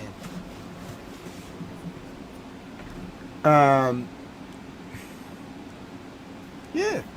So they did it. I mean, at Hezbollah, like, something happened in the north. Like, there were sirens maybe like an hour ago. I think it was kind of like a warning from Iran. Like, if you bomb Israel, we'll give permission from Hezbollah. If you bomb Lebanon, we'll give permission for Hezbollah to bomb you. Like, tit for tat. But my point is, it's so quiet. And it's all because the world coalesced around telling Benjamin Netanyahu to stop bombing Lebanon. They did it. We just have to make sure there's no bombing in Lebanon. I'm going to put the Beirut live cam on. I better not see a single bomb fall on Lebanon. I better not see one. If we can go like half an hour or an hour, if everything is quiet, that means President Pence got them to stop.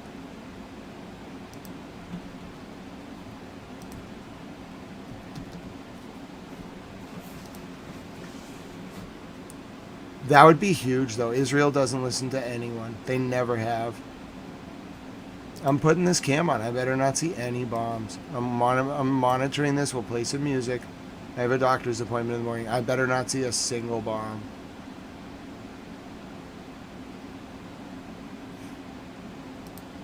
I think they're going to do it. I think they're going to stop. I think they went way over the line today. I swear, though, I better not see a single explosion. I'll be very upset.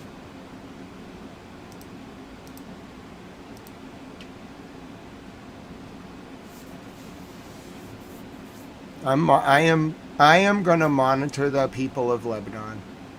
I'm going to sit here and monitor them. If I see a single explosion, I'm going to be very mad. We're going to sit here, listen to a little music, and we're going to watch, and they're going to sleep peacefully. I'm going to watch over them.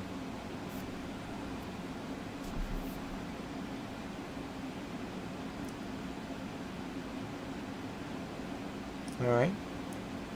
We're going to sit here. They bombed once, pick a handle, like 1 or 2 raids, and then Hezbollah bombed once in the north, and then it was quiet. And Vice President Pence, in essence, told the Israelis to stop. He didn't use those words, but he, in essence, told them to stop.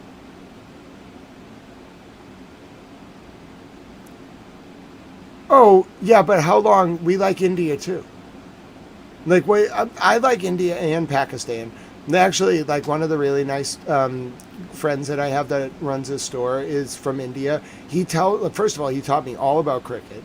Okay, so I only know about cricket from him. He loves cricket. He watches cricket like 6 hours a day. He just sits there and tells me about his cricket videos. He's awesome.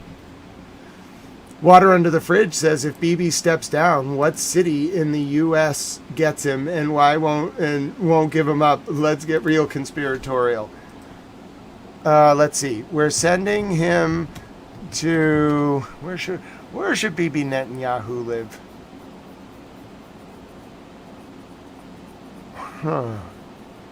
That would be a really interesting place to send him. We don't really want him here. He can live in Nome, Alaska. I feel like that would be nice. He can get to know the Inuits. All right, that's my answer. We're sending Bibi, if he gets asylum here somehow, to Nome, Alaska. He can partake in the Iditarod. He can learn how to like race dogs. He'll have a great time. It's really nice up there. The weather, I hear the weather's nice. I hear you can go golfing like 6 months a year at 2 a.m. I went golfing one time in Alaska at 2 a.m. The sun was up. I was very confused. I was like, why am I golfing right now? It's 2 in the morning. Oh, that reminds me, I should set a new goal. I have the doctors tomorrow, so we're only going to go to, we'll see. If there's no bombing and I feel that everyone is going to be okay, we'll go for an hour or 2. We'll see. Maybe we'll hit our goal quicker than that. Maybe I'll go to bed when we hit our goal. I will play goat videos and say, God bless you. So anyway, my name is Grant Smith Ellis, and I'm now assuming the role of the watchful guardian of the city of Beirut. And I don't want to see any bombs or hear any like warning shots or see anything. I just want it to be quiet. And then I want Netanyahu to step down.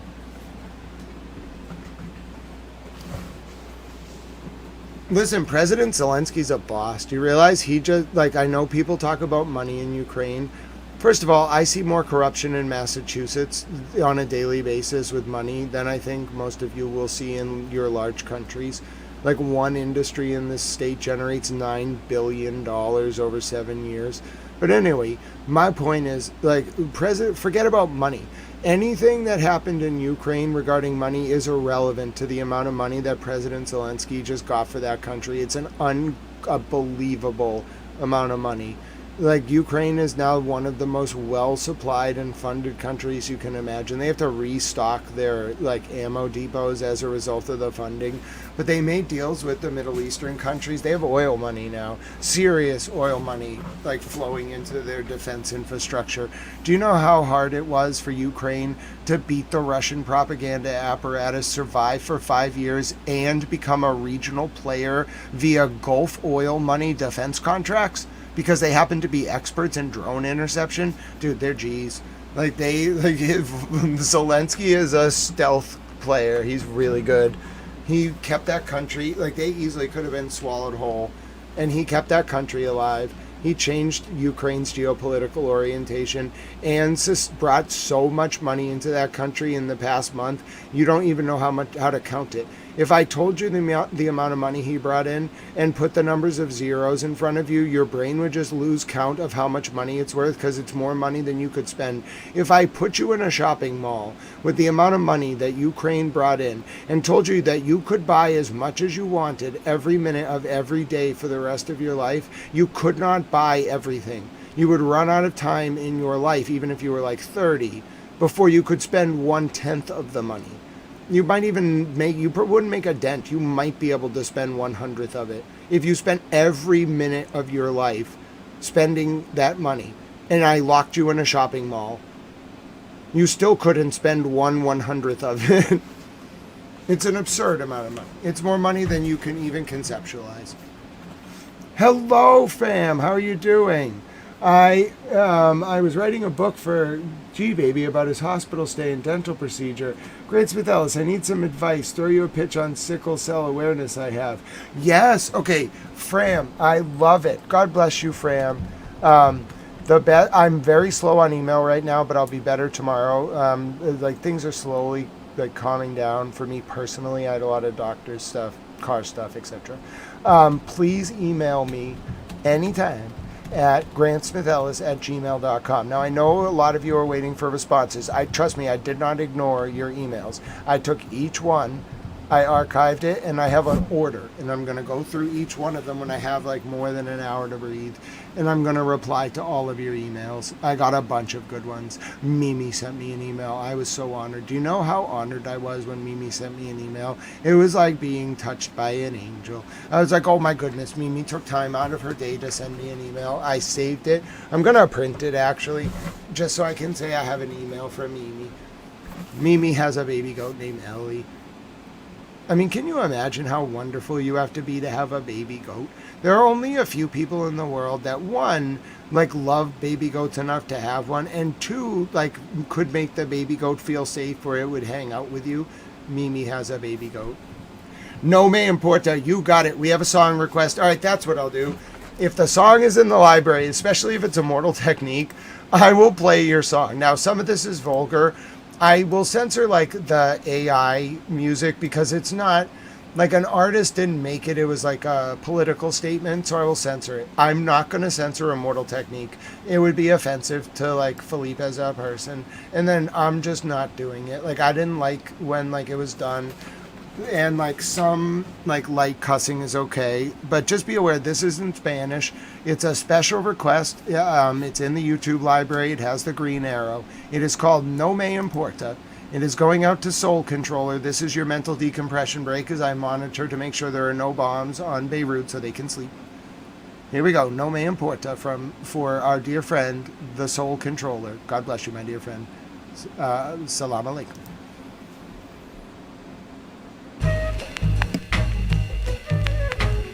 Look, I ain't never been afraid to tell how I really feel.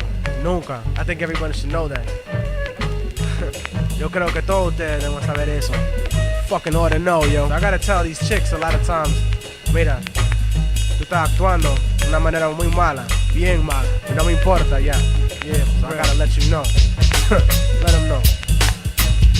Here we go. Dígale a la gente, B. We gotta let you know for real. Son, drop that. Siempre me encuentro con la mujer equivocada, a superficial mami con la alma comprada. Yo, I'm sick of stupid chicks que hablan de nada. Let's go to my house, conversación acabada. Yeah, we can fuck, but you gotta go after mañana. You walking bow-legged porque te dejé clavada. Don't ever talk shit about niggas and get enojada. There's a reason that you never been properly amada, cause you fuck niggas and suck dick como si nada. Para la porquería and save the drama. Don't come to the fucking club con una actitud mala. You've been drinking too much Bacardi and smoking Lala. Escúchame, señorita, if you don't respect yourself, don't expect respect from anyone else. Don't expect an hombre to support you with wealth. Go to college and be successful. Do it for Delph. Nunca vas a hacer shit without knowledge of self. Mommies with cultural ineptitude are bad for your health. That's the type of mujer that I put back on the shelf and go back to the packed crowd to look for somebody else. Adios. Check it.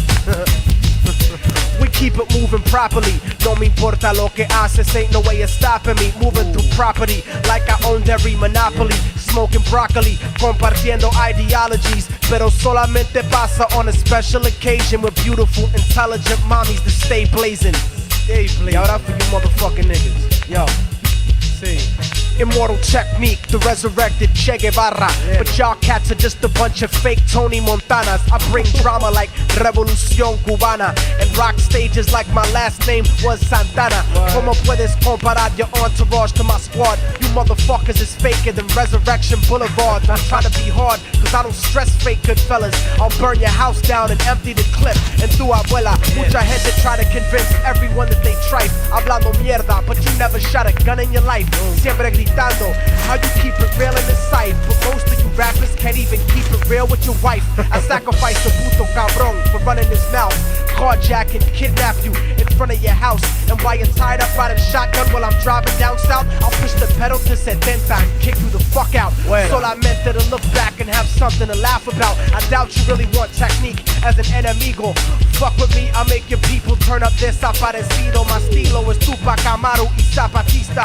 I'm a rebel soldier murdering rap artistas. Colombian necktie MCs, hasta la vista. Taking over the fucking country like a socialista. Yo, we keep it moving properly. No me importa lo que haces, ain't no way of stopping me. Moving through property like I owned every monopoly. I'll blow your fucking brains out and spread your philosophy. This is for all the celoso motherfuckers that's watching me. I don't make threats, bitch. Lo que hablo is prophecy. Para que toda la gente sepa que no me importa cuánta mierda ustedes hablan. Cuánta mierda. I'll still be on my job. Ever. Still be here. Still be doing my thing. Para siempre. Para siempre. I'll be at everybody's parade. Immortal Technique. We had a request from the wonderful Water Under the Fridge for Diabolic Truth Part 2. I don't know if it's going to be on here, but I'll check, my friend. You can do Part 1, not Part 2. Would you take Part 2? I mean Part 1? Would you take Part 1, Water Under the Fridge? I can do Part 1, but I cannot do Part 2. Part 1 is on here, Part 2 is not. Will you take Part 1? I repeat, will you take Part 1? Star Child, that is actually, that was a Spanish sort of like fun song, but that artist, oh, Soul Controller, for some reason, I thought you said Salam Alaikum. You may have actually been saying that to someone, or I misread the chat earlier, but you know, we could just start saying Salam Alaikum to your, or Salam Alaikum to each other. Why not, Soul Controller? I'm all about it. Maybe you were saying it to someone earlier to be nice, or someone was saying it while you were talking. But anyway.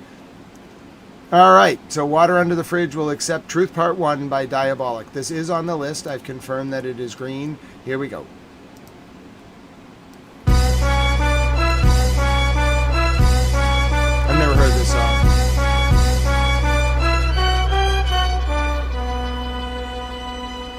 What do you do when the devil looks right in your eyes and you find out your entire life is a lie? Inside Capitol Hill, those cowards were laughing. The towers were crashing, they allowed it to happen. Devoured the fragments in the media's sight with some of the sickest shit I ever seen in my life. Orchestrated by Masons, all related. Their royal seal and oil fields, corporate hatred. But how can I be concerned with world war? Gotta worry about dying from sticking some girl raw. What you heard before ain't as big of a lesson as George and Jeb Bush rigging elections. Press release worldwide, west to east, followed by George Jr.'s acceptance speech. I'm too stressed to sleep or believe I'm alive, cause death just creeps, so I sleep when I die. I'm screaming out why as I reach for the sky. I dance with the devil, God don't even reply. Burn weed till I'm high, with my chest wheezing, left breathing, shadow of death creeping. My ex beefing, laying threats to get even. Me dreaming of Russian roulette, left leaking. But if I was left leaking, I'd be accepting judgment. So I made my choice, I ain't accepting nothing. I don't believe your truth, I've been lied to. So if you're ready to fight, I'm right beside you. If you don't believe, you don't see what I do. Just open your eyes, the truth's inside you. I don't believe your truth, I've been lied to. So if you're ready to fight, I'm right beside you. If you don't believe, you don't see what I do. Just open your eyes, the truth's inside you. I run in CBS with a Beretta shooting. This way, I can televise the revolution. No resolution when cops load up a Glock clip and shoot like you Diallo holding his wallet. Luckily, Bollock was raised with street smarts, taught since birth to evade police knocks. Praying to God, fighting Satan's beast mark, hoping one day I can make the seas part. I cross the train tracks and hear an outcry, like why's the ghetto always on the south side? Skeptics will understand the art of war when they lock the streets and declare martial law. When a rain of microchips starts to pour, what the fuck you think the National Guard is for? It's a bad dream when Big Brother maps genes and injects technology in kids' vaccines. It's next to nothing but my blood pressure's rushing. And damn right I fight sleep, cause death's his cousin. Now maybe you'll believe me and listen a bit. When you're online to get a microchip in your wrist, we're living this shit. Government's playing a role.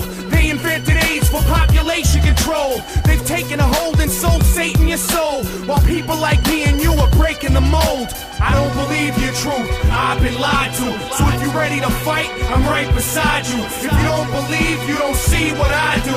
Just open your eyes, I like the truth's it. inside you. I don't believe This your is for truth, Water Under the I've been lied to. So if It's you're ready very to fight, informed. I'm right beside you. If you don't believe, you don't see what It's I like do. tech, for Just sure. open your eyes, the truth's inside you. It's not just my home, it's real in every place. Like anthrax sent from a military base. Y'all emulate snakes who imitate disciples, watching the Catholic Church manipulate the Bible. I never stood a chance of enjoying the scripture.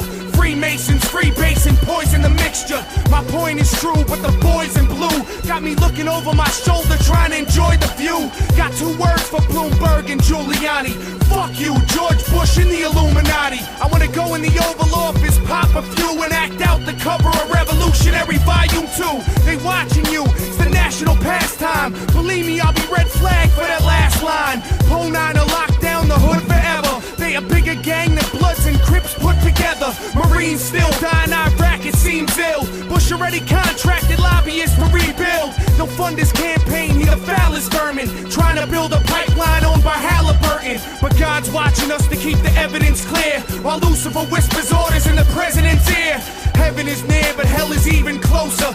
I live it every day, watching demons approach us. I don't believe your truth, I've been lied to. So if you're ready to fight, I'm right beside you. If you don't believe, you don't see what I do. Just open your eyes, the truth's inside you. I don't believe your truth, I've been lied to. So if you're ready to fight, I'm right beside you. If you don't believe, you don't see what I do. Just open your eyes, the truth's inside you. Oh, nice. I like it. Very nice, Water. Yeah, very nice. Very, very similar to Tech in style. A lot of good lyrics. I've never listened to Diabolic. Thank you for introducing me to that, Water Under the Fridge. I will put that into my playlist. If you're wondering what's going on, somebody got Israel to stop bombing Lebanon. And I'm going to sit here and monitor the cam for a little bit. I have a doctor's appointment. Then we'll be with each other again in the morning. It's a very perilous piece. I have to sit here and watch it. I'll play you another song. I might take some requests. I'll either go to bed when we hit our goal or when I get dizzy. Let's see. There's I can't play a lot of these songs. I would love to play a lot of your requests, but they're not in here. It's a very limited beta project YouTube's done, and you really can't do it doesn't have as many as you would think. It really doesn't. It has some songs, like for example, Tech really did a good job with his library, and it benefits the artist. You get part of the ad revenue, but I think a lot of artists don't know about this service because a lot of them don't have it licensed when it would benefit them to do it. From what I can see, you kind of have to be up with it. You have to have seen it and kind of known it's a thing. You have to click. You must have to sign up for it. It's a really good option. I'm glad YouTube is offering it. I hope more artists take advantage of it. Here's a really good song I like from a band called Lucky Boys Confusion. They don't allow you to play everything. They only allow one of their albums, and it's a really good one. It's a song called Cigarettes. It reminds me of my youth. This is for me. It's called Cigarettes by Lucky Boys Confusion.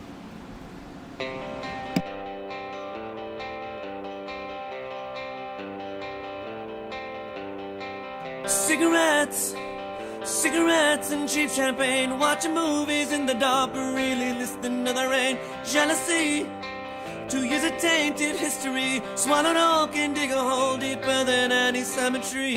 Can wear you out, 'cause you're solid gold. Cigarettes, old regrets, they can't compare with where we are now. Come stars and all the cars out on the street. Don't understand, can't understand just what you see. A pioneer in a vagabond, just in case of charity. Can wear you out, 'cause you're solid gold. If I could just shut up, we could get down. Pretend we're the only ones alive in this town. If I could only laugh, if I could only breathe, if I could only change one thing. Cigarettes, cigarettes and cheap champagne. Watching movies in the dark, but really listening to the rain. Don't understand, can't understand why you believe the pounds of bills won't break your will until the day you set me free. Can wear you out, 'cause you're solid gold. If I could just shut up, we could get down. Pretend we're the only ones alive in this town. If I could only laugh, if I could only breathe, if I could only change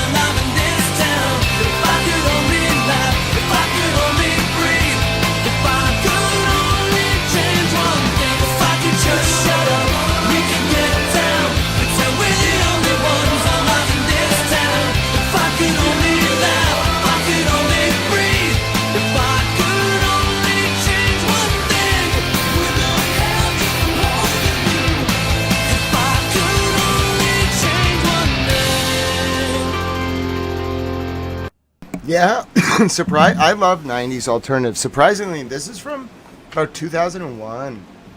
Oh, Water Under the Bridge. God bless you. R.A. the Rugged Man song, Learn the Truth, is good too. If it's on your list, pretty sure you would dig it. All right, you know I'll take any request from Water Under the Fridge. I'm taking requests right now. There's this cool new YouTube feature in beta where you can like learn which songs are available to share the ad revenue with the artist. Like they kind of license it and you can like see if it's green. We can't do Learn Truth, but I have the options Lessons or Wondering. All right? I have the options Lessons or Wondering for you. Water Under the Fridge, Lessons or Wondering. Unfortunately, your request Learn Truth is not available. But I do have Lessons or Wondering. If you don't have any requests, that's fine. I can get another answer for you. Hi, Towel Mom Bunny, how you doing? We're monitoring Lebanon. There are going to be no bombings on Lebanon. I'm going to watch. I'm just going to monitor. Soul Controller, I appreciate your request. Lame Matrix, I'll check. I don't think Green Day's on the list, but I'll check. Sometimes, like, things I don't expect are on there. Wondering is sad. Oh, okay. So you want to do Lessons? How about Lessons? I could do Lessons. It's up to Water Under the Fridge. They made the request. We're monitoring Lebanon.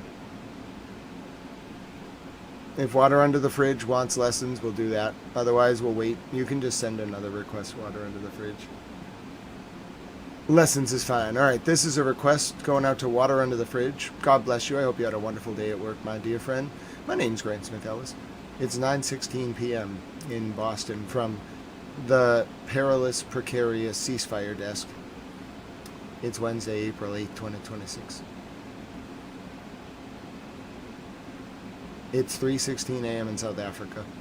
It's 4:16 in Tel Aviv, Israel, and it's 4:46 a.m. in Tehran, Iran. This one's going out to Water Under the Fridge. Here we go. R.A., what's the lesson for? No, Towel Mom Lynn, I didn't. Should I check my subscriber count? Well, I'll do it after this song. I am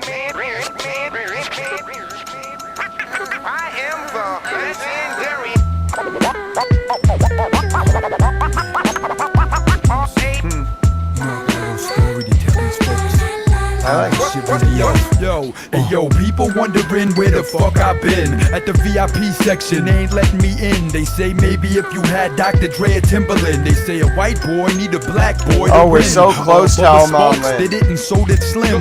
Just Blaze is hot now, why don't you get with him? I watch mad rappers bite my shit and blow up and make millions off what I created. That's tough luck. I first started getting coverage around the same time Steve Stout used to carry Kid and Play's luggage. I seen rappers turn from sex symbols and heartthrobs to being forgotten. Now they out looking for jobs. I seen EPMD break up. I seen my little brother Max fall asleep and he ain't never wake up. So when I rhyme, listen seriously. When I spit, I'm giving you the truth, clearly who I really be. It's an audio version of reality TV. I had deals from Russell Simmons to Master P. Even 5-year-old white girls be rapping today on the playground like, oh shorty, it's your birthday. Here's a little story I got to tell.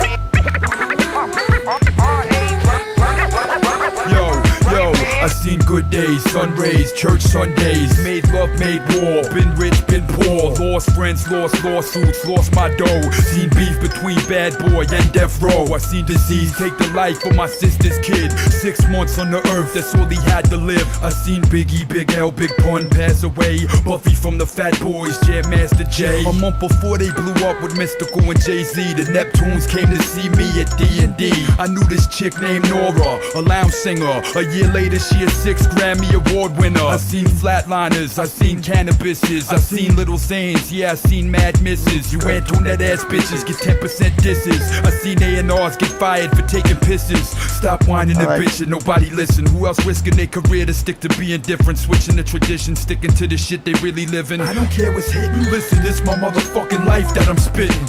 Here's a little story I got to tell. It's about rap. I'm at peace with myself now. How about that? I hated life, I wanted to die a few years back. I was mentally ill, it's hard to come back from that, but I got through it, now I got my sanity back. Y'all are like HBO fighters, get the money and fame, then you get beat up like Klitschko and Sugar Shane, or get beat like Vernon Forrest or Prince Nassim. Yeah, you all turn pussy once you get that green. I got love for Havoc from Mobb Deep. When I was broke, sleeping in the street, he hooked me up with a free beat. Alchemist, you still my little buddy, even though you stole that Royce the 5'9", the King beat from me. I ain't down to sign autographs or shake your hands. I don't want trendy ass followers for fans. I don't want to sell records, I don't want to be big. I don't want MTV running up in my crib. I don't want to be liked in the music biz. I don't want fans that don't know who G-Rap is. It's right before my time, but it's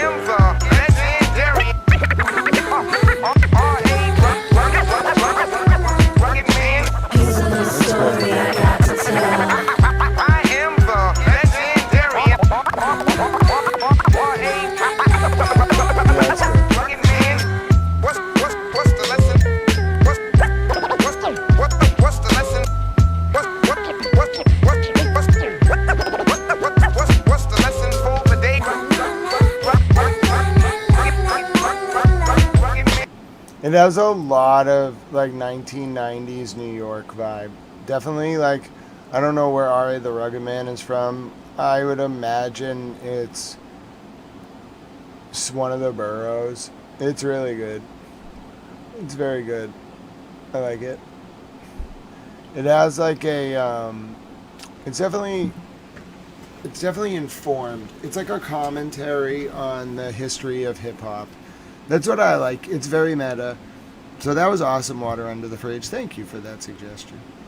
Let's see. What else do I have here? Oh, let's see if there's anything by the Wombats. I like the Wombats.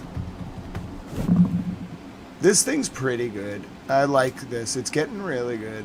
It's getting better. Not a lot of bands like know about this. I think it's because it's in beta, but they should really sign up for this. It's really, really, really good. Like on a scale of 1 to 10, I love this feature. I'm gonna write a really good review for whoever invented this for YouTube. It really could help music. I really think it could help like small artists, because like they don't make a lot of money off their songs. R.A. is from New York. Oh, I didn't know that. He's Jewish. I didn't know that. That's cool. I don't know a lot of Jewish rappers. I think like Modest Yahoo is a Jewish rapper. There was some controversy about him. I don't know what's going on. I don't have like enough information. I want to play some Arctic Monkeys. I like the band Arctic Monkeys. All right. This is called Riot Van. Really like if you've never been to England, if you didn't live in England between like 2004 and 2009, this song isn't going to make a lot of sense. But just imagine like, oh goodness, Soul Controller. He's a political revolutionary or a radicalizing. Who broke the deal, Razor? I think well, it depends what you mean by the deal. What is the deal? I don't think there is a deal. Like, a ceasefire under international law is a formal legal mechanism. You can't just say, like, this is a ceasefire. That's not binding under the terms. It's just each side is saying they're going to impose unilateral, like surrender on each other. Who's in the... It's not a question of who broke the terms. It's a realpolitik question for me, Razor. It's like, who has the ability to enforce the like global normative framework? And I think the answer is Iran. So therefore the question is like, it's not like who broke it. Iran like did some like strikes at the very end of the ceasefire period. Like they were trying to just say, okay, this is it. You started it, so we get to end it, which is like the gentleman's thing to do. Like, you know, one person goes first, one person goes last. But anyway, like... Israel not Israel, it was Benjamin Netanyahu personally, I'm sure, committed what can only be described as a crime against humanity this morning in Lebanon. And it really upset the world community. It caused like a very visceral reaction from a bunch of different countries. No one really defended it. So, and it threatened to like throw off the peace process. But like right now, I think Iran has the moral upper hand, and like the frankly, the military upper hand because, like, they were just using missiles at will. So, my opinion is that Iran technically probably, like, did a little hand slap. I know people who, like, think of missiles as not hand slaps won't understand, but in the context of the past 40 days, Iran probably technically violated the ceasefire, which didn't exist because it wasn't a ceasefire, by launching those missiles at Tel Aviv late last night. But, like, did that justify what Israel did in response? But in Lebanon, no. In Lebanon, Hezbollah didn't do anything after 4 a.m. So my opinion is that Israel's act in Lebanon today was so over the line that it wasn't just a matter of them violating the ceasefire. They actually, like, Benjamin Netanyahu may have committed a crime against humanity, depending on the opinion of the international community. And, like, that's not just violating a ceasefire. Like, he took the bait. Like, Iran set him up to be this evil monster, and he took the bait. I mean, because he is. They just let him, they wound him up. It was a perfect cycle. Like, they outdueled him psychologically so well. Excuse me? I'm live. What are you doing? Who are you? You're being broadcast. You should leave. I'm broadcasting live to like 180 countries. There's probably 12,000 people watching. You should leave immediately. I hear you.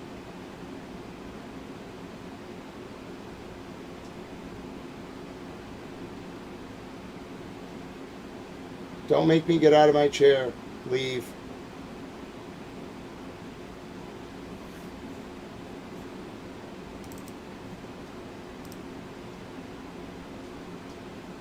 I turned my camera on too.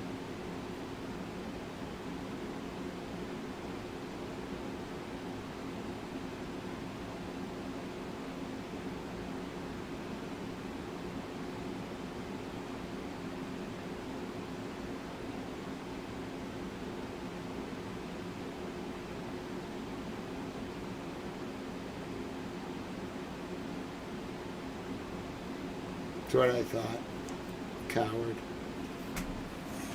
Why do people like coming into my freaking private home? I can hear you coming. Coward. I'm not taking his bait. Yeah, I'm fine. Somebody was outside that door. It's locked. So they would have had to, like, it's set up in such a way where if you mess with that door, like, I will know. It's not booby trap, but you have to, like, stick your hand around it.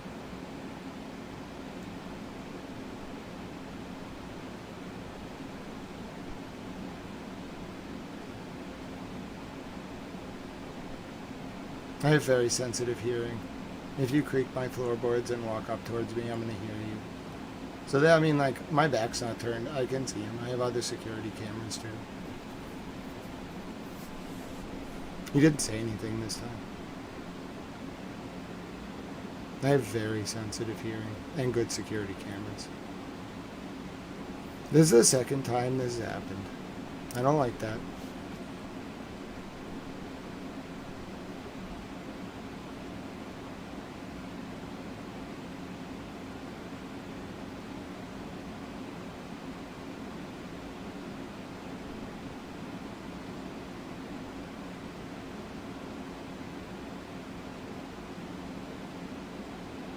He didn't want to play. Hey. Last time he wanted to talk. Maybe he didn't think I would be live. I don't know. People are kind of dumb.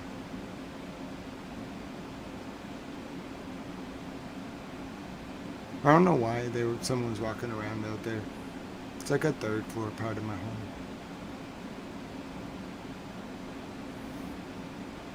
I know, people do it all the time, Mimi. It's the second time on stream. This time he didn't say anything. I'm gonna listen to my song now. I have security cameras though, so it's not like he can get close. I saw him coming. Might have been just somebody who was trying to like do a task or something, so I'll just ask. He didn't say anything. He might have just been trying to like vacuum the stairs or something. I don't know.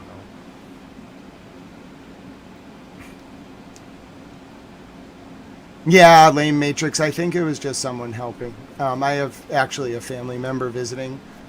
It wasn't her though, but it might have just been someone with them. He could have. I think once I said I'm live, he just didn't want to say who he was. But no, when it was actually a problem. So a few weeks ago, I was doing Epstein file research, which is the only reason I'm a little on edge. I have one guest over. It's not a guest. It's a family member who's visiting. So I think it could have just been them or someone they're with. I can kind of smell food too, so they might have just been like trying to vacuum like and clean up.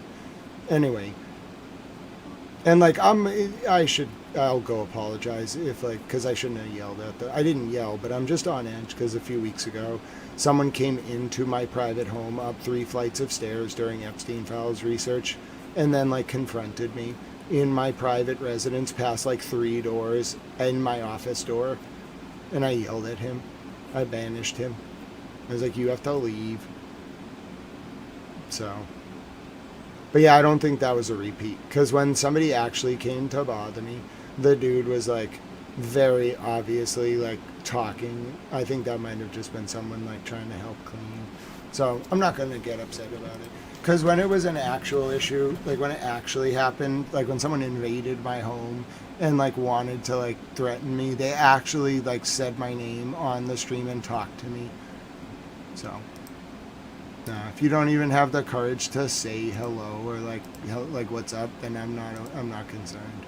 The other dude a few weeks ago, oh my goodness, he actually like he asked me for a man-to-man. He somehow got in, like, it's one thing to get into the home. He got into like a private space of a shared dwelling, got up like 3 flights of stairs and then confronted me. Yeah, Bunny, I think it's okay. Like, I really think it was just somebody cleaning, because I can kind of smell the food downstairs. But like, I'm gonna tell them like, bro, you can't be doing that. Like, it's clearly a closed door. Just call if you want to come up. Like, it's not a big deal. But like, I'm gonna think you're here to attack me because the guy came and invaded my home.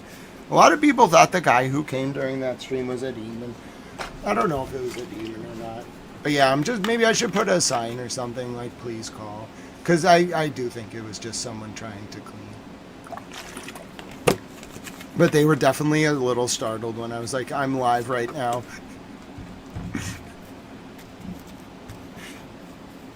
Don't make Kofi come over and guard the door. Yeah, no, and I can actually smell like something really good, and we don't cook a lot here. I'm trying to cook more, but I can smell like very distinct, like flavorful food. So I'm just going to attribute it to people downstairs. And I have an eye on the cameras. No one's going to mess with me. I can see them coming.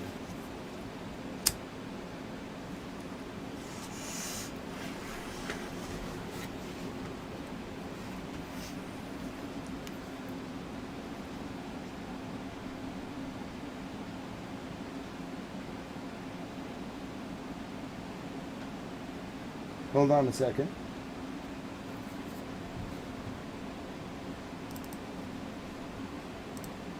Why are you out there? Who are you? I hear you. I hear you like zipping things. You're on camera. You're live. You're in front of like, I don't know, 12,000 people. You need to announce yourself. You are in my private space.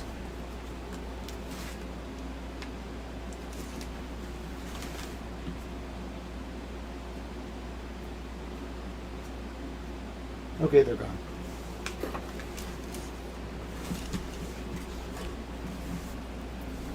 It's getting very frustrating.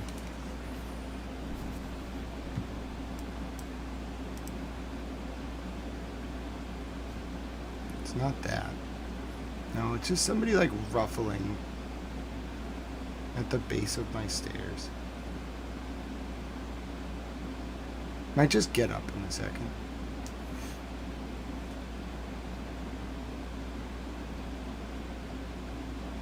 I kind of want them to be dumb, though. Why do I have a hole in the door? That's a good question. I actually added, it's my door. I bought that door. Like I wanted there to be a door, and then I wanted there, when the man came to my door, he like tried to get in this space. And so I didn't like that I had to open the door in order to be able to deal with him.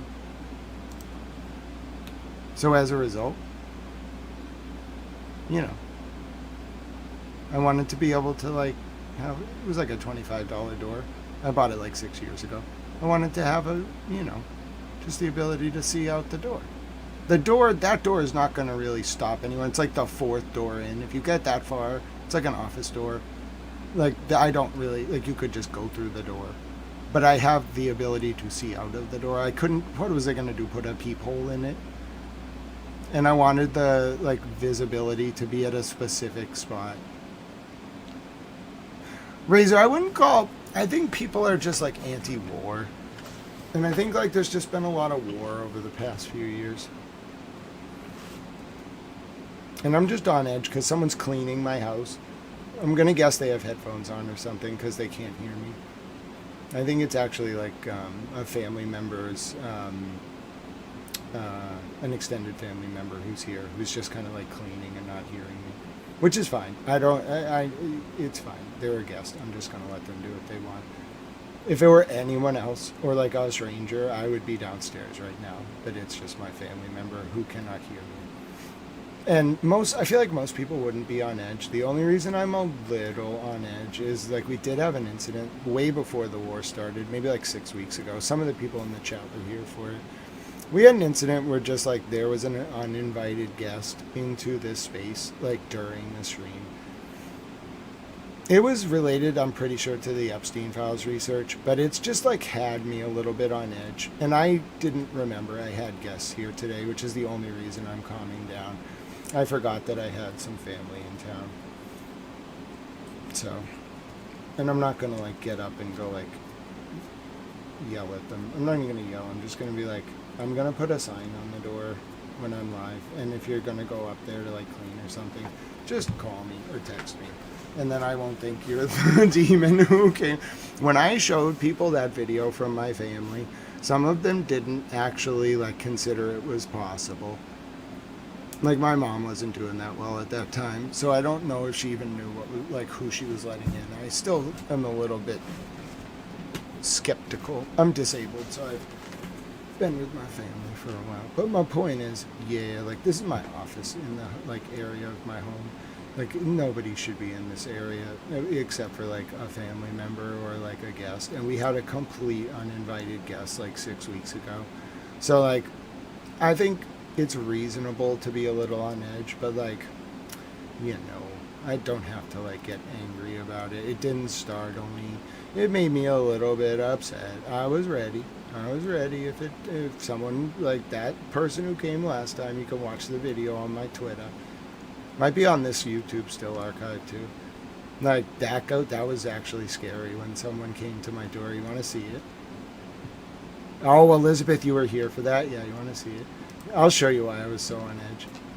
I didn't even remember I had guests here, and that's my fault. Not my fault, but like, why would I even think about that? Like, my first instinct was, it's the guy, it's the demon.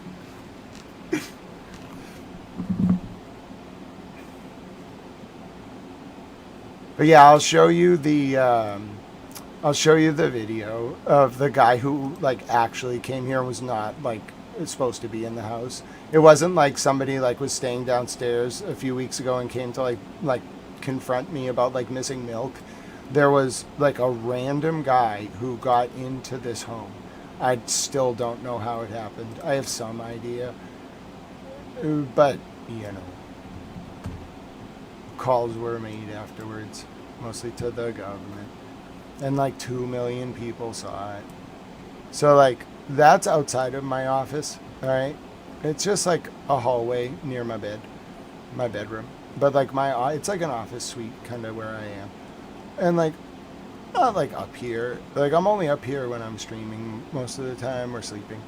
But like, it's a very like small space, you know. It's not, I don't need a lot of space or anything. But it's like, you know, there's like 5 feet between the top of the stairs and my door to the office. Hello, Colleen. Welcome. God, thank you for becoming a towel thing. So anyway, like 3 weeks, when was this? Like February, 10th? We were just doing our Epstein Files research, as one is wont to do. I forget what I was looking into. I think it was like a non-profit, like that was used to like hide stock trades. And so I'm like doing my research, and then some man just like shows up. I don't know who he is to this day. I made some calls. I think he was a demon. And anyway, you'll see what happened. He like shows up and asks me for a man-to-man, and you're gonna see it. It was exactly like this stream, okay? And like we actually have the camera set up so I can at any time just show you what's going on behind me in case that happens. It like makes the chat moms feel more safe when I do that. So anyway, it was like February 10th of this year. I'll tell you this story quickly. It was like right before the war started. I'm a journalist. I cover a lot of different stuff, mostly the courts, Epstein Files research we were doing. But like for me, like I'm mostly interested in like the role of government, public policy, things like that. So I'm like covering the Epstein Files, and like I just want to let you know, like 2 million people, like I don't even know how this is possible. Like 2 million people like looked at the post I made after the guy left the next day. Like this like whole area was filled with bugs. I got most of them like pretty quickly. I used a lot of like chemicals, and like you can see them in the walls. It's an HD picture, and obviously they weren't like flying around after I was done. But yeah, like there's a lot of just like bugs on like, and I had to clean the walls, and it was just a battle. Now, there was no reason for bugs to be here. Like, there's like a little paint can stain from when like we first painted. And there's like, you know, like a vacuum. And then there's like, I forget what that is over there, like an old like storage unit. There's nothing in it, just like paper. So I'm checking all around. Like I'm checking for sugar. I'm checking for like anything that could explain the presence of bugs. I'm looking in like the crevice. I'm thinking, did I like have a coffee one morning? Maybe I like dropped it. Like some sugar got in like the floor. Nope. And I'm spraying the whole thing down. I could not explain these bugs. It was like a swarm too of like bugs. And so I'm like a little weirded out by it, you know, like the whole thing still. And that's the only reason I'm on edge. Like it was weird. Like the experience was weird. The thing was weird. I don't want to live in this like paranoid state, but I have a very like perceptive mind. So like if I see you coming or hear you coming and I don't know why you're there, I'm gonna like have a question about it. And like this in particular, like you'll see the moment, like I handled it well, but like, yeah, if there's a repeat of this, like I will assume if you break into my home, you're trying to hurt me, unless like you're a guest. Like I forgot I had guests today, a family member staying today because they weren't here when I started the stream, but I just remembered they're supposed to be here. But that's different. Okay, that's just me being a little bit jumpy. This, however, was not, and you'll now see why I'm a little traumatized about people in my space. Don't like people being in my space. You can be in my space, but you need to be invited. It's being annoying. Hold on. Here we go.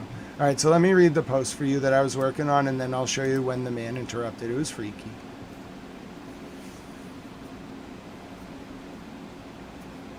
Conversation. In case you missed it. An unknown man entered my private home and made his way to my home office door during Monday's livestream.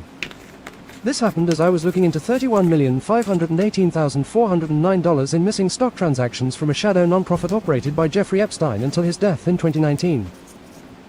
I eventually found that Epstein sold stocks after he was jailed in 2019 and moved $31,518,409 of stock 2018 without reporting any of the required transactions on the firm's federal 990 tax form that year, despite doing so every other year.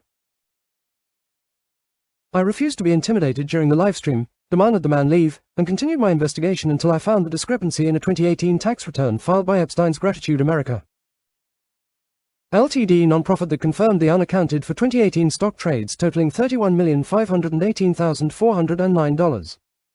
The unaccounted for stock transactions in 2018 transactions are as follows. Bought $9,651,059. $1,730,674. $20,136,676. Sold. $9,741,132. $1,604,011. $20,103,887.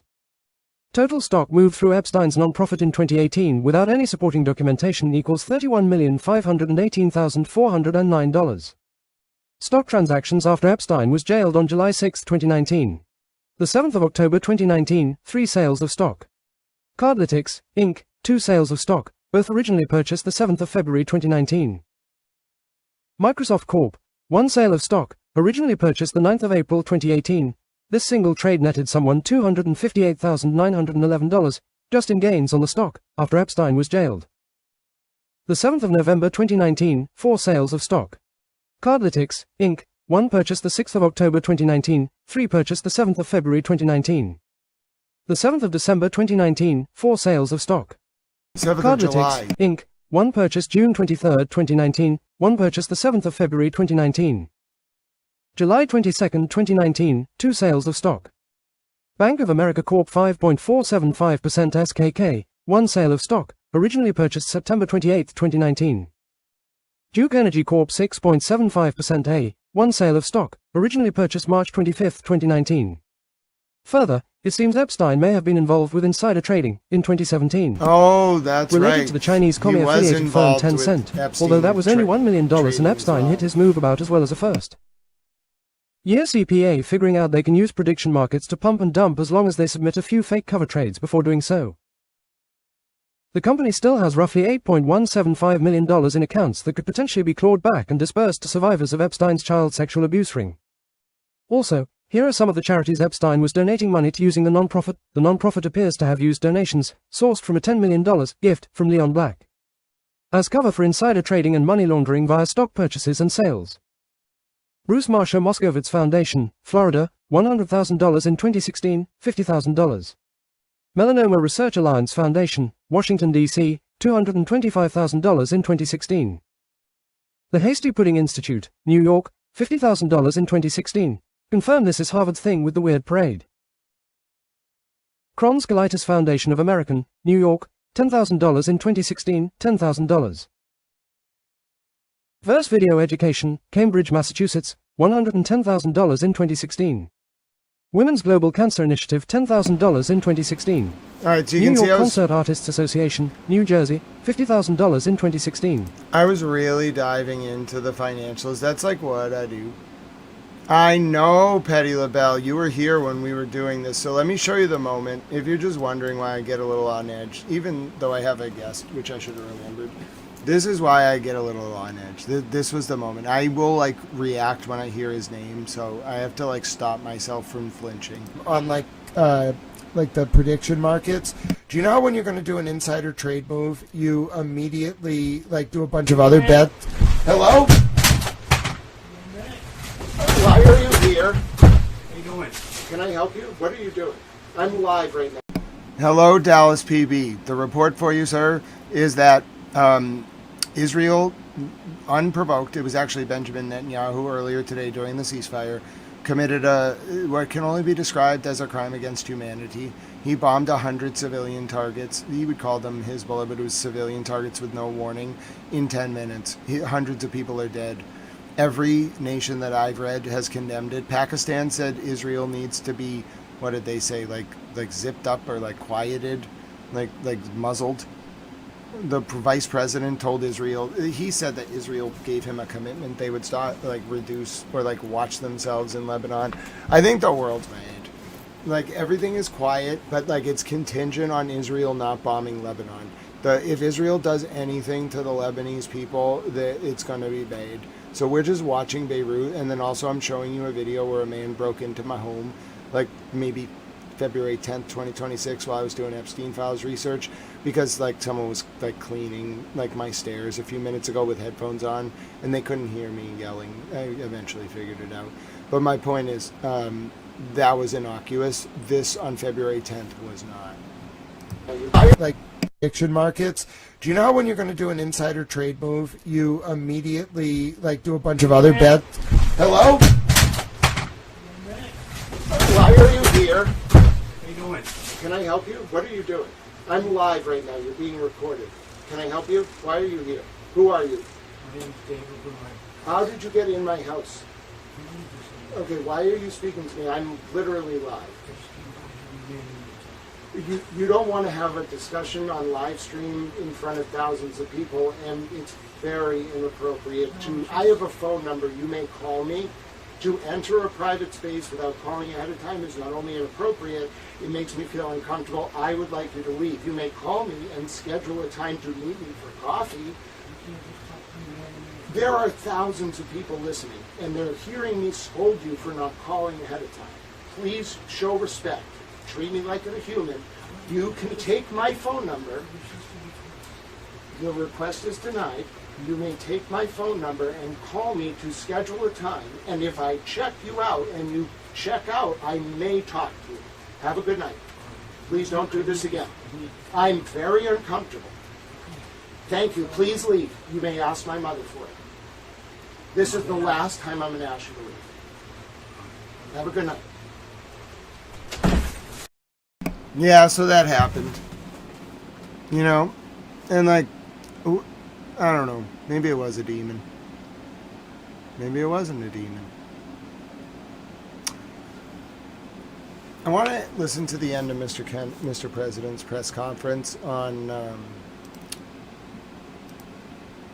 I want to listen to the end of Mr. President's press conference about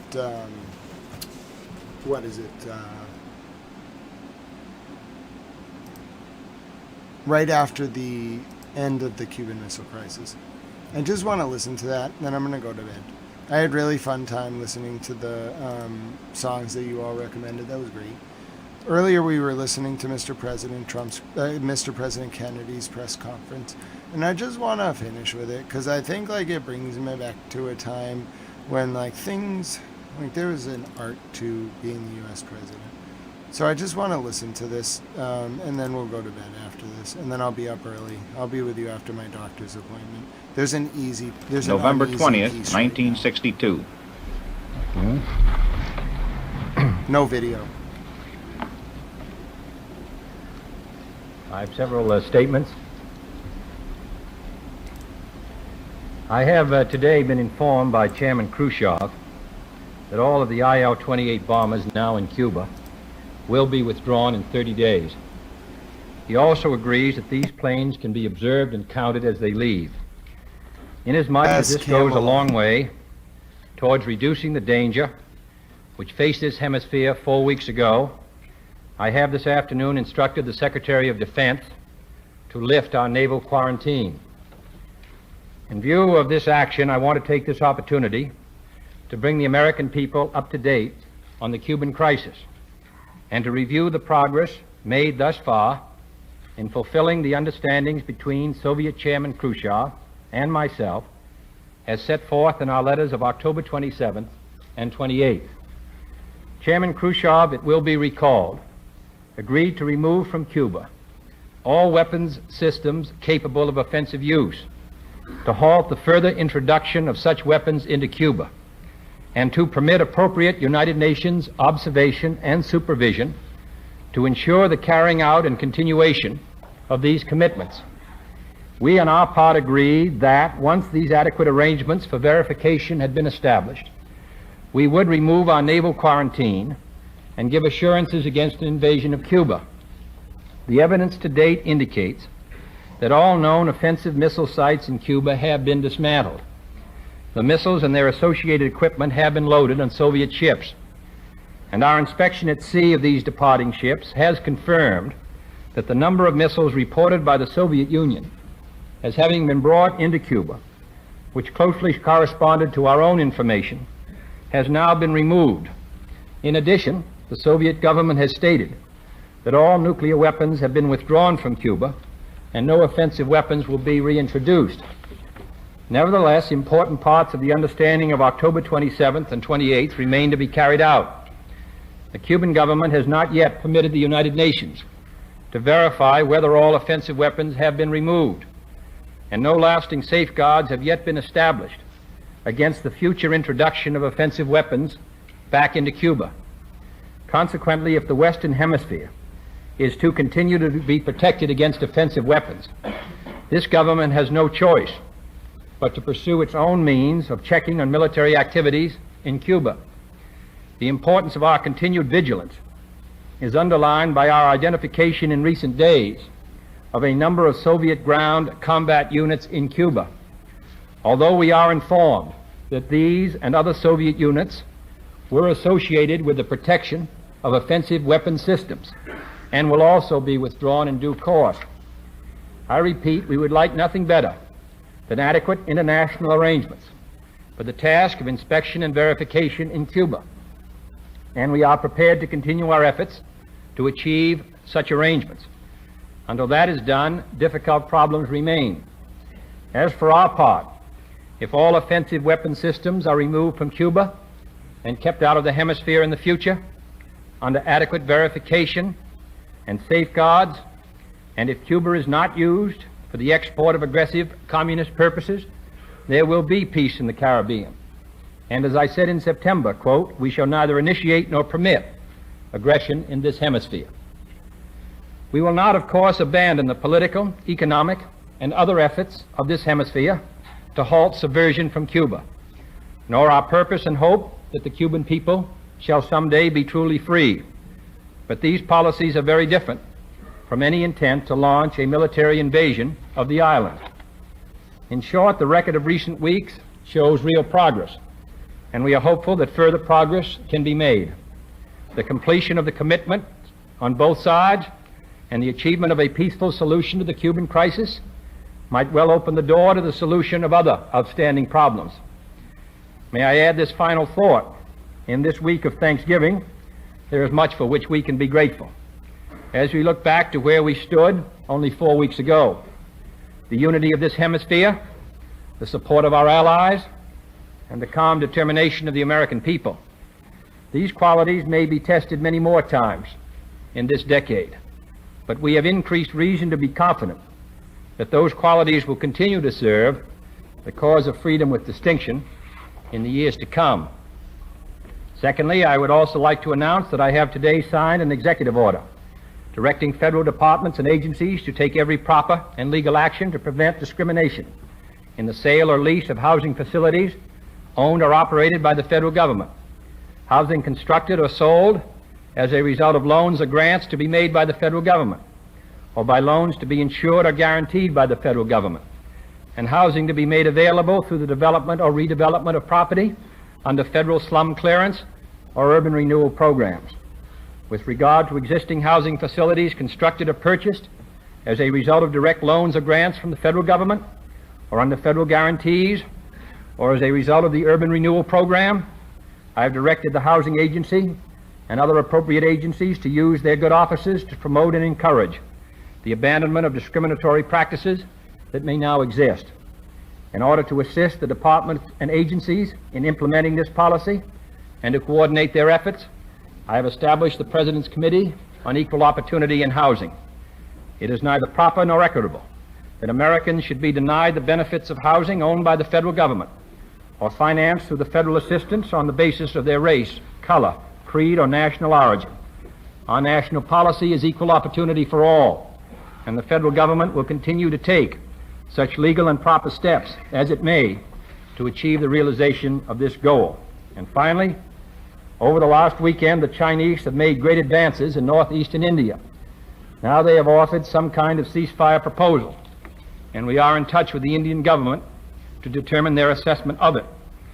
In order to better assess Indian needs, we are sending a team to New Delhi, headed by Assistant Secretary Avril Harriman, including Assistant Secretary of Defense Paul Nitze and other representatives of the Defense Department and State Department. It will leave tomorrow. In providing military assistance to India, we are mindful of our alliance with Pakistan. All of our aid to India is for the purpose of defeating Chinese communist subversion. Chinese incursions into the subcontinent are a threat to Pakistan as well as India, and both have a common interest in opposing it. We have urged this point in both governments. Our help to India in no way diminishes or qualifies our commitment to Pakistan, and we have made this clear to both governments as well. President, with respect to your no invasion pledge, there has been considerable discussion and speculation in the press as to the exact scope of this pledge. I believe that Chairman Khrushchev in his letter of the 28th made the assumption or the implication or the statement that no attack would be made on Castro not only by the United States but any other country in the Western Hemisphere. It appeared to be an implication that possibly you would be willing to guarantee Castro against any and all enemies anywhere. Now, I realize that in your letter there was nothing of that sort, and you've touched on this today, but I'm wondering if you could be a bit more specific on the scope of your no invasion pledge. I think that today's statement describes very clearly what the policy is of the government in regard to no invasion. I think if you reread the statement, you will see that the position of the government on that matter. President, in speaking of adequate verification, does this mean that we insist upon on-site inspection? Would we be satisfied with anything less than actual on-the-spot inspection in Cuba? Well, we have thought that to provide adequate inspection should be on-site. As you know, Mr. Castro has not agreed to that, so we have had to use our own resources to implement the decision of the Organization of American States that the hemisphere should continue to keep itself informed about the development of weapon systems in Cuba. Yeah. Mr. President, in connection with your statement on Cuba, would you say if you foresee any need for direct U.S. Participation in the border difficulties there in the way of manpower, will we have to send troops there? There's been no indication of that, and I think we can get a more precise idea of what the Indians need to protect their territorial integrity when Governor Harriman returns. And also, I understand a similar mission may be being sent from London. And I think by the end of the week, we ought to have a clearer idea of what the ceasefire offer means, what the military pressures are in India, and what assistance they would like to receive from us. But as of today, I've heard nothing about American troops being requested. Trainers and advisors. No, I think we can't tell precisely what the Indians require, and that's why this mission is going tomorrow, composed of representatives of state and defense. Mr. President, apparently you've established quite a free-flowing channel of communications with Chairman Khrushchev. I wonder if you could comment any on this, perhaps telling us how many messages you've exchanged, some of the tenor of those, and if this will be a pattern for the future. And we've exchanged several messages in an attempt to try to work out the details of the withdrawal of the IL-28s and also a system of verification in an attempt to fill in detail the assurances given in the letters of late October.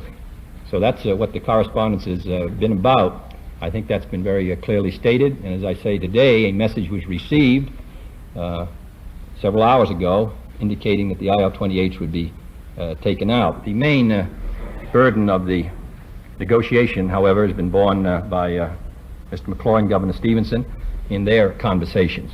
But I have continued to indicate how we defined offensive weapons, which has been the subject of this correspondence and really the subject of the negotiations between Mr. McCloy and Mr. Stevenson on the one hand, the Russians on the other. In addition, the question of adequate verification has been a subject of the correspondence and the subject of the negotiation. Mr. President, in the various exchanges of the past 3 weeks, either between yourself and Chairman Khrushchev or at the United Nations, have any issues been touched on besides that of Cuba?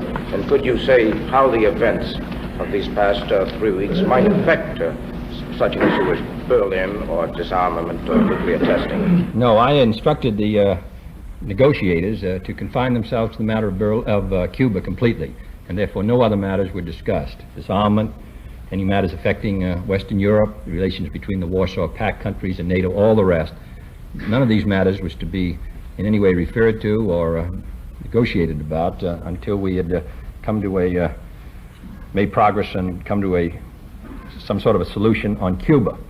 So that has been all we have done diplomatically with the Soviet Union in the last month. Now, if we're successful on Cuba, as I said, we'd be hopeful that some of the other areas of tension could be relaxed. Obviously, when you make progress in any area, then you have hopes that you can continue it. But up till now, we have confined ourselves to Cuba, and we'll continue to do so until we feel the situation has reached a satisfactory state. Mr. President, your administration, like others, is being criticized for its handling of information. The point is being made that reporters are being hampered in carrying out their role as the link between government and the American people, that we're not keeping the American people well informed as a result of government policies. Leroy Collins, former governor of Florida, now head of the National Association of Broadcasters, has accused both the Defense Department and the State Department of news suppression in the Cuban crisis.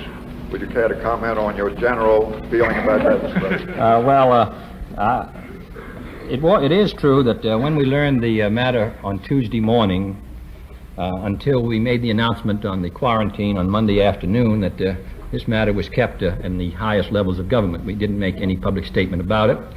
And I returned to Washington that Saturday morning because I had a campaign trip that was going to take me till Sunday evening, and I had to come back, and we did not want to indicate to the Soviet Union or to Cuba or anyone else who might be our adversaries the extent of our information until we had determined what our policy would be and until we had consulted with our allies, the members of OAS and NATO.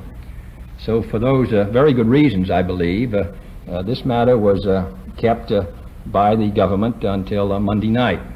There is at least one newspaper learned about some of the details on Sunday evening and did not print it for reasons of public interest. I have no apologies for that. I don't think that there's any doubt that it would have been a great mistake and possibly a disaster if this news had dribbled out when we were unsure of the extent of the Soviet buildup in Cuba, and when we were unsure of our response, and when we had not consulted with any of our allies who might themselves have been involved in great difficulties as a result of our action. During the week then, from Monday till Sunday, when we received Mr. Khrushchev's first message about the withdrawal, we attempted to have the government speak with one voice. There were obvious restraints on newspaper men. They were not permitted, for example, to go to Guantanamo because obviously that might be an area which might be under attack. Since that Sunday, we have tried to, at least intend to attempt to lift any restraints from the news, and I'm really, as a reader of a good many papers, it seems to me that the papers have more or less reflected quite accurately the state of our negotiations with the Soviet Union. They have, in a sense, been suspended because we've been arguing about this question of IL-28s. So there hasn't been any real progress that we could point to or any hard information that we could put out until today, which we're now doing. Now, if the procedures which have been set up, which are really to protect the interest of security of the United States, are being used in a way inimical to the free flow of news, then we will change those procedures.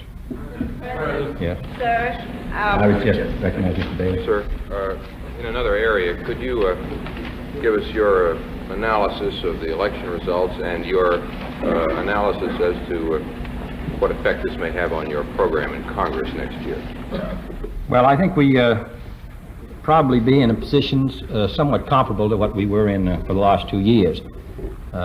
We did better than we had hoped in the election, but we still did not pick up seats, and we lost and won a number of votes by very close margins, particularly in the House. It really will depend on whether we can maintain a good deal of unity in the Democratic Party, and also whether we receive some assistance from some Republicans. If the Republicans vote unanimously against us and we lose 40-odd Democrats, about 1/5 of our number, then we will have difficulty. If we get the kind of Republican support that we got at the beginning of last year on the rules fight, then we can put some of these important programs through. So I think we have to wait till they come back before we can make a judgment, and we may be in about the position we were in the last 2 years. President, the people of Florida are hoping that you and your family will again spend Christmas with them. Can you tell us what your present plans are, sir? My father and mother are going to Florida in December, and my wife and children hope to go there for Christmas, and if my situation here permits, I will go in Christmas. If the question is the result of some stories that the tourist business in Florida is off because of our difficulties, I don't think it'll be too, I hope it will not be too dangerous in Florida this year. With regard to your housing order, could you explain first why you've taken so long to sign the order? Second, does it become effective tomorrow morning for loans and guarantees and everything Yes, quickly? that's correct. And third, what assessment have you made of the possible economic impact? Well, I said that I would issue it at a time when I thought it was in the public interest, and now is the time. Secondly, it will become effective immediately. Thirdly, I don't think that its immediate effect, there may be some adverse reaction, but I think that we will be able to proceed in the development of our housing industry, which is important to our economy. I know one builder the other day in part of New York said that he'd be very much against the housing order because it would hurt his development, and he was reminded that there was a more stringent law in effect in New York at the time, so that I think that some of the fears have been exaggerated. In any case, it's a sound public constitutional policy, and we've done it. President? President, another question on Cuba. Is it your position, sir, that you will issue a formal no-invasion pledge only after satisfactory arrangements have been made for verification and after adequate arrangements have been made to make sure that such weapons are not reintroduced once more?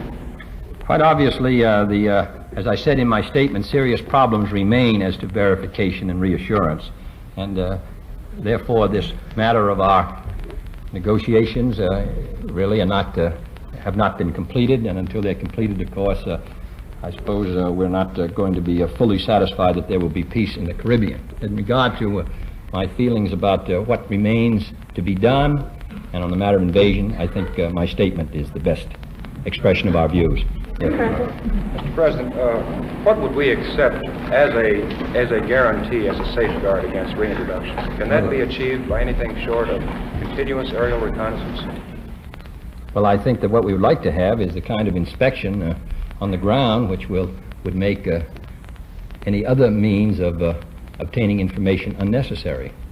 Continuing inspection after the settlement. Inspection which would provide us with assurances that there are not on the island weapons capable of offensive action against the United States or neighboring countries, and that they will not be reintroduced. Obviously, that is our goal. If we do not achieve that goal, then we have to use other resources to assure ourselves that weapons are not there or that they're not being reintroduced.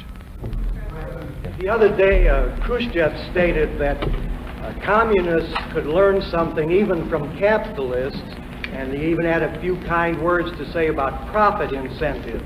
Do you read any great amount of significance into this? No, I don't. No. Except human nature is the same on both sides, fortunately, on both sides of the Iron Curtain, which is why I'm optimistic about the ultimate outcome of this struggle. Mr. President, Yes. sir, would you please clear up for us our relationship with the United Nations? If we wanted to invade Cuba, or we wanted to take unilateral action in any way, could we do so without the approval of the United Nations?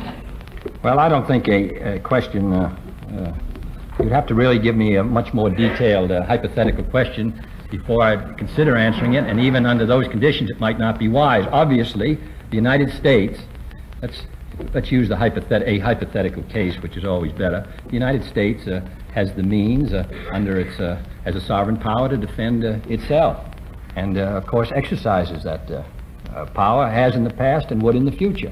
We would hope to exercise it in a way consistent with our treaty obligations, including the United Nations Charter, but we of course keep to ourselves and hold to ourselves under the United States Constitution and under the laws of international law the right to defend our security on our own if necessary, though we, as I say, hope to always move in concert with our allies, but on our own if that situation was necessary to protect our survival, our integrity, or other vital interests.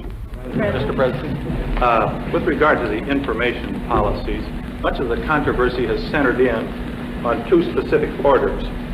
There's a Sylvester directive at the Pentagon, which is for policing the contacts of the press with individuals in the Pentagon. And there's another order by Manning in the State Department, which deals with the same general area. There's been quite a lot of criticism where some of the veteran correspondents have contended that this could cut down on the contacts, the normal flow of news, and also could cut down on controversy. I wonder if you have thought in terms of revising this, modifying it, or yes, changing as I said, it? we would modify it or change it if it turned out that it has the result that you suggest. As it is, we are tonight suggesting that there be lifted the 12 points that we made to the press in regard to voluntary restraints on the movement of troops and so on. That will be lifted tonight.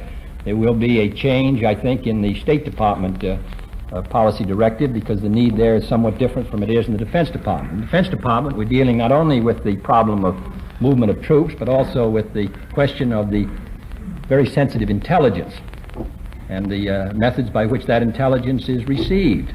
And I don't think that as yet it's been demonstrated that this has restricted the flow of essential news out of the Pentagon. Now, if it does, we'll change it.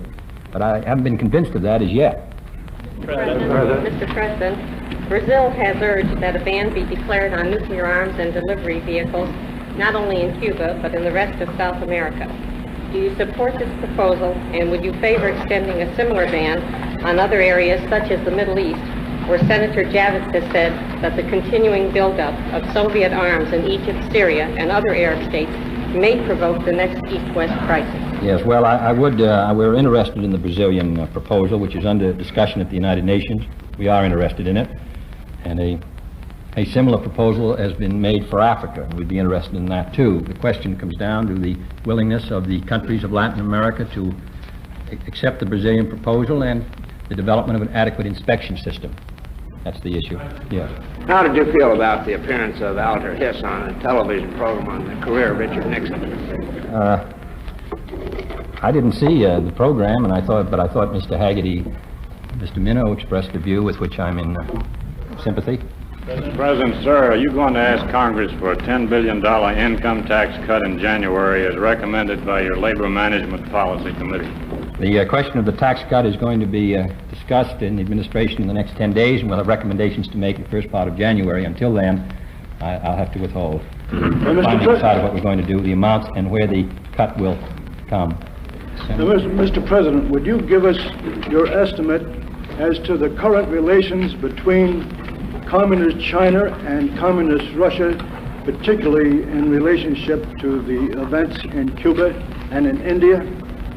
No, I don't think that any comment that I might make would necessarily be accurate, because there's a variety of opinions in regard to the matters which may be in dispute. And in addition, I think that it's a matter which we should study. There's no assurances that it means it's helpful to us or harmful as yet.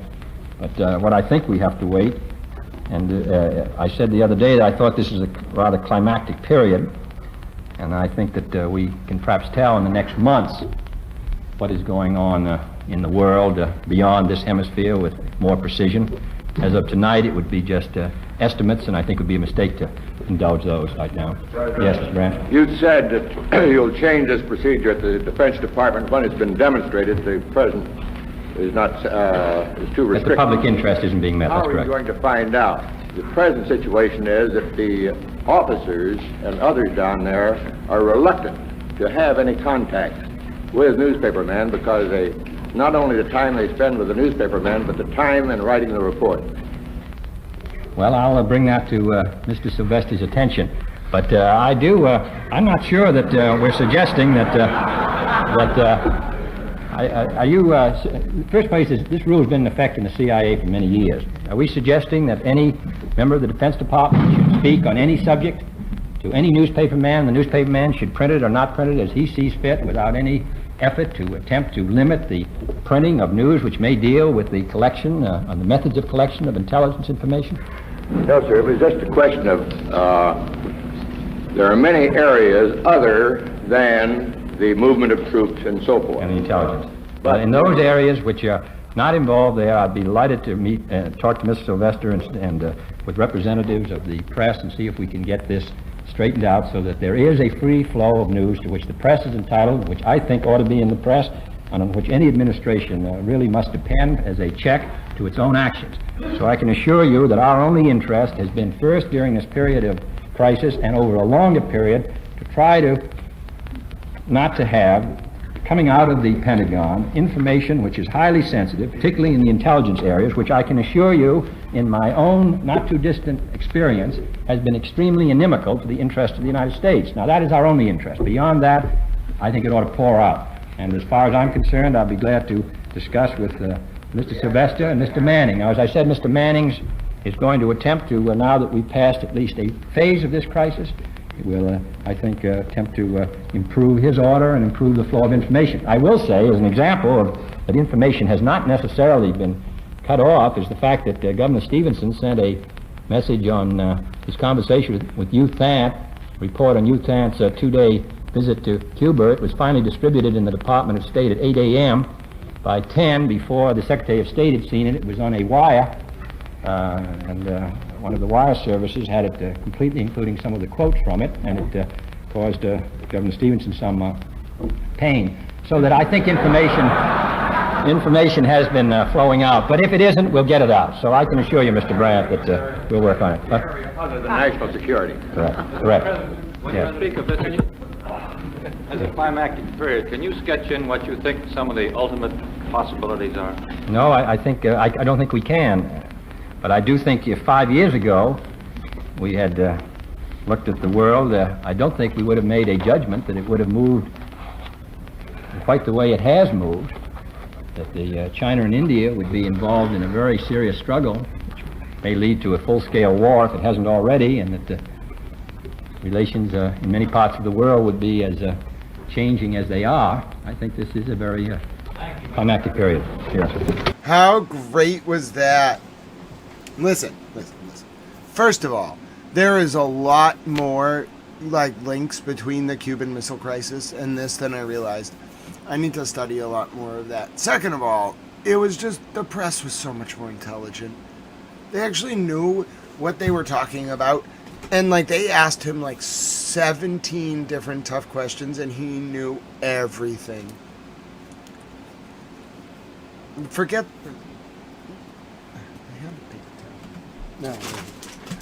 this guy, forget this modern format. Bro, we don't need a press secretary. Put the president out there and just those, I promise you, if you elect me, I will hold those press conferences. I will stand up there in the old executive office building. It's called the EOEB. I will stand up there in that very auditorium. I think it was the Department of State or Treasury back in the day. I don't know. I will stand in that room, the conference room, and I will just point at them and answer their questions. No screening, no favoritism, but it has to be you can't ask stupid questions, or I will get made. You have to ask intelligent questions that challenge me intellectually. I'll have so much fun.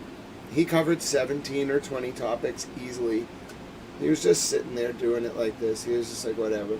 What word did he use there?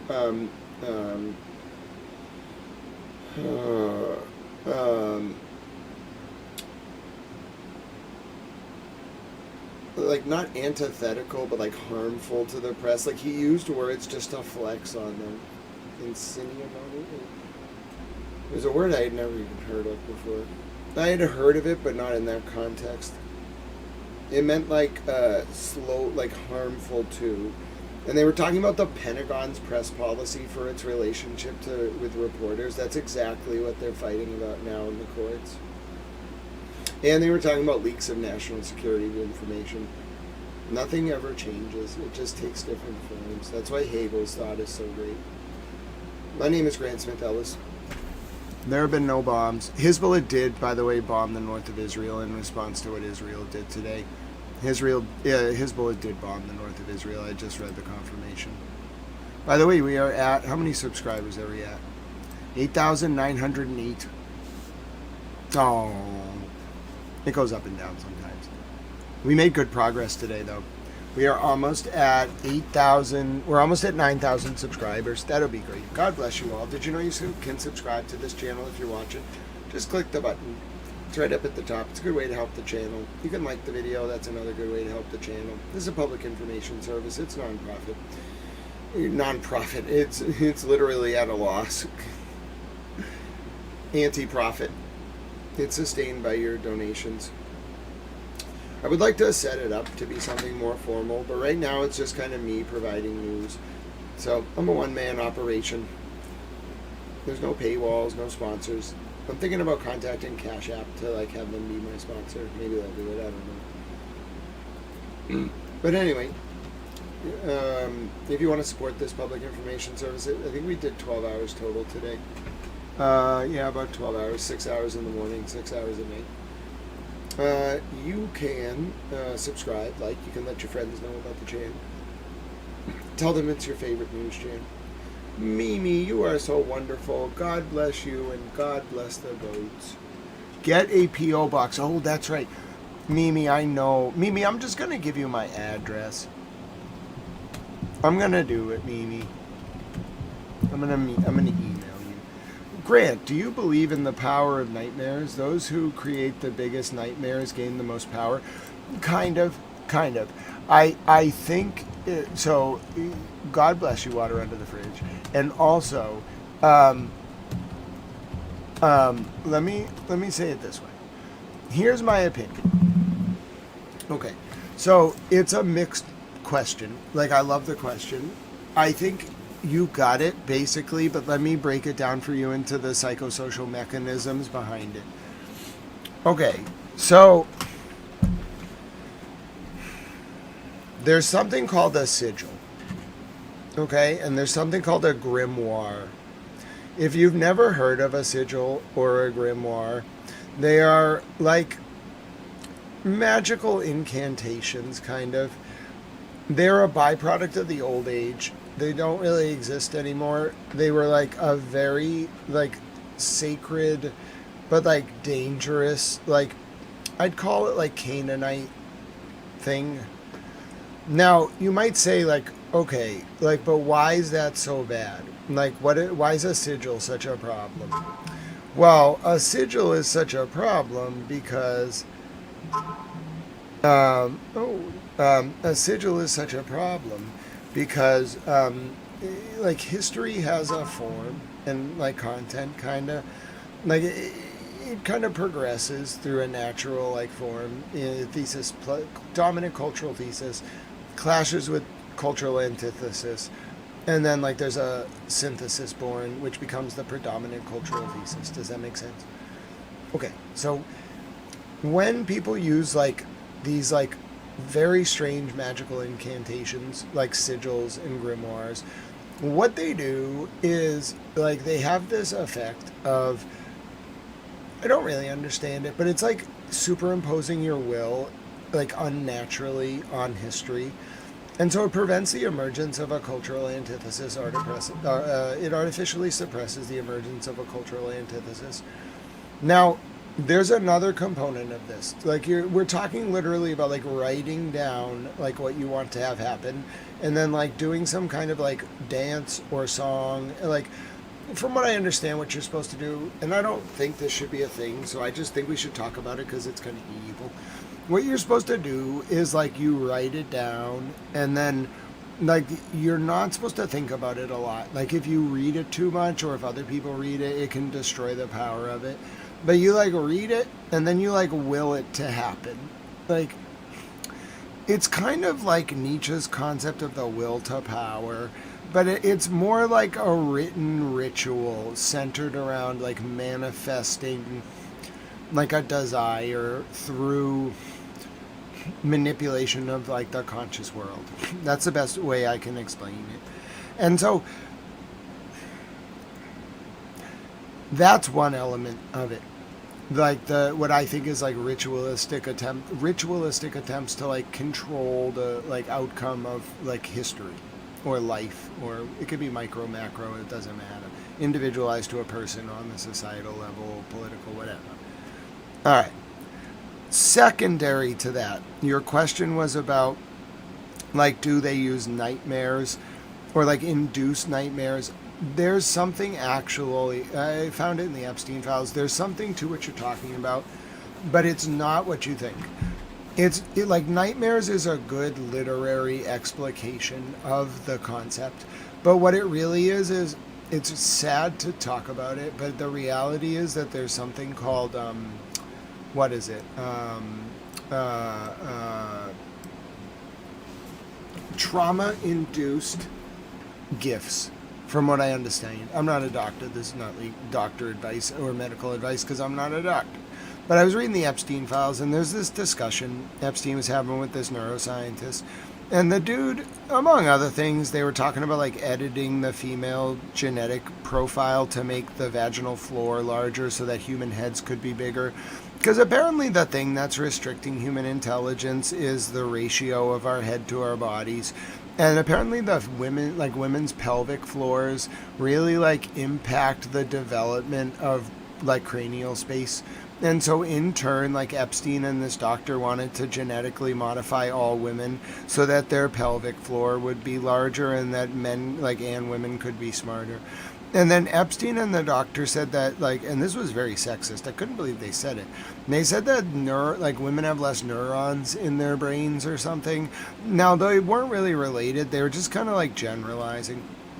But anyway, at another point in that conversation, and with Maxwell, Epstein talked a lot about inducing trauma in children at a young age, like, bad trauma. And then, like, what would happen is, like, I think a lot of people, like, kind of, like, miss the forest through the trees with the Epstein thing. He was hurting children, don't get me wrong, but the wider picture was, like, kind of genetic modification. And then also, like, you can't genetically modify a brain, really. Like, you can genetically modify the conditions in which a brain will grow, but you can't, like, you can make the head larger, things like that, but you can't really, like, genetically modify a brain. And so, like, what they were trying to do is, like, basically genetic modification of a brain by other means. And so they had this theory, and it's probably true. I don't know. I don't want to look into it. It's very scary. But I think a lot of us were subjected to it. But, like, if you traumatize a child at a very specific stage of development, like between, like, 2 and 6 or something. I don't know what the literature says. Frankly, I don't want to know. But if you traumatize a child at a certain age, what will happen is it'll really mess the child up for a certain amount of time. Like, there's a latency period, and then they will develop gifts. And what Epstein and Maxwell were really doing, they were like drug pushers and human traffickers and, like, just kind of like sleazeballs. And they, like, had a network of, like, brothels that cops would be the pimps for, just like the lowest, like, of the low of society. Stuff you do if, like, you're like a worthless, like, street pimp. Like, they were just, like, disgusting morally. And they just had stupid schemes for money, even though they had a lot of money. Like, they were just worthless hustlers. But anyway, and they hurt kids, so I really hate them. But anyway, what they were really doing is not only traumatizing the children, but they were doing it to try to they were tracking them through their life, and there was, like, stages of the gifts.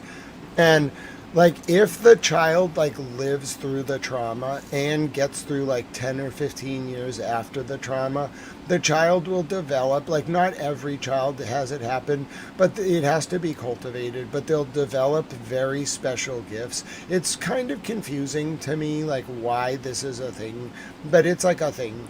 It's in the files. I don't really know enough about the science to explain, like, the mechanism of action. But apparently, like, they would monitor the victims, and, like, what would happen is they would show, like, stage 1 traits, like, of this, like, trauma-induced gift, and then they would kind of, like, look for, like, they would classify. They were, like, scientists. They were, like, nerds, Epstein and Maxwell. They would classify the victims based on what stage of development of gifts they were in, and they would try to, like, put these people into certain places. They were, like, their birdies. Well, bro, now they're my birdies, so how about them apples? Epstein and Maxwell talked to me, but I didn't know it was them. They ran 2 Reddit accounts called Maxwell Hill and Nut, Ansil, Untensil,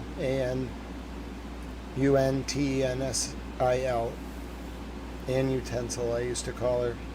People got it so wrong. Maxwell Hill was not Ghislaine Maxwell. It was Jeffrey Epstein. He was the guy.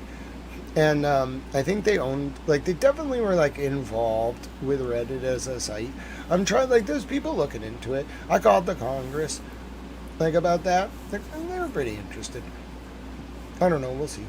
But anyway, my point is, I really don't like those people. And I really think that, you're on to something, water under the fridge. I think that it's, more than, the nightmares is a really good way of explaining it. But, it's more using, induced trauma to bring about, changed, genetic profiles in brains I don't know what these gifts are. I think, I'm a little worried I was one of them. Because, I was a victim. I don't remember being victimized. I really don't. But I also don't remember a lot of my childhood. And I was petrified for 15 years of, being in a room at night. And I'm petrified of needles. So I think, something bad happened when I was very young at night. And I don't remember it. I really don't. I have no recollection of anything happening to me at the hands of anyone. All I know is for 15 years I was afraid of the dark, very afraid, so afraid that I thought at all times that I was under perpetual threat in the dark. I just felt at any moment something was going to get me. But anyway, that went away after 15 years. And then what else happened? Needles. I have this visceral, what's it called? It's a reflex, vasovagal reflex, vasovagal reflex. I have a visceral reflex to needles, and I've had it my whole life. Not pain, I just immediately collapse. So I do think there's something to be said about this pattern in the 90s and 2000s of inducing trauma in children in mass. I really think they did it. I don't know why. I don't understand. I'm upset about it. I want to I'm facilitating various petitionings of the various governments and agencies and such and whatnot. And I shall get my answers. But I think we're just going to find out it was science run amok. Bunch of ivory tower, worthless, pieces of garbage who just didn't think about the implications of what they were doing. They saw people as projects, and they forgot the Kantian golden rule and the categorical imperative and Jesus and the Prophet Muhammad, peace be upon him. They just became the most evil people possible. And they were well, no individual humans matter. We'll just manipulate the genome. Yeah, bro. Great idea. Really good idea, man. No, it was not a good idea. It was a terrible idea. At least we're in the new age now. It's a lot more pleasant. I like it a lot better. You don't have to deal with those stupid rules of the old age. Why do I have to go on TV? I don't want to deal with the producer and the network executives and the booking producer. No, bro. No. We're in the new age now. Everybody loves each other. Except for the governments. We'll work on that. We're just in a better place now. I like it a lot. And Epstein had to go first. His whole blackmail regime had to go. I want to figure out a little bit more about how that ties into Adnan Khashoggi. And I want my damn paintings back. And I want to say, that's the other thing. If you elect me president, I will order civil forfeiture. Jeffrey Epstein's painting collection was one of the largest halls of private art in the world. I accounted for about $3.1 billion in wealth. He owned the Scream outright. It's worth $350 million. He had at least 15 paintings worth $150 million or more. He was such a loser. Thought he was so smart. Anyway, so I found the holding companies that own all of Jeffrey Epstein's art collection. It's $4 billion. If you elect me, I will order the law firms. I will have the DOJ order the law firms that are in charge of those 4 companies to forfeit them. I'll move for civil forfeiture. I'll order the DOJ to investigate and determine the legal necessity of civil forfeiture proceedings. Then I'll set up a fund specifically with that money for all of the victims of Jeffrey Epstein and Adnan Khashoggi. And then they all can draw money from it, but I get to oversee it, so they can't be messing around. You can't be like setting up another Jeffrey Epstein ring. We're not going to have that. But you can do almost anything else. So yeah, I think that's a good time. It was great to chat with you all, by the way. Thank you for the question, Water Under the Fridge. Maybe more of an answer than you expected, but I hope you liked it. Okay, so I kind of went off on a rant there. That was fun. I had a good time. Thanks for listening to me. My name is Grant Smith Ellis. This is a public information service.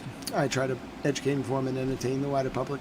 I use entertainment as a buffer to insulate you from trauma in order to educate and inform, such as to engender culture, public discourse, and ward off the usurpation of our forms of government worldwide. That's Pete Bunny Towel. Francine loves Pete Bunny Towel. Francine and Pete Bunny Towel are like best friends. Every time Francine sees Pete Bunny Towel, she's just thrilled. He loves her. She loves him. He's the channel mascot. He's a fluffy Pete Bunny Towel. He's a card stand right now because Towel Mom Bunny and Kofi, who's a dog, and Bo sent me like some really cool gifts. It's like a Funko Pop with a man with a cigarette in his mouth. And then it's a Arcanine card. There's some other cool cards. There's a Jerry Lawler card. There's our Kofi Kingston card. Kofi literally is named after Kofi Kingston. And I have his namesake. And I also know Kofi's dad, randomly. Kofi's dad's really smart. I don't think his name's Kofi. It might be Kofi, actually. I don't remember. I didn't ask. Anyway, so there's also a Jerry Lawler card, which is epic, and a signed Albert card, which is also epic. So yeah, my name is Grant Smith Ellis. That's Pete Bunny Towel. Francine's having just a day of her life. Extra stretch next time. Yeah, I definitely need to like stretch a little bit more. I do think that'll be healthier for me. Like, I'm not getting up as much as I should. I hurt my back the other day. God bless you. That's a good reminder, actually. I should definitely be stretching more. Trying to walk a little bit more. As a disabled person, I'm sewn together from hip to hip. So, like, if I showed you my scar, it goes from, like, this hip all the way. Like, it's probably, like, I don't know, like 20 inches or so. Like, 18 to 20 inches. And then it goes all the way to the other side. I'm literally sewn in half. So, yeah. A lot of people are like, hey, Grant. Like, no, you can't. Yep. I don't really, I'm a little bit, like, bashful. But, yeah. Like, I am legitimately sewn in half.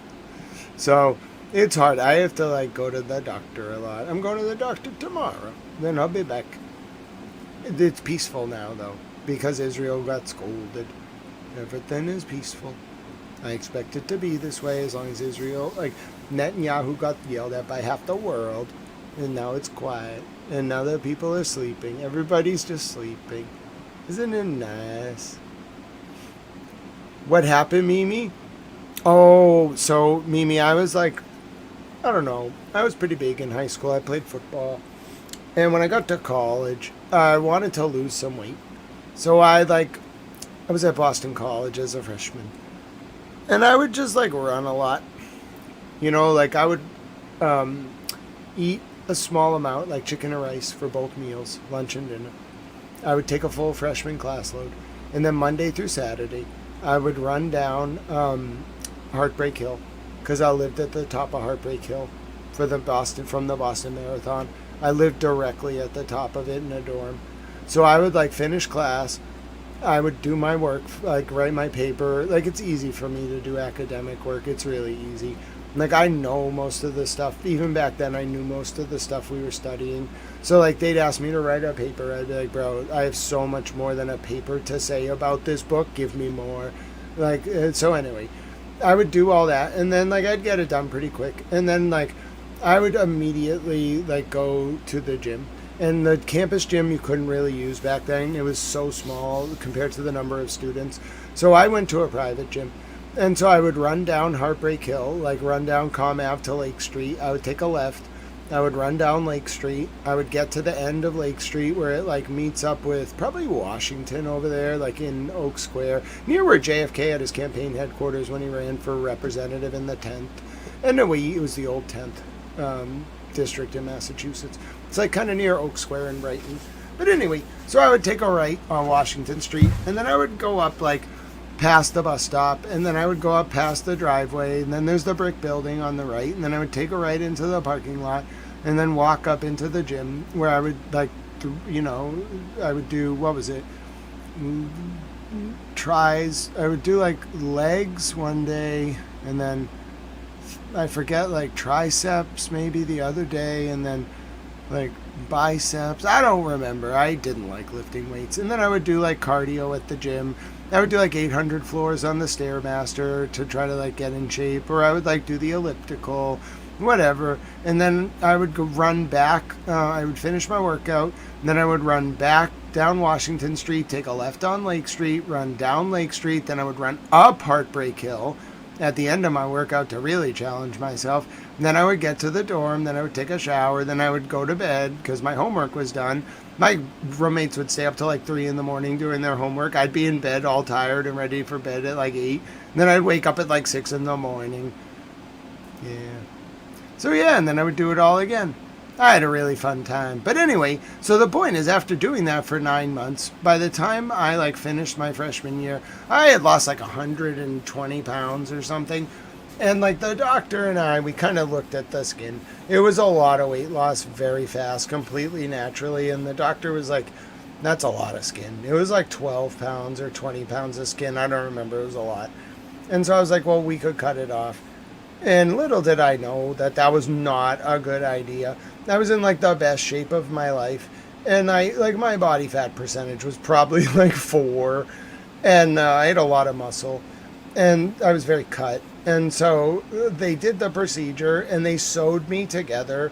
Like I have to permanently maintain the body shape of like an 18-year-old 6'2" guy who's like 170. So like I'm like 188 centimeters and like 170 pounds, like 80 something kilograms. I don't know, 70, 80 kilograms. And if I get any bigger than that, the problem is they sewed me together when I was at like my fittest weight. And over the, like, I don't know, a few years after that, I went up and down in weight, but my skin's elasticity is reduced. So eventually, in like 2013, 2014, I think it was May 6, 2014, Wednesday, I want to say, I think it was a Wednesday. I'll never forget that day. I was laying on my back, and I was in bed. I was in grad school at the time. I was working at a library, and I remember there was just this shooting pain from like my right ear, like all the way down to like my right hip. And I don't know what it was like that got affected, but like it was bad. I ended up like hospitalized. I was in and out of the hospital. They stabilized me after many years. It turns out that I have displacement of my abdominal viscera. Like it's kind of something you see when like you tight lace a corset too much or all the time. Like I'm like permanently like sewn together too tight. So my abdominal viscera, like my organs shift to facilitate like the tight lacing. And then in turn what that does is like it throws off my spine and pulls me forward. In turn putting pressure on my esophagus and my airway. So when I swallow like food, it goes into, and liquids, it goes into my airway. And when I breathe, it penetrates across into my esophagus. When they like have me eat barium with like Oreos, I'll have like an Oreo dipped in barium, and then they put me on this table and they like turn me upside down and make me drink fizzy drinks, and then they put this like living x-ray. It's not like a regular x-ray, it's like they watch your body, and they put me like upside down on a table, and then they like make me eat and drink barium, and they like look at how the barium goes down, and it's not good. So anyway, I have to like tuck my chin when I eat and drink, but I'm all, like my body's physically like I can sit and like I can walk a little bit, but like overall, like yeah, getting sewn in half was probably not the best idea. If I had known about the side effects, I probably would never have gotten the surgery. I don't think I'm moving anywhere. I might just go on I'm going on a vacation. I've decided for my birthday next month I'm going on a vacation. It's going to be awesome. I'm going to come visit some of you. And I'm going to visit Mimi soon. I'm just going to go there. It's going to take a little bit of time for me to do my U.S. road trip, but I'm going to visit some of you. This next year, I think I'm just going to visit some of you. I'm going to see where life takes me. It's time for me to spread my wings and fly. I have been trapped here since 2014 in a very broken body, and I finally feel that it's time for Towel to spread his wings and fly. Of course, we'll do our lives. You can do them from anywhere. But yeah, I'm ready. I have heard the call. I shall spread my wings. Mimi. My birthday is May 24th. It's the same day as Bob Dylan. But that trip, Mimi, I'm going to another country. It's going to be wild. I don't know if I'm going to be able to do it. We're going to raise funds this month. # Towel birthday trip. We're going to do good. I'm not going to rent any cars. I'm going to try to keep expenses down. If I need to take Ubers, I will. I actually got a pretty good discount on an Uber today. It was like $7 one way. That was not bad, but I had a 40% off coupon. Anyway, my name is Grant Smith Ellis. # Get Towel to his birthday vacation. We'll do that this month. But right now, it's peaceful. The sun is rising. There is no bombing. Everyone is sleeping. Israel slept, well, except for the very north. Israel slept through the night. Beirut is sleeping. Everybody's sleeping. How nice is this? Yes, Mimi, my birthday is May 24th. And there definitely won't be streaming. Just so if you're planning 60 days ahead of time, there will be no streaming no matter what's happening. I have to take that days off. On the 22nd, the 3rd, and the 24th. Maybe later, maybe before. I have to look at exact dates, but yeah. It'll be great.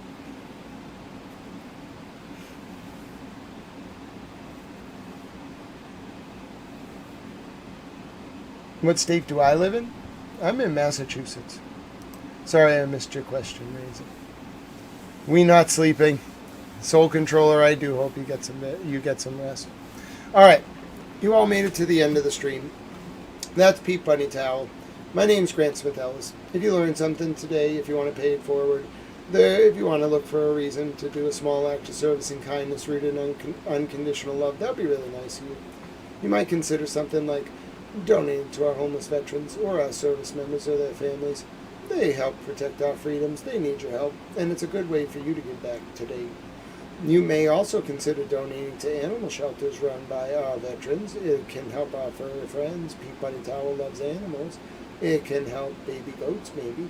And it can also help our service members or our veterans. If you can't find an animal rescue charity or otherwise run by veterans or service members, you may consider donating to animals in general. Everybody likes our furry friends. # Save the goats and the cows and the chickens and the cats and the dogs and the sheep and the baby goats, and also the dogs.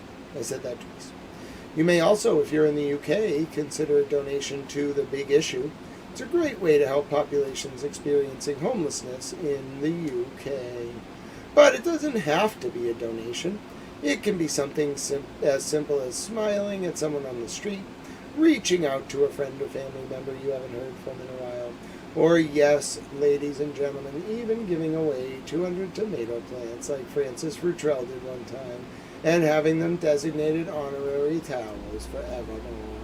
In that way, as the world sleeps peacefully, at least for a few hours, may we change up the current realpolitik from one centered on preserving, expanding, and demonstrating our power, to instead one centered on preserving, expanding, and demonstrating our capacity to engage in small acts of service and kindness, rooted in unconditional love. In that way, living up to our Tau Eudaimonia, or Summum Bonum, our greatest good in the ancient Greek or Latin respectively, and in turn bringing about a new digital epoch defined by Aquarius the water bearer, standing tall and carrying a Pete Bunny towel. The sun rises over the Middle East. Israel sleeps. Beirut sleeps for now. We pray peace continues. We prayed for this peace. There is a pensive precariously perched peace. The sun rises over Beirut. That's Pete Bunny Tao. I'm going to bed. Until, my name is Grant Smith Ellis, signing off from the War Desk. God bless each and every one of you. I pray for peace. I pray for the safety of the animals. I pray for continued peace and the safety of the animals and all of the troops and all of the people sleeping soundly. May they continue to rest their heads, and may they slowly recover from the agony of this war. My name is Grant Smith Ellis. It is 10:54 p.m. Eastern U.S. ceasefire time. It is Wednesday, April 8th, 2026. It is 4:54 a.m. in South Africa. It's 5:54 a.m. in Tel Aviv, Israel. And it is 6:24 a.m. in Tehran, Iran, Thursday, April 9th, 2026. I will see you all tomorrow after my doctor's appointment. It shouldn't be bad. No needles will be involved, I'm told. I have a surgery later this month, so I just have to go in and do some things and get ready. But anyway, so yeah, it's a small surgery. But yeah, it'll be a one-day procedure in and out. God bless all of you. I will see you all tomorrow after probably 1 or 2 p.m. Eastern. I need the morning off to go to the doctors. I hope you will pray my indulgence. Be well. God bless you, each and every one of you, Lane Matrix. Yes, I agree, Lane Matrix. God bless you. God bless you, Mimi, and Soul Controllers. Good sleep well, my dear brother, and Francine, and Water Under the Fridge. Free uncontrolled. Alright, you can join the Discord if you want to chat more overnight. I'll see you after my doctor's appointment. God bless you and be well. Thank you for being you. Thank you for being me, for being with me. My name is Grant Smith Ellis. Good night. God bless, and may God protect these wonderful United States of America and all of the countries of the world. May peace reign. May peace reign.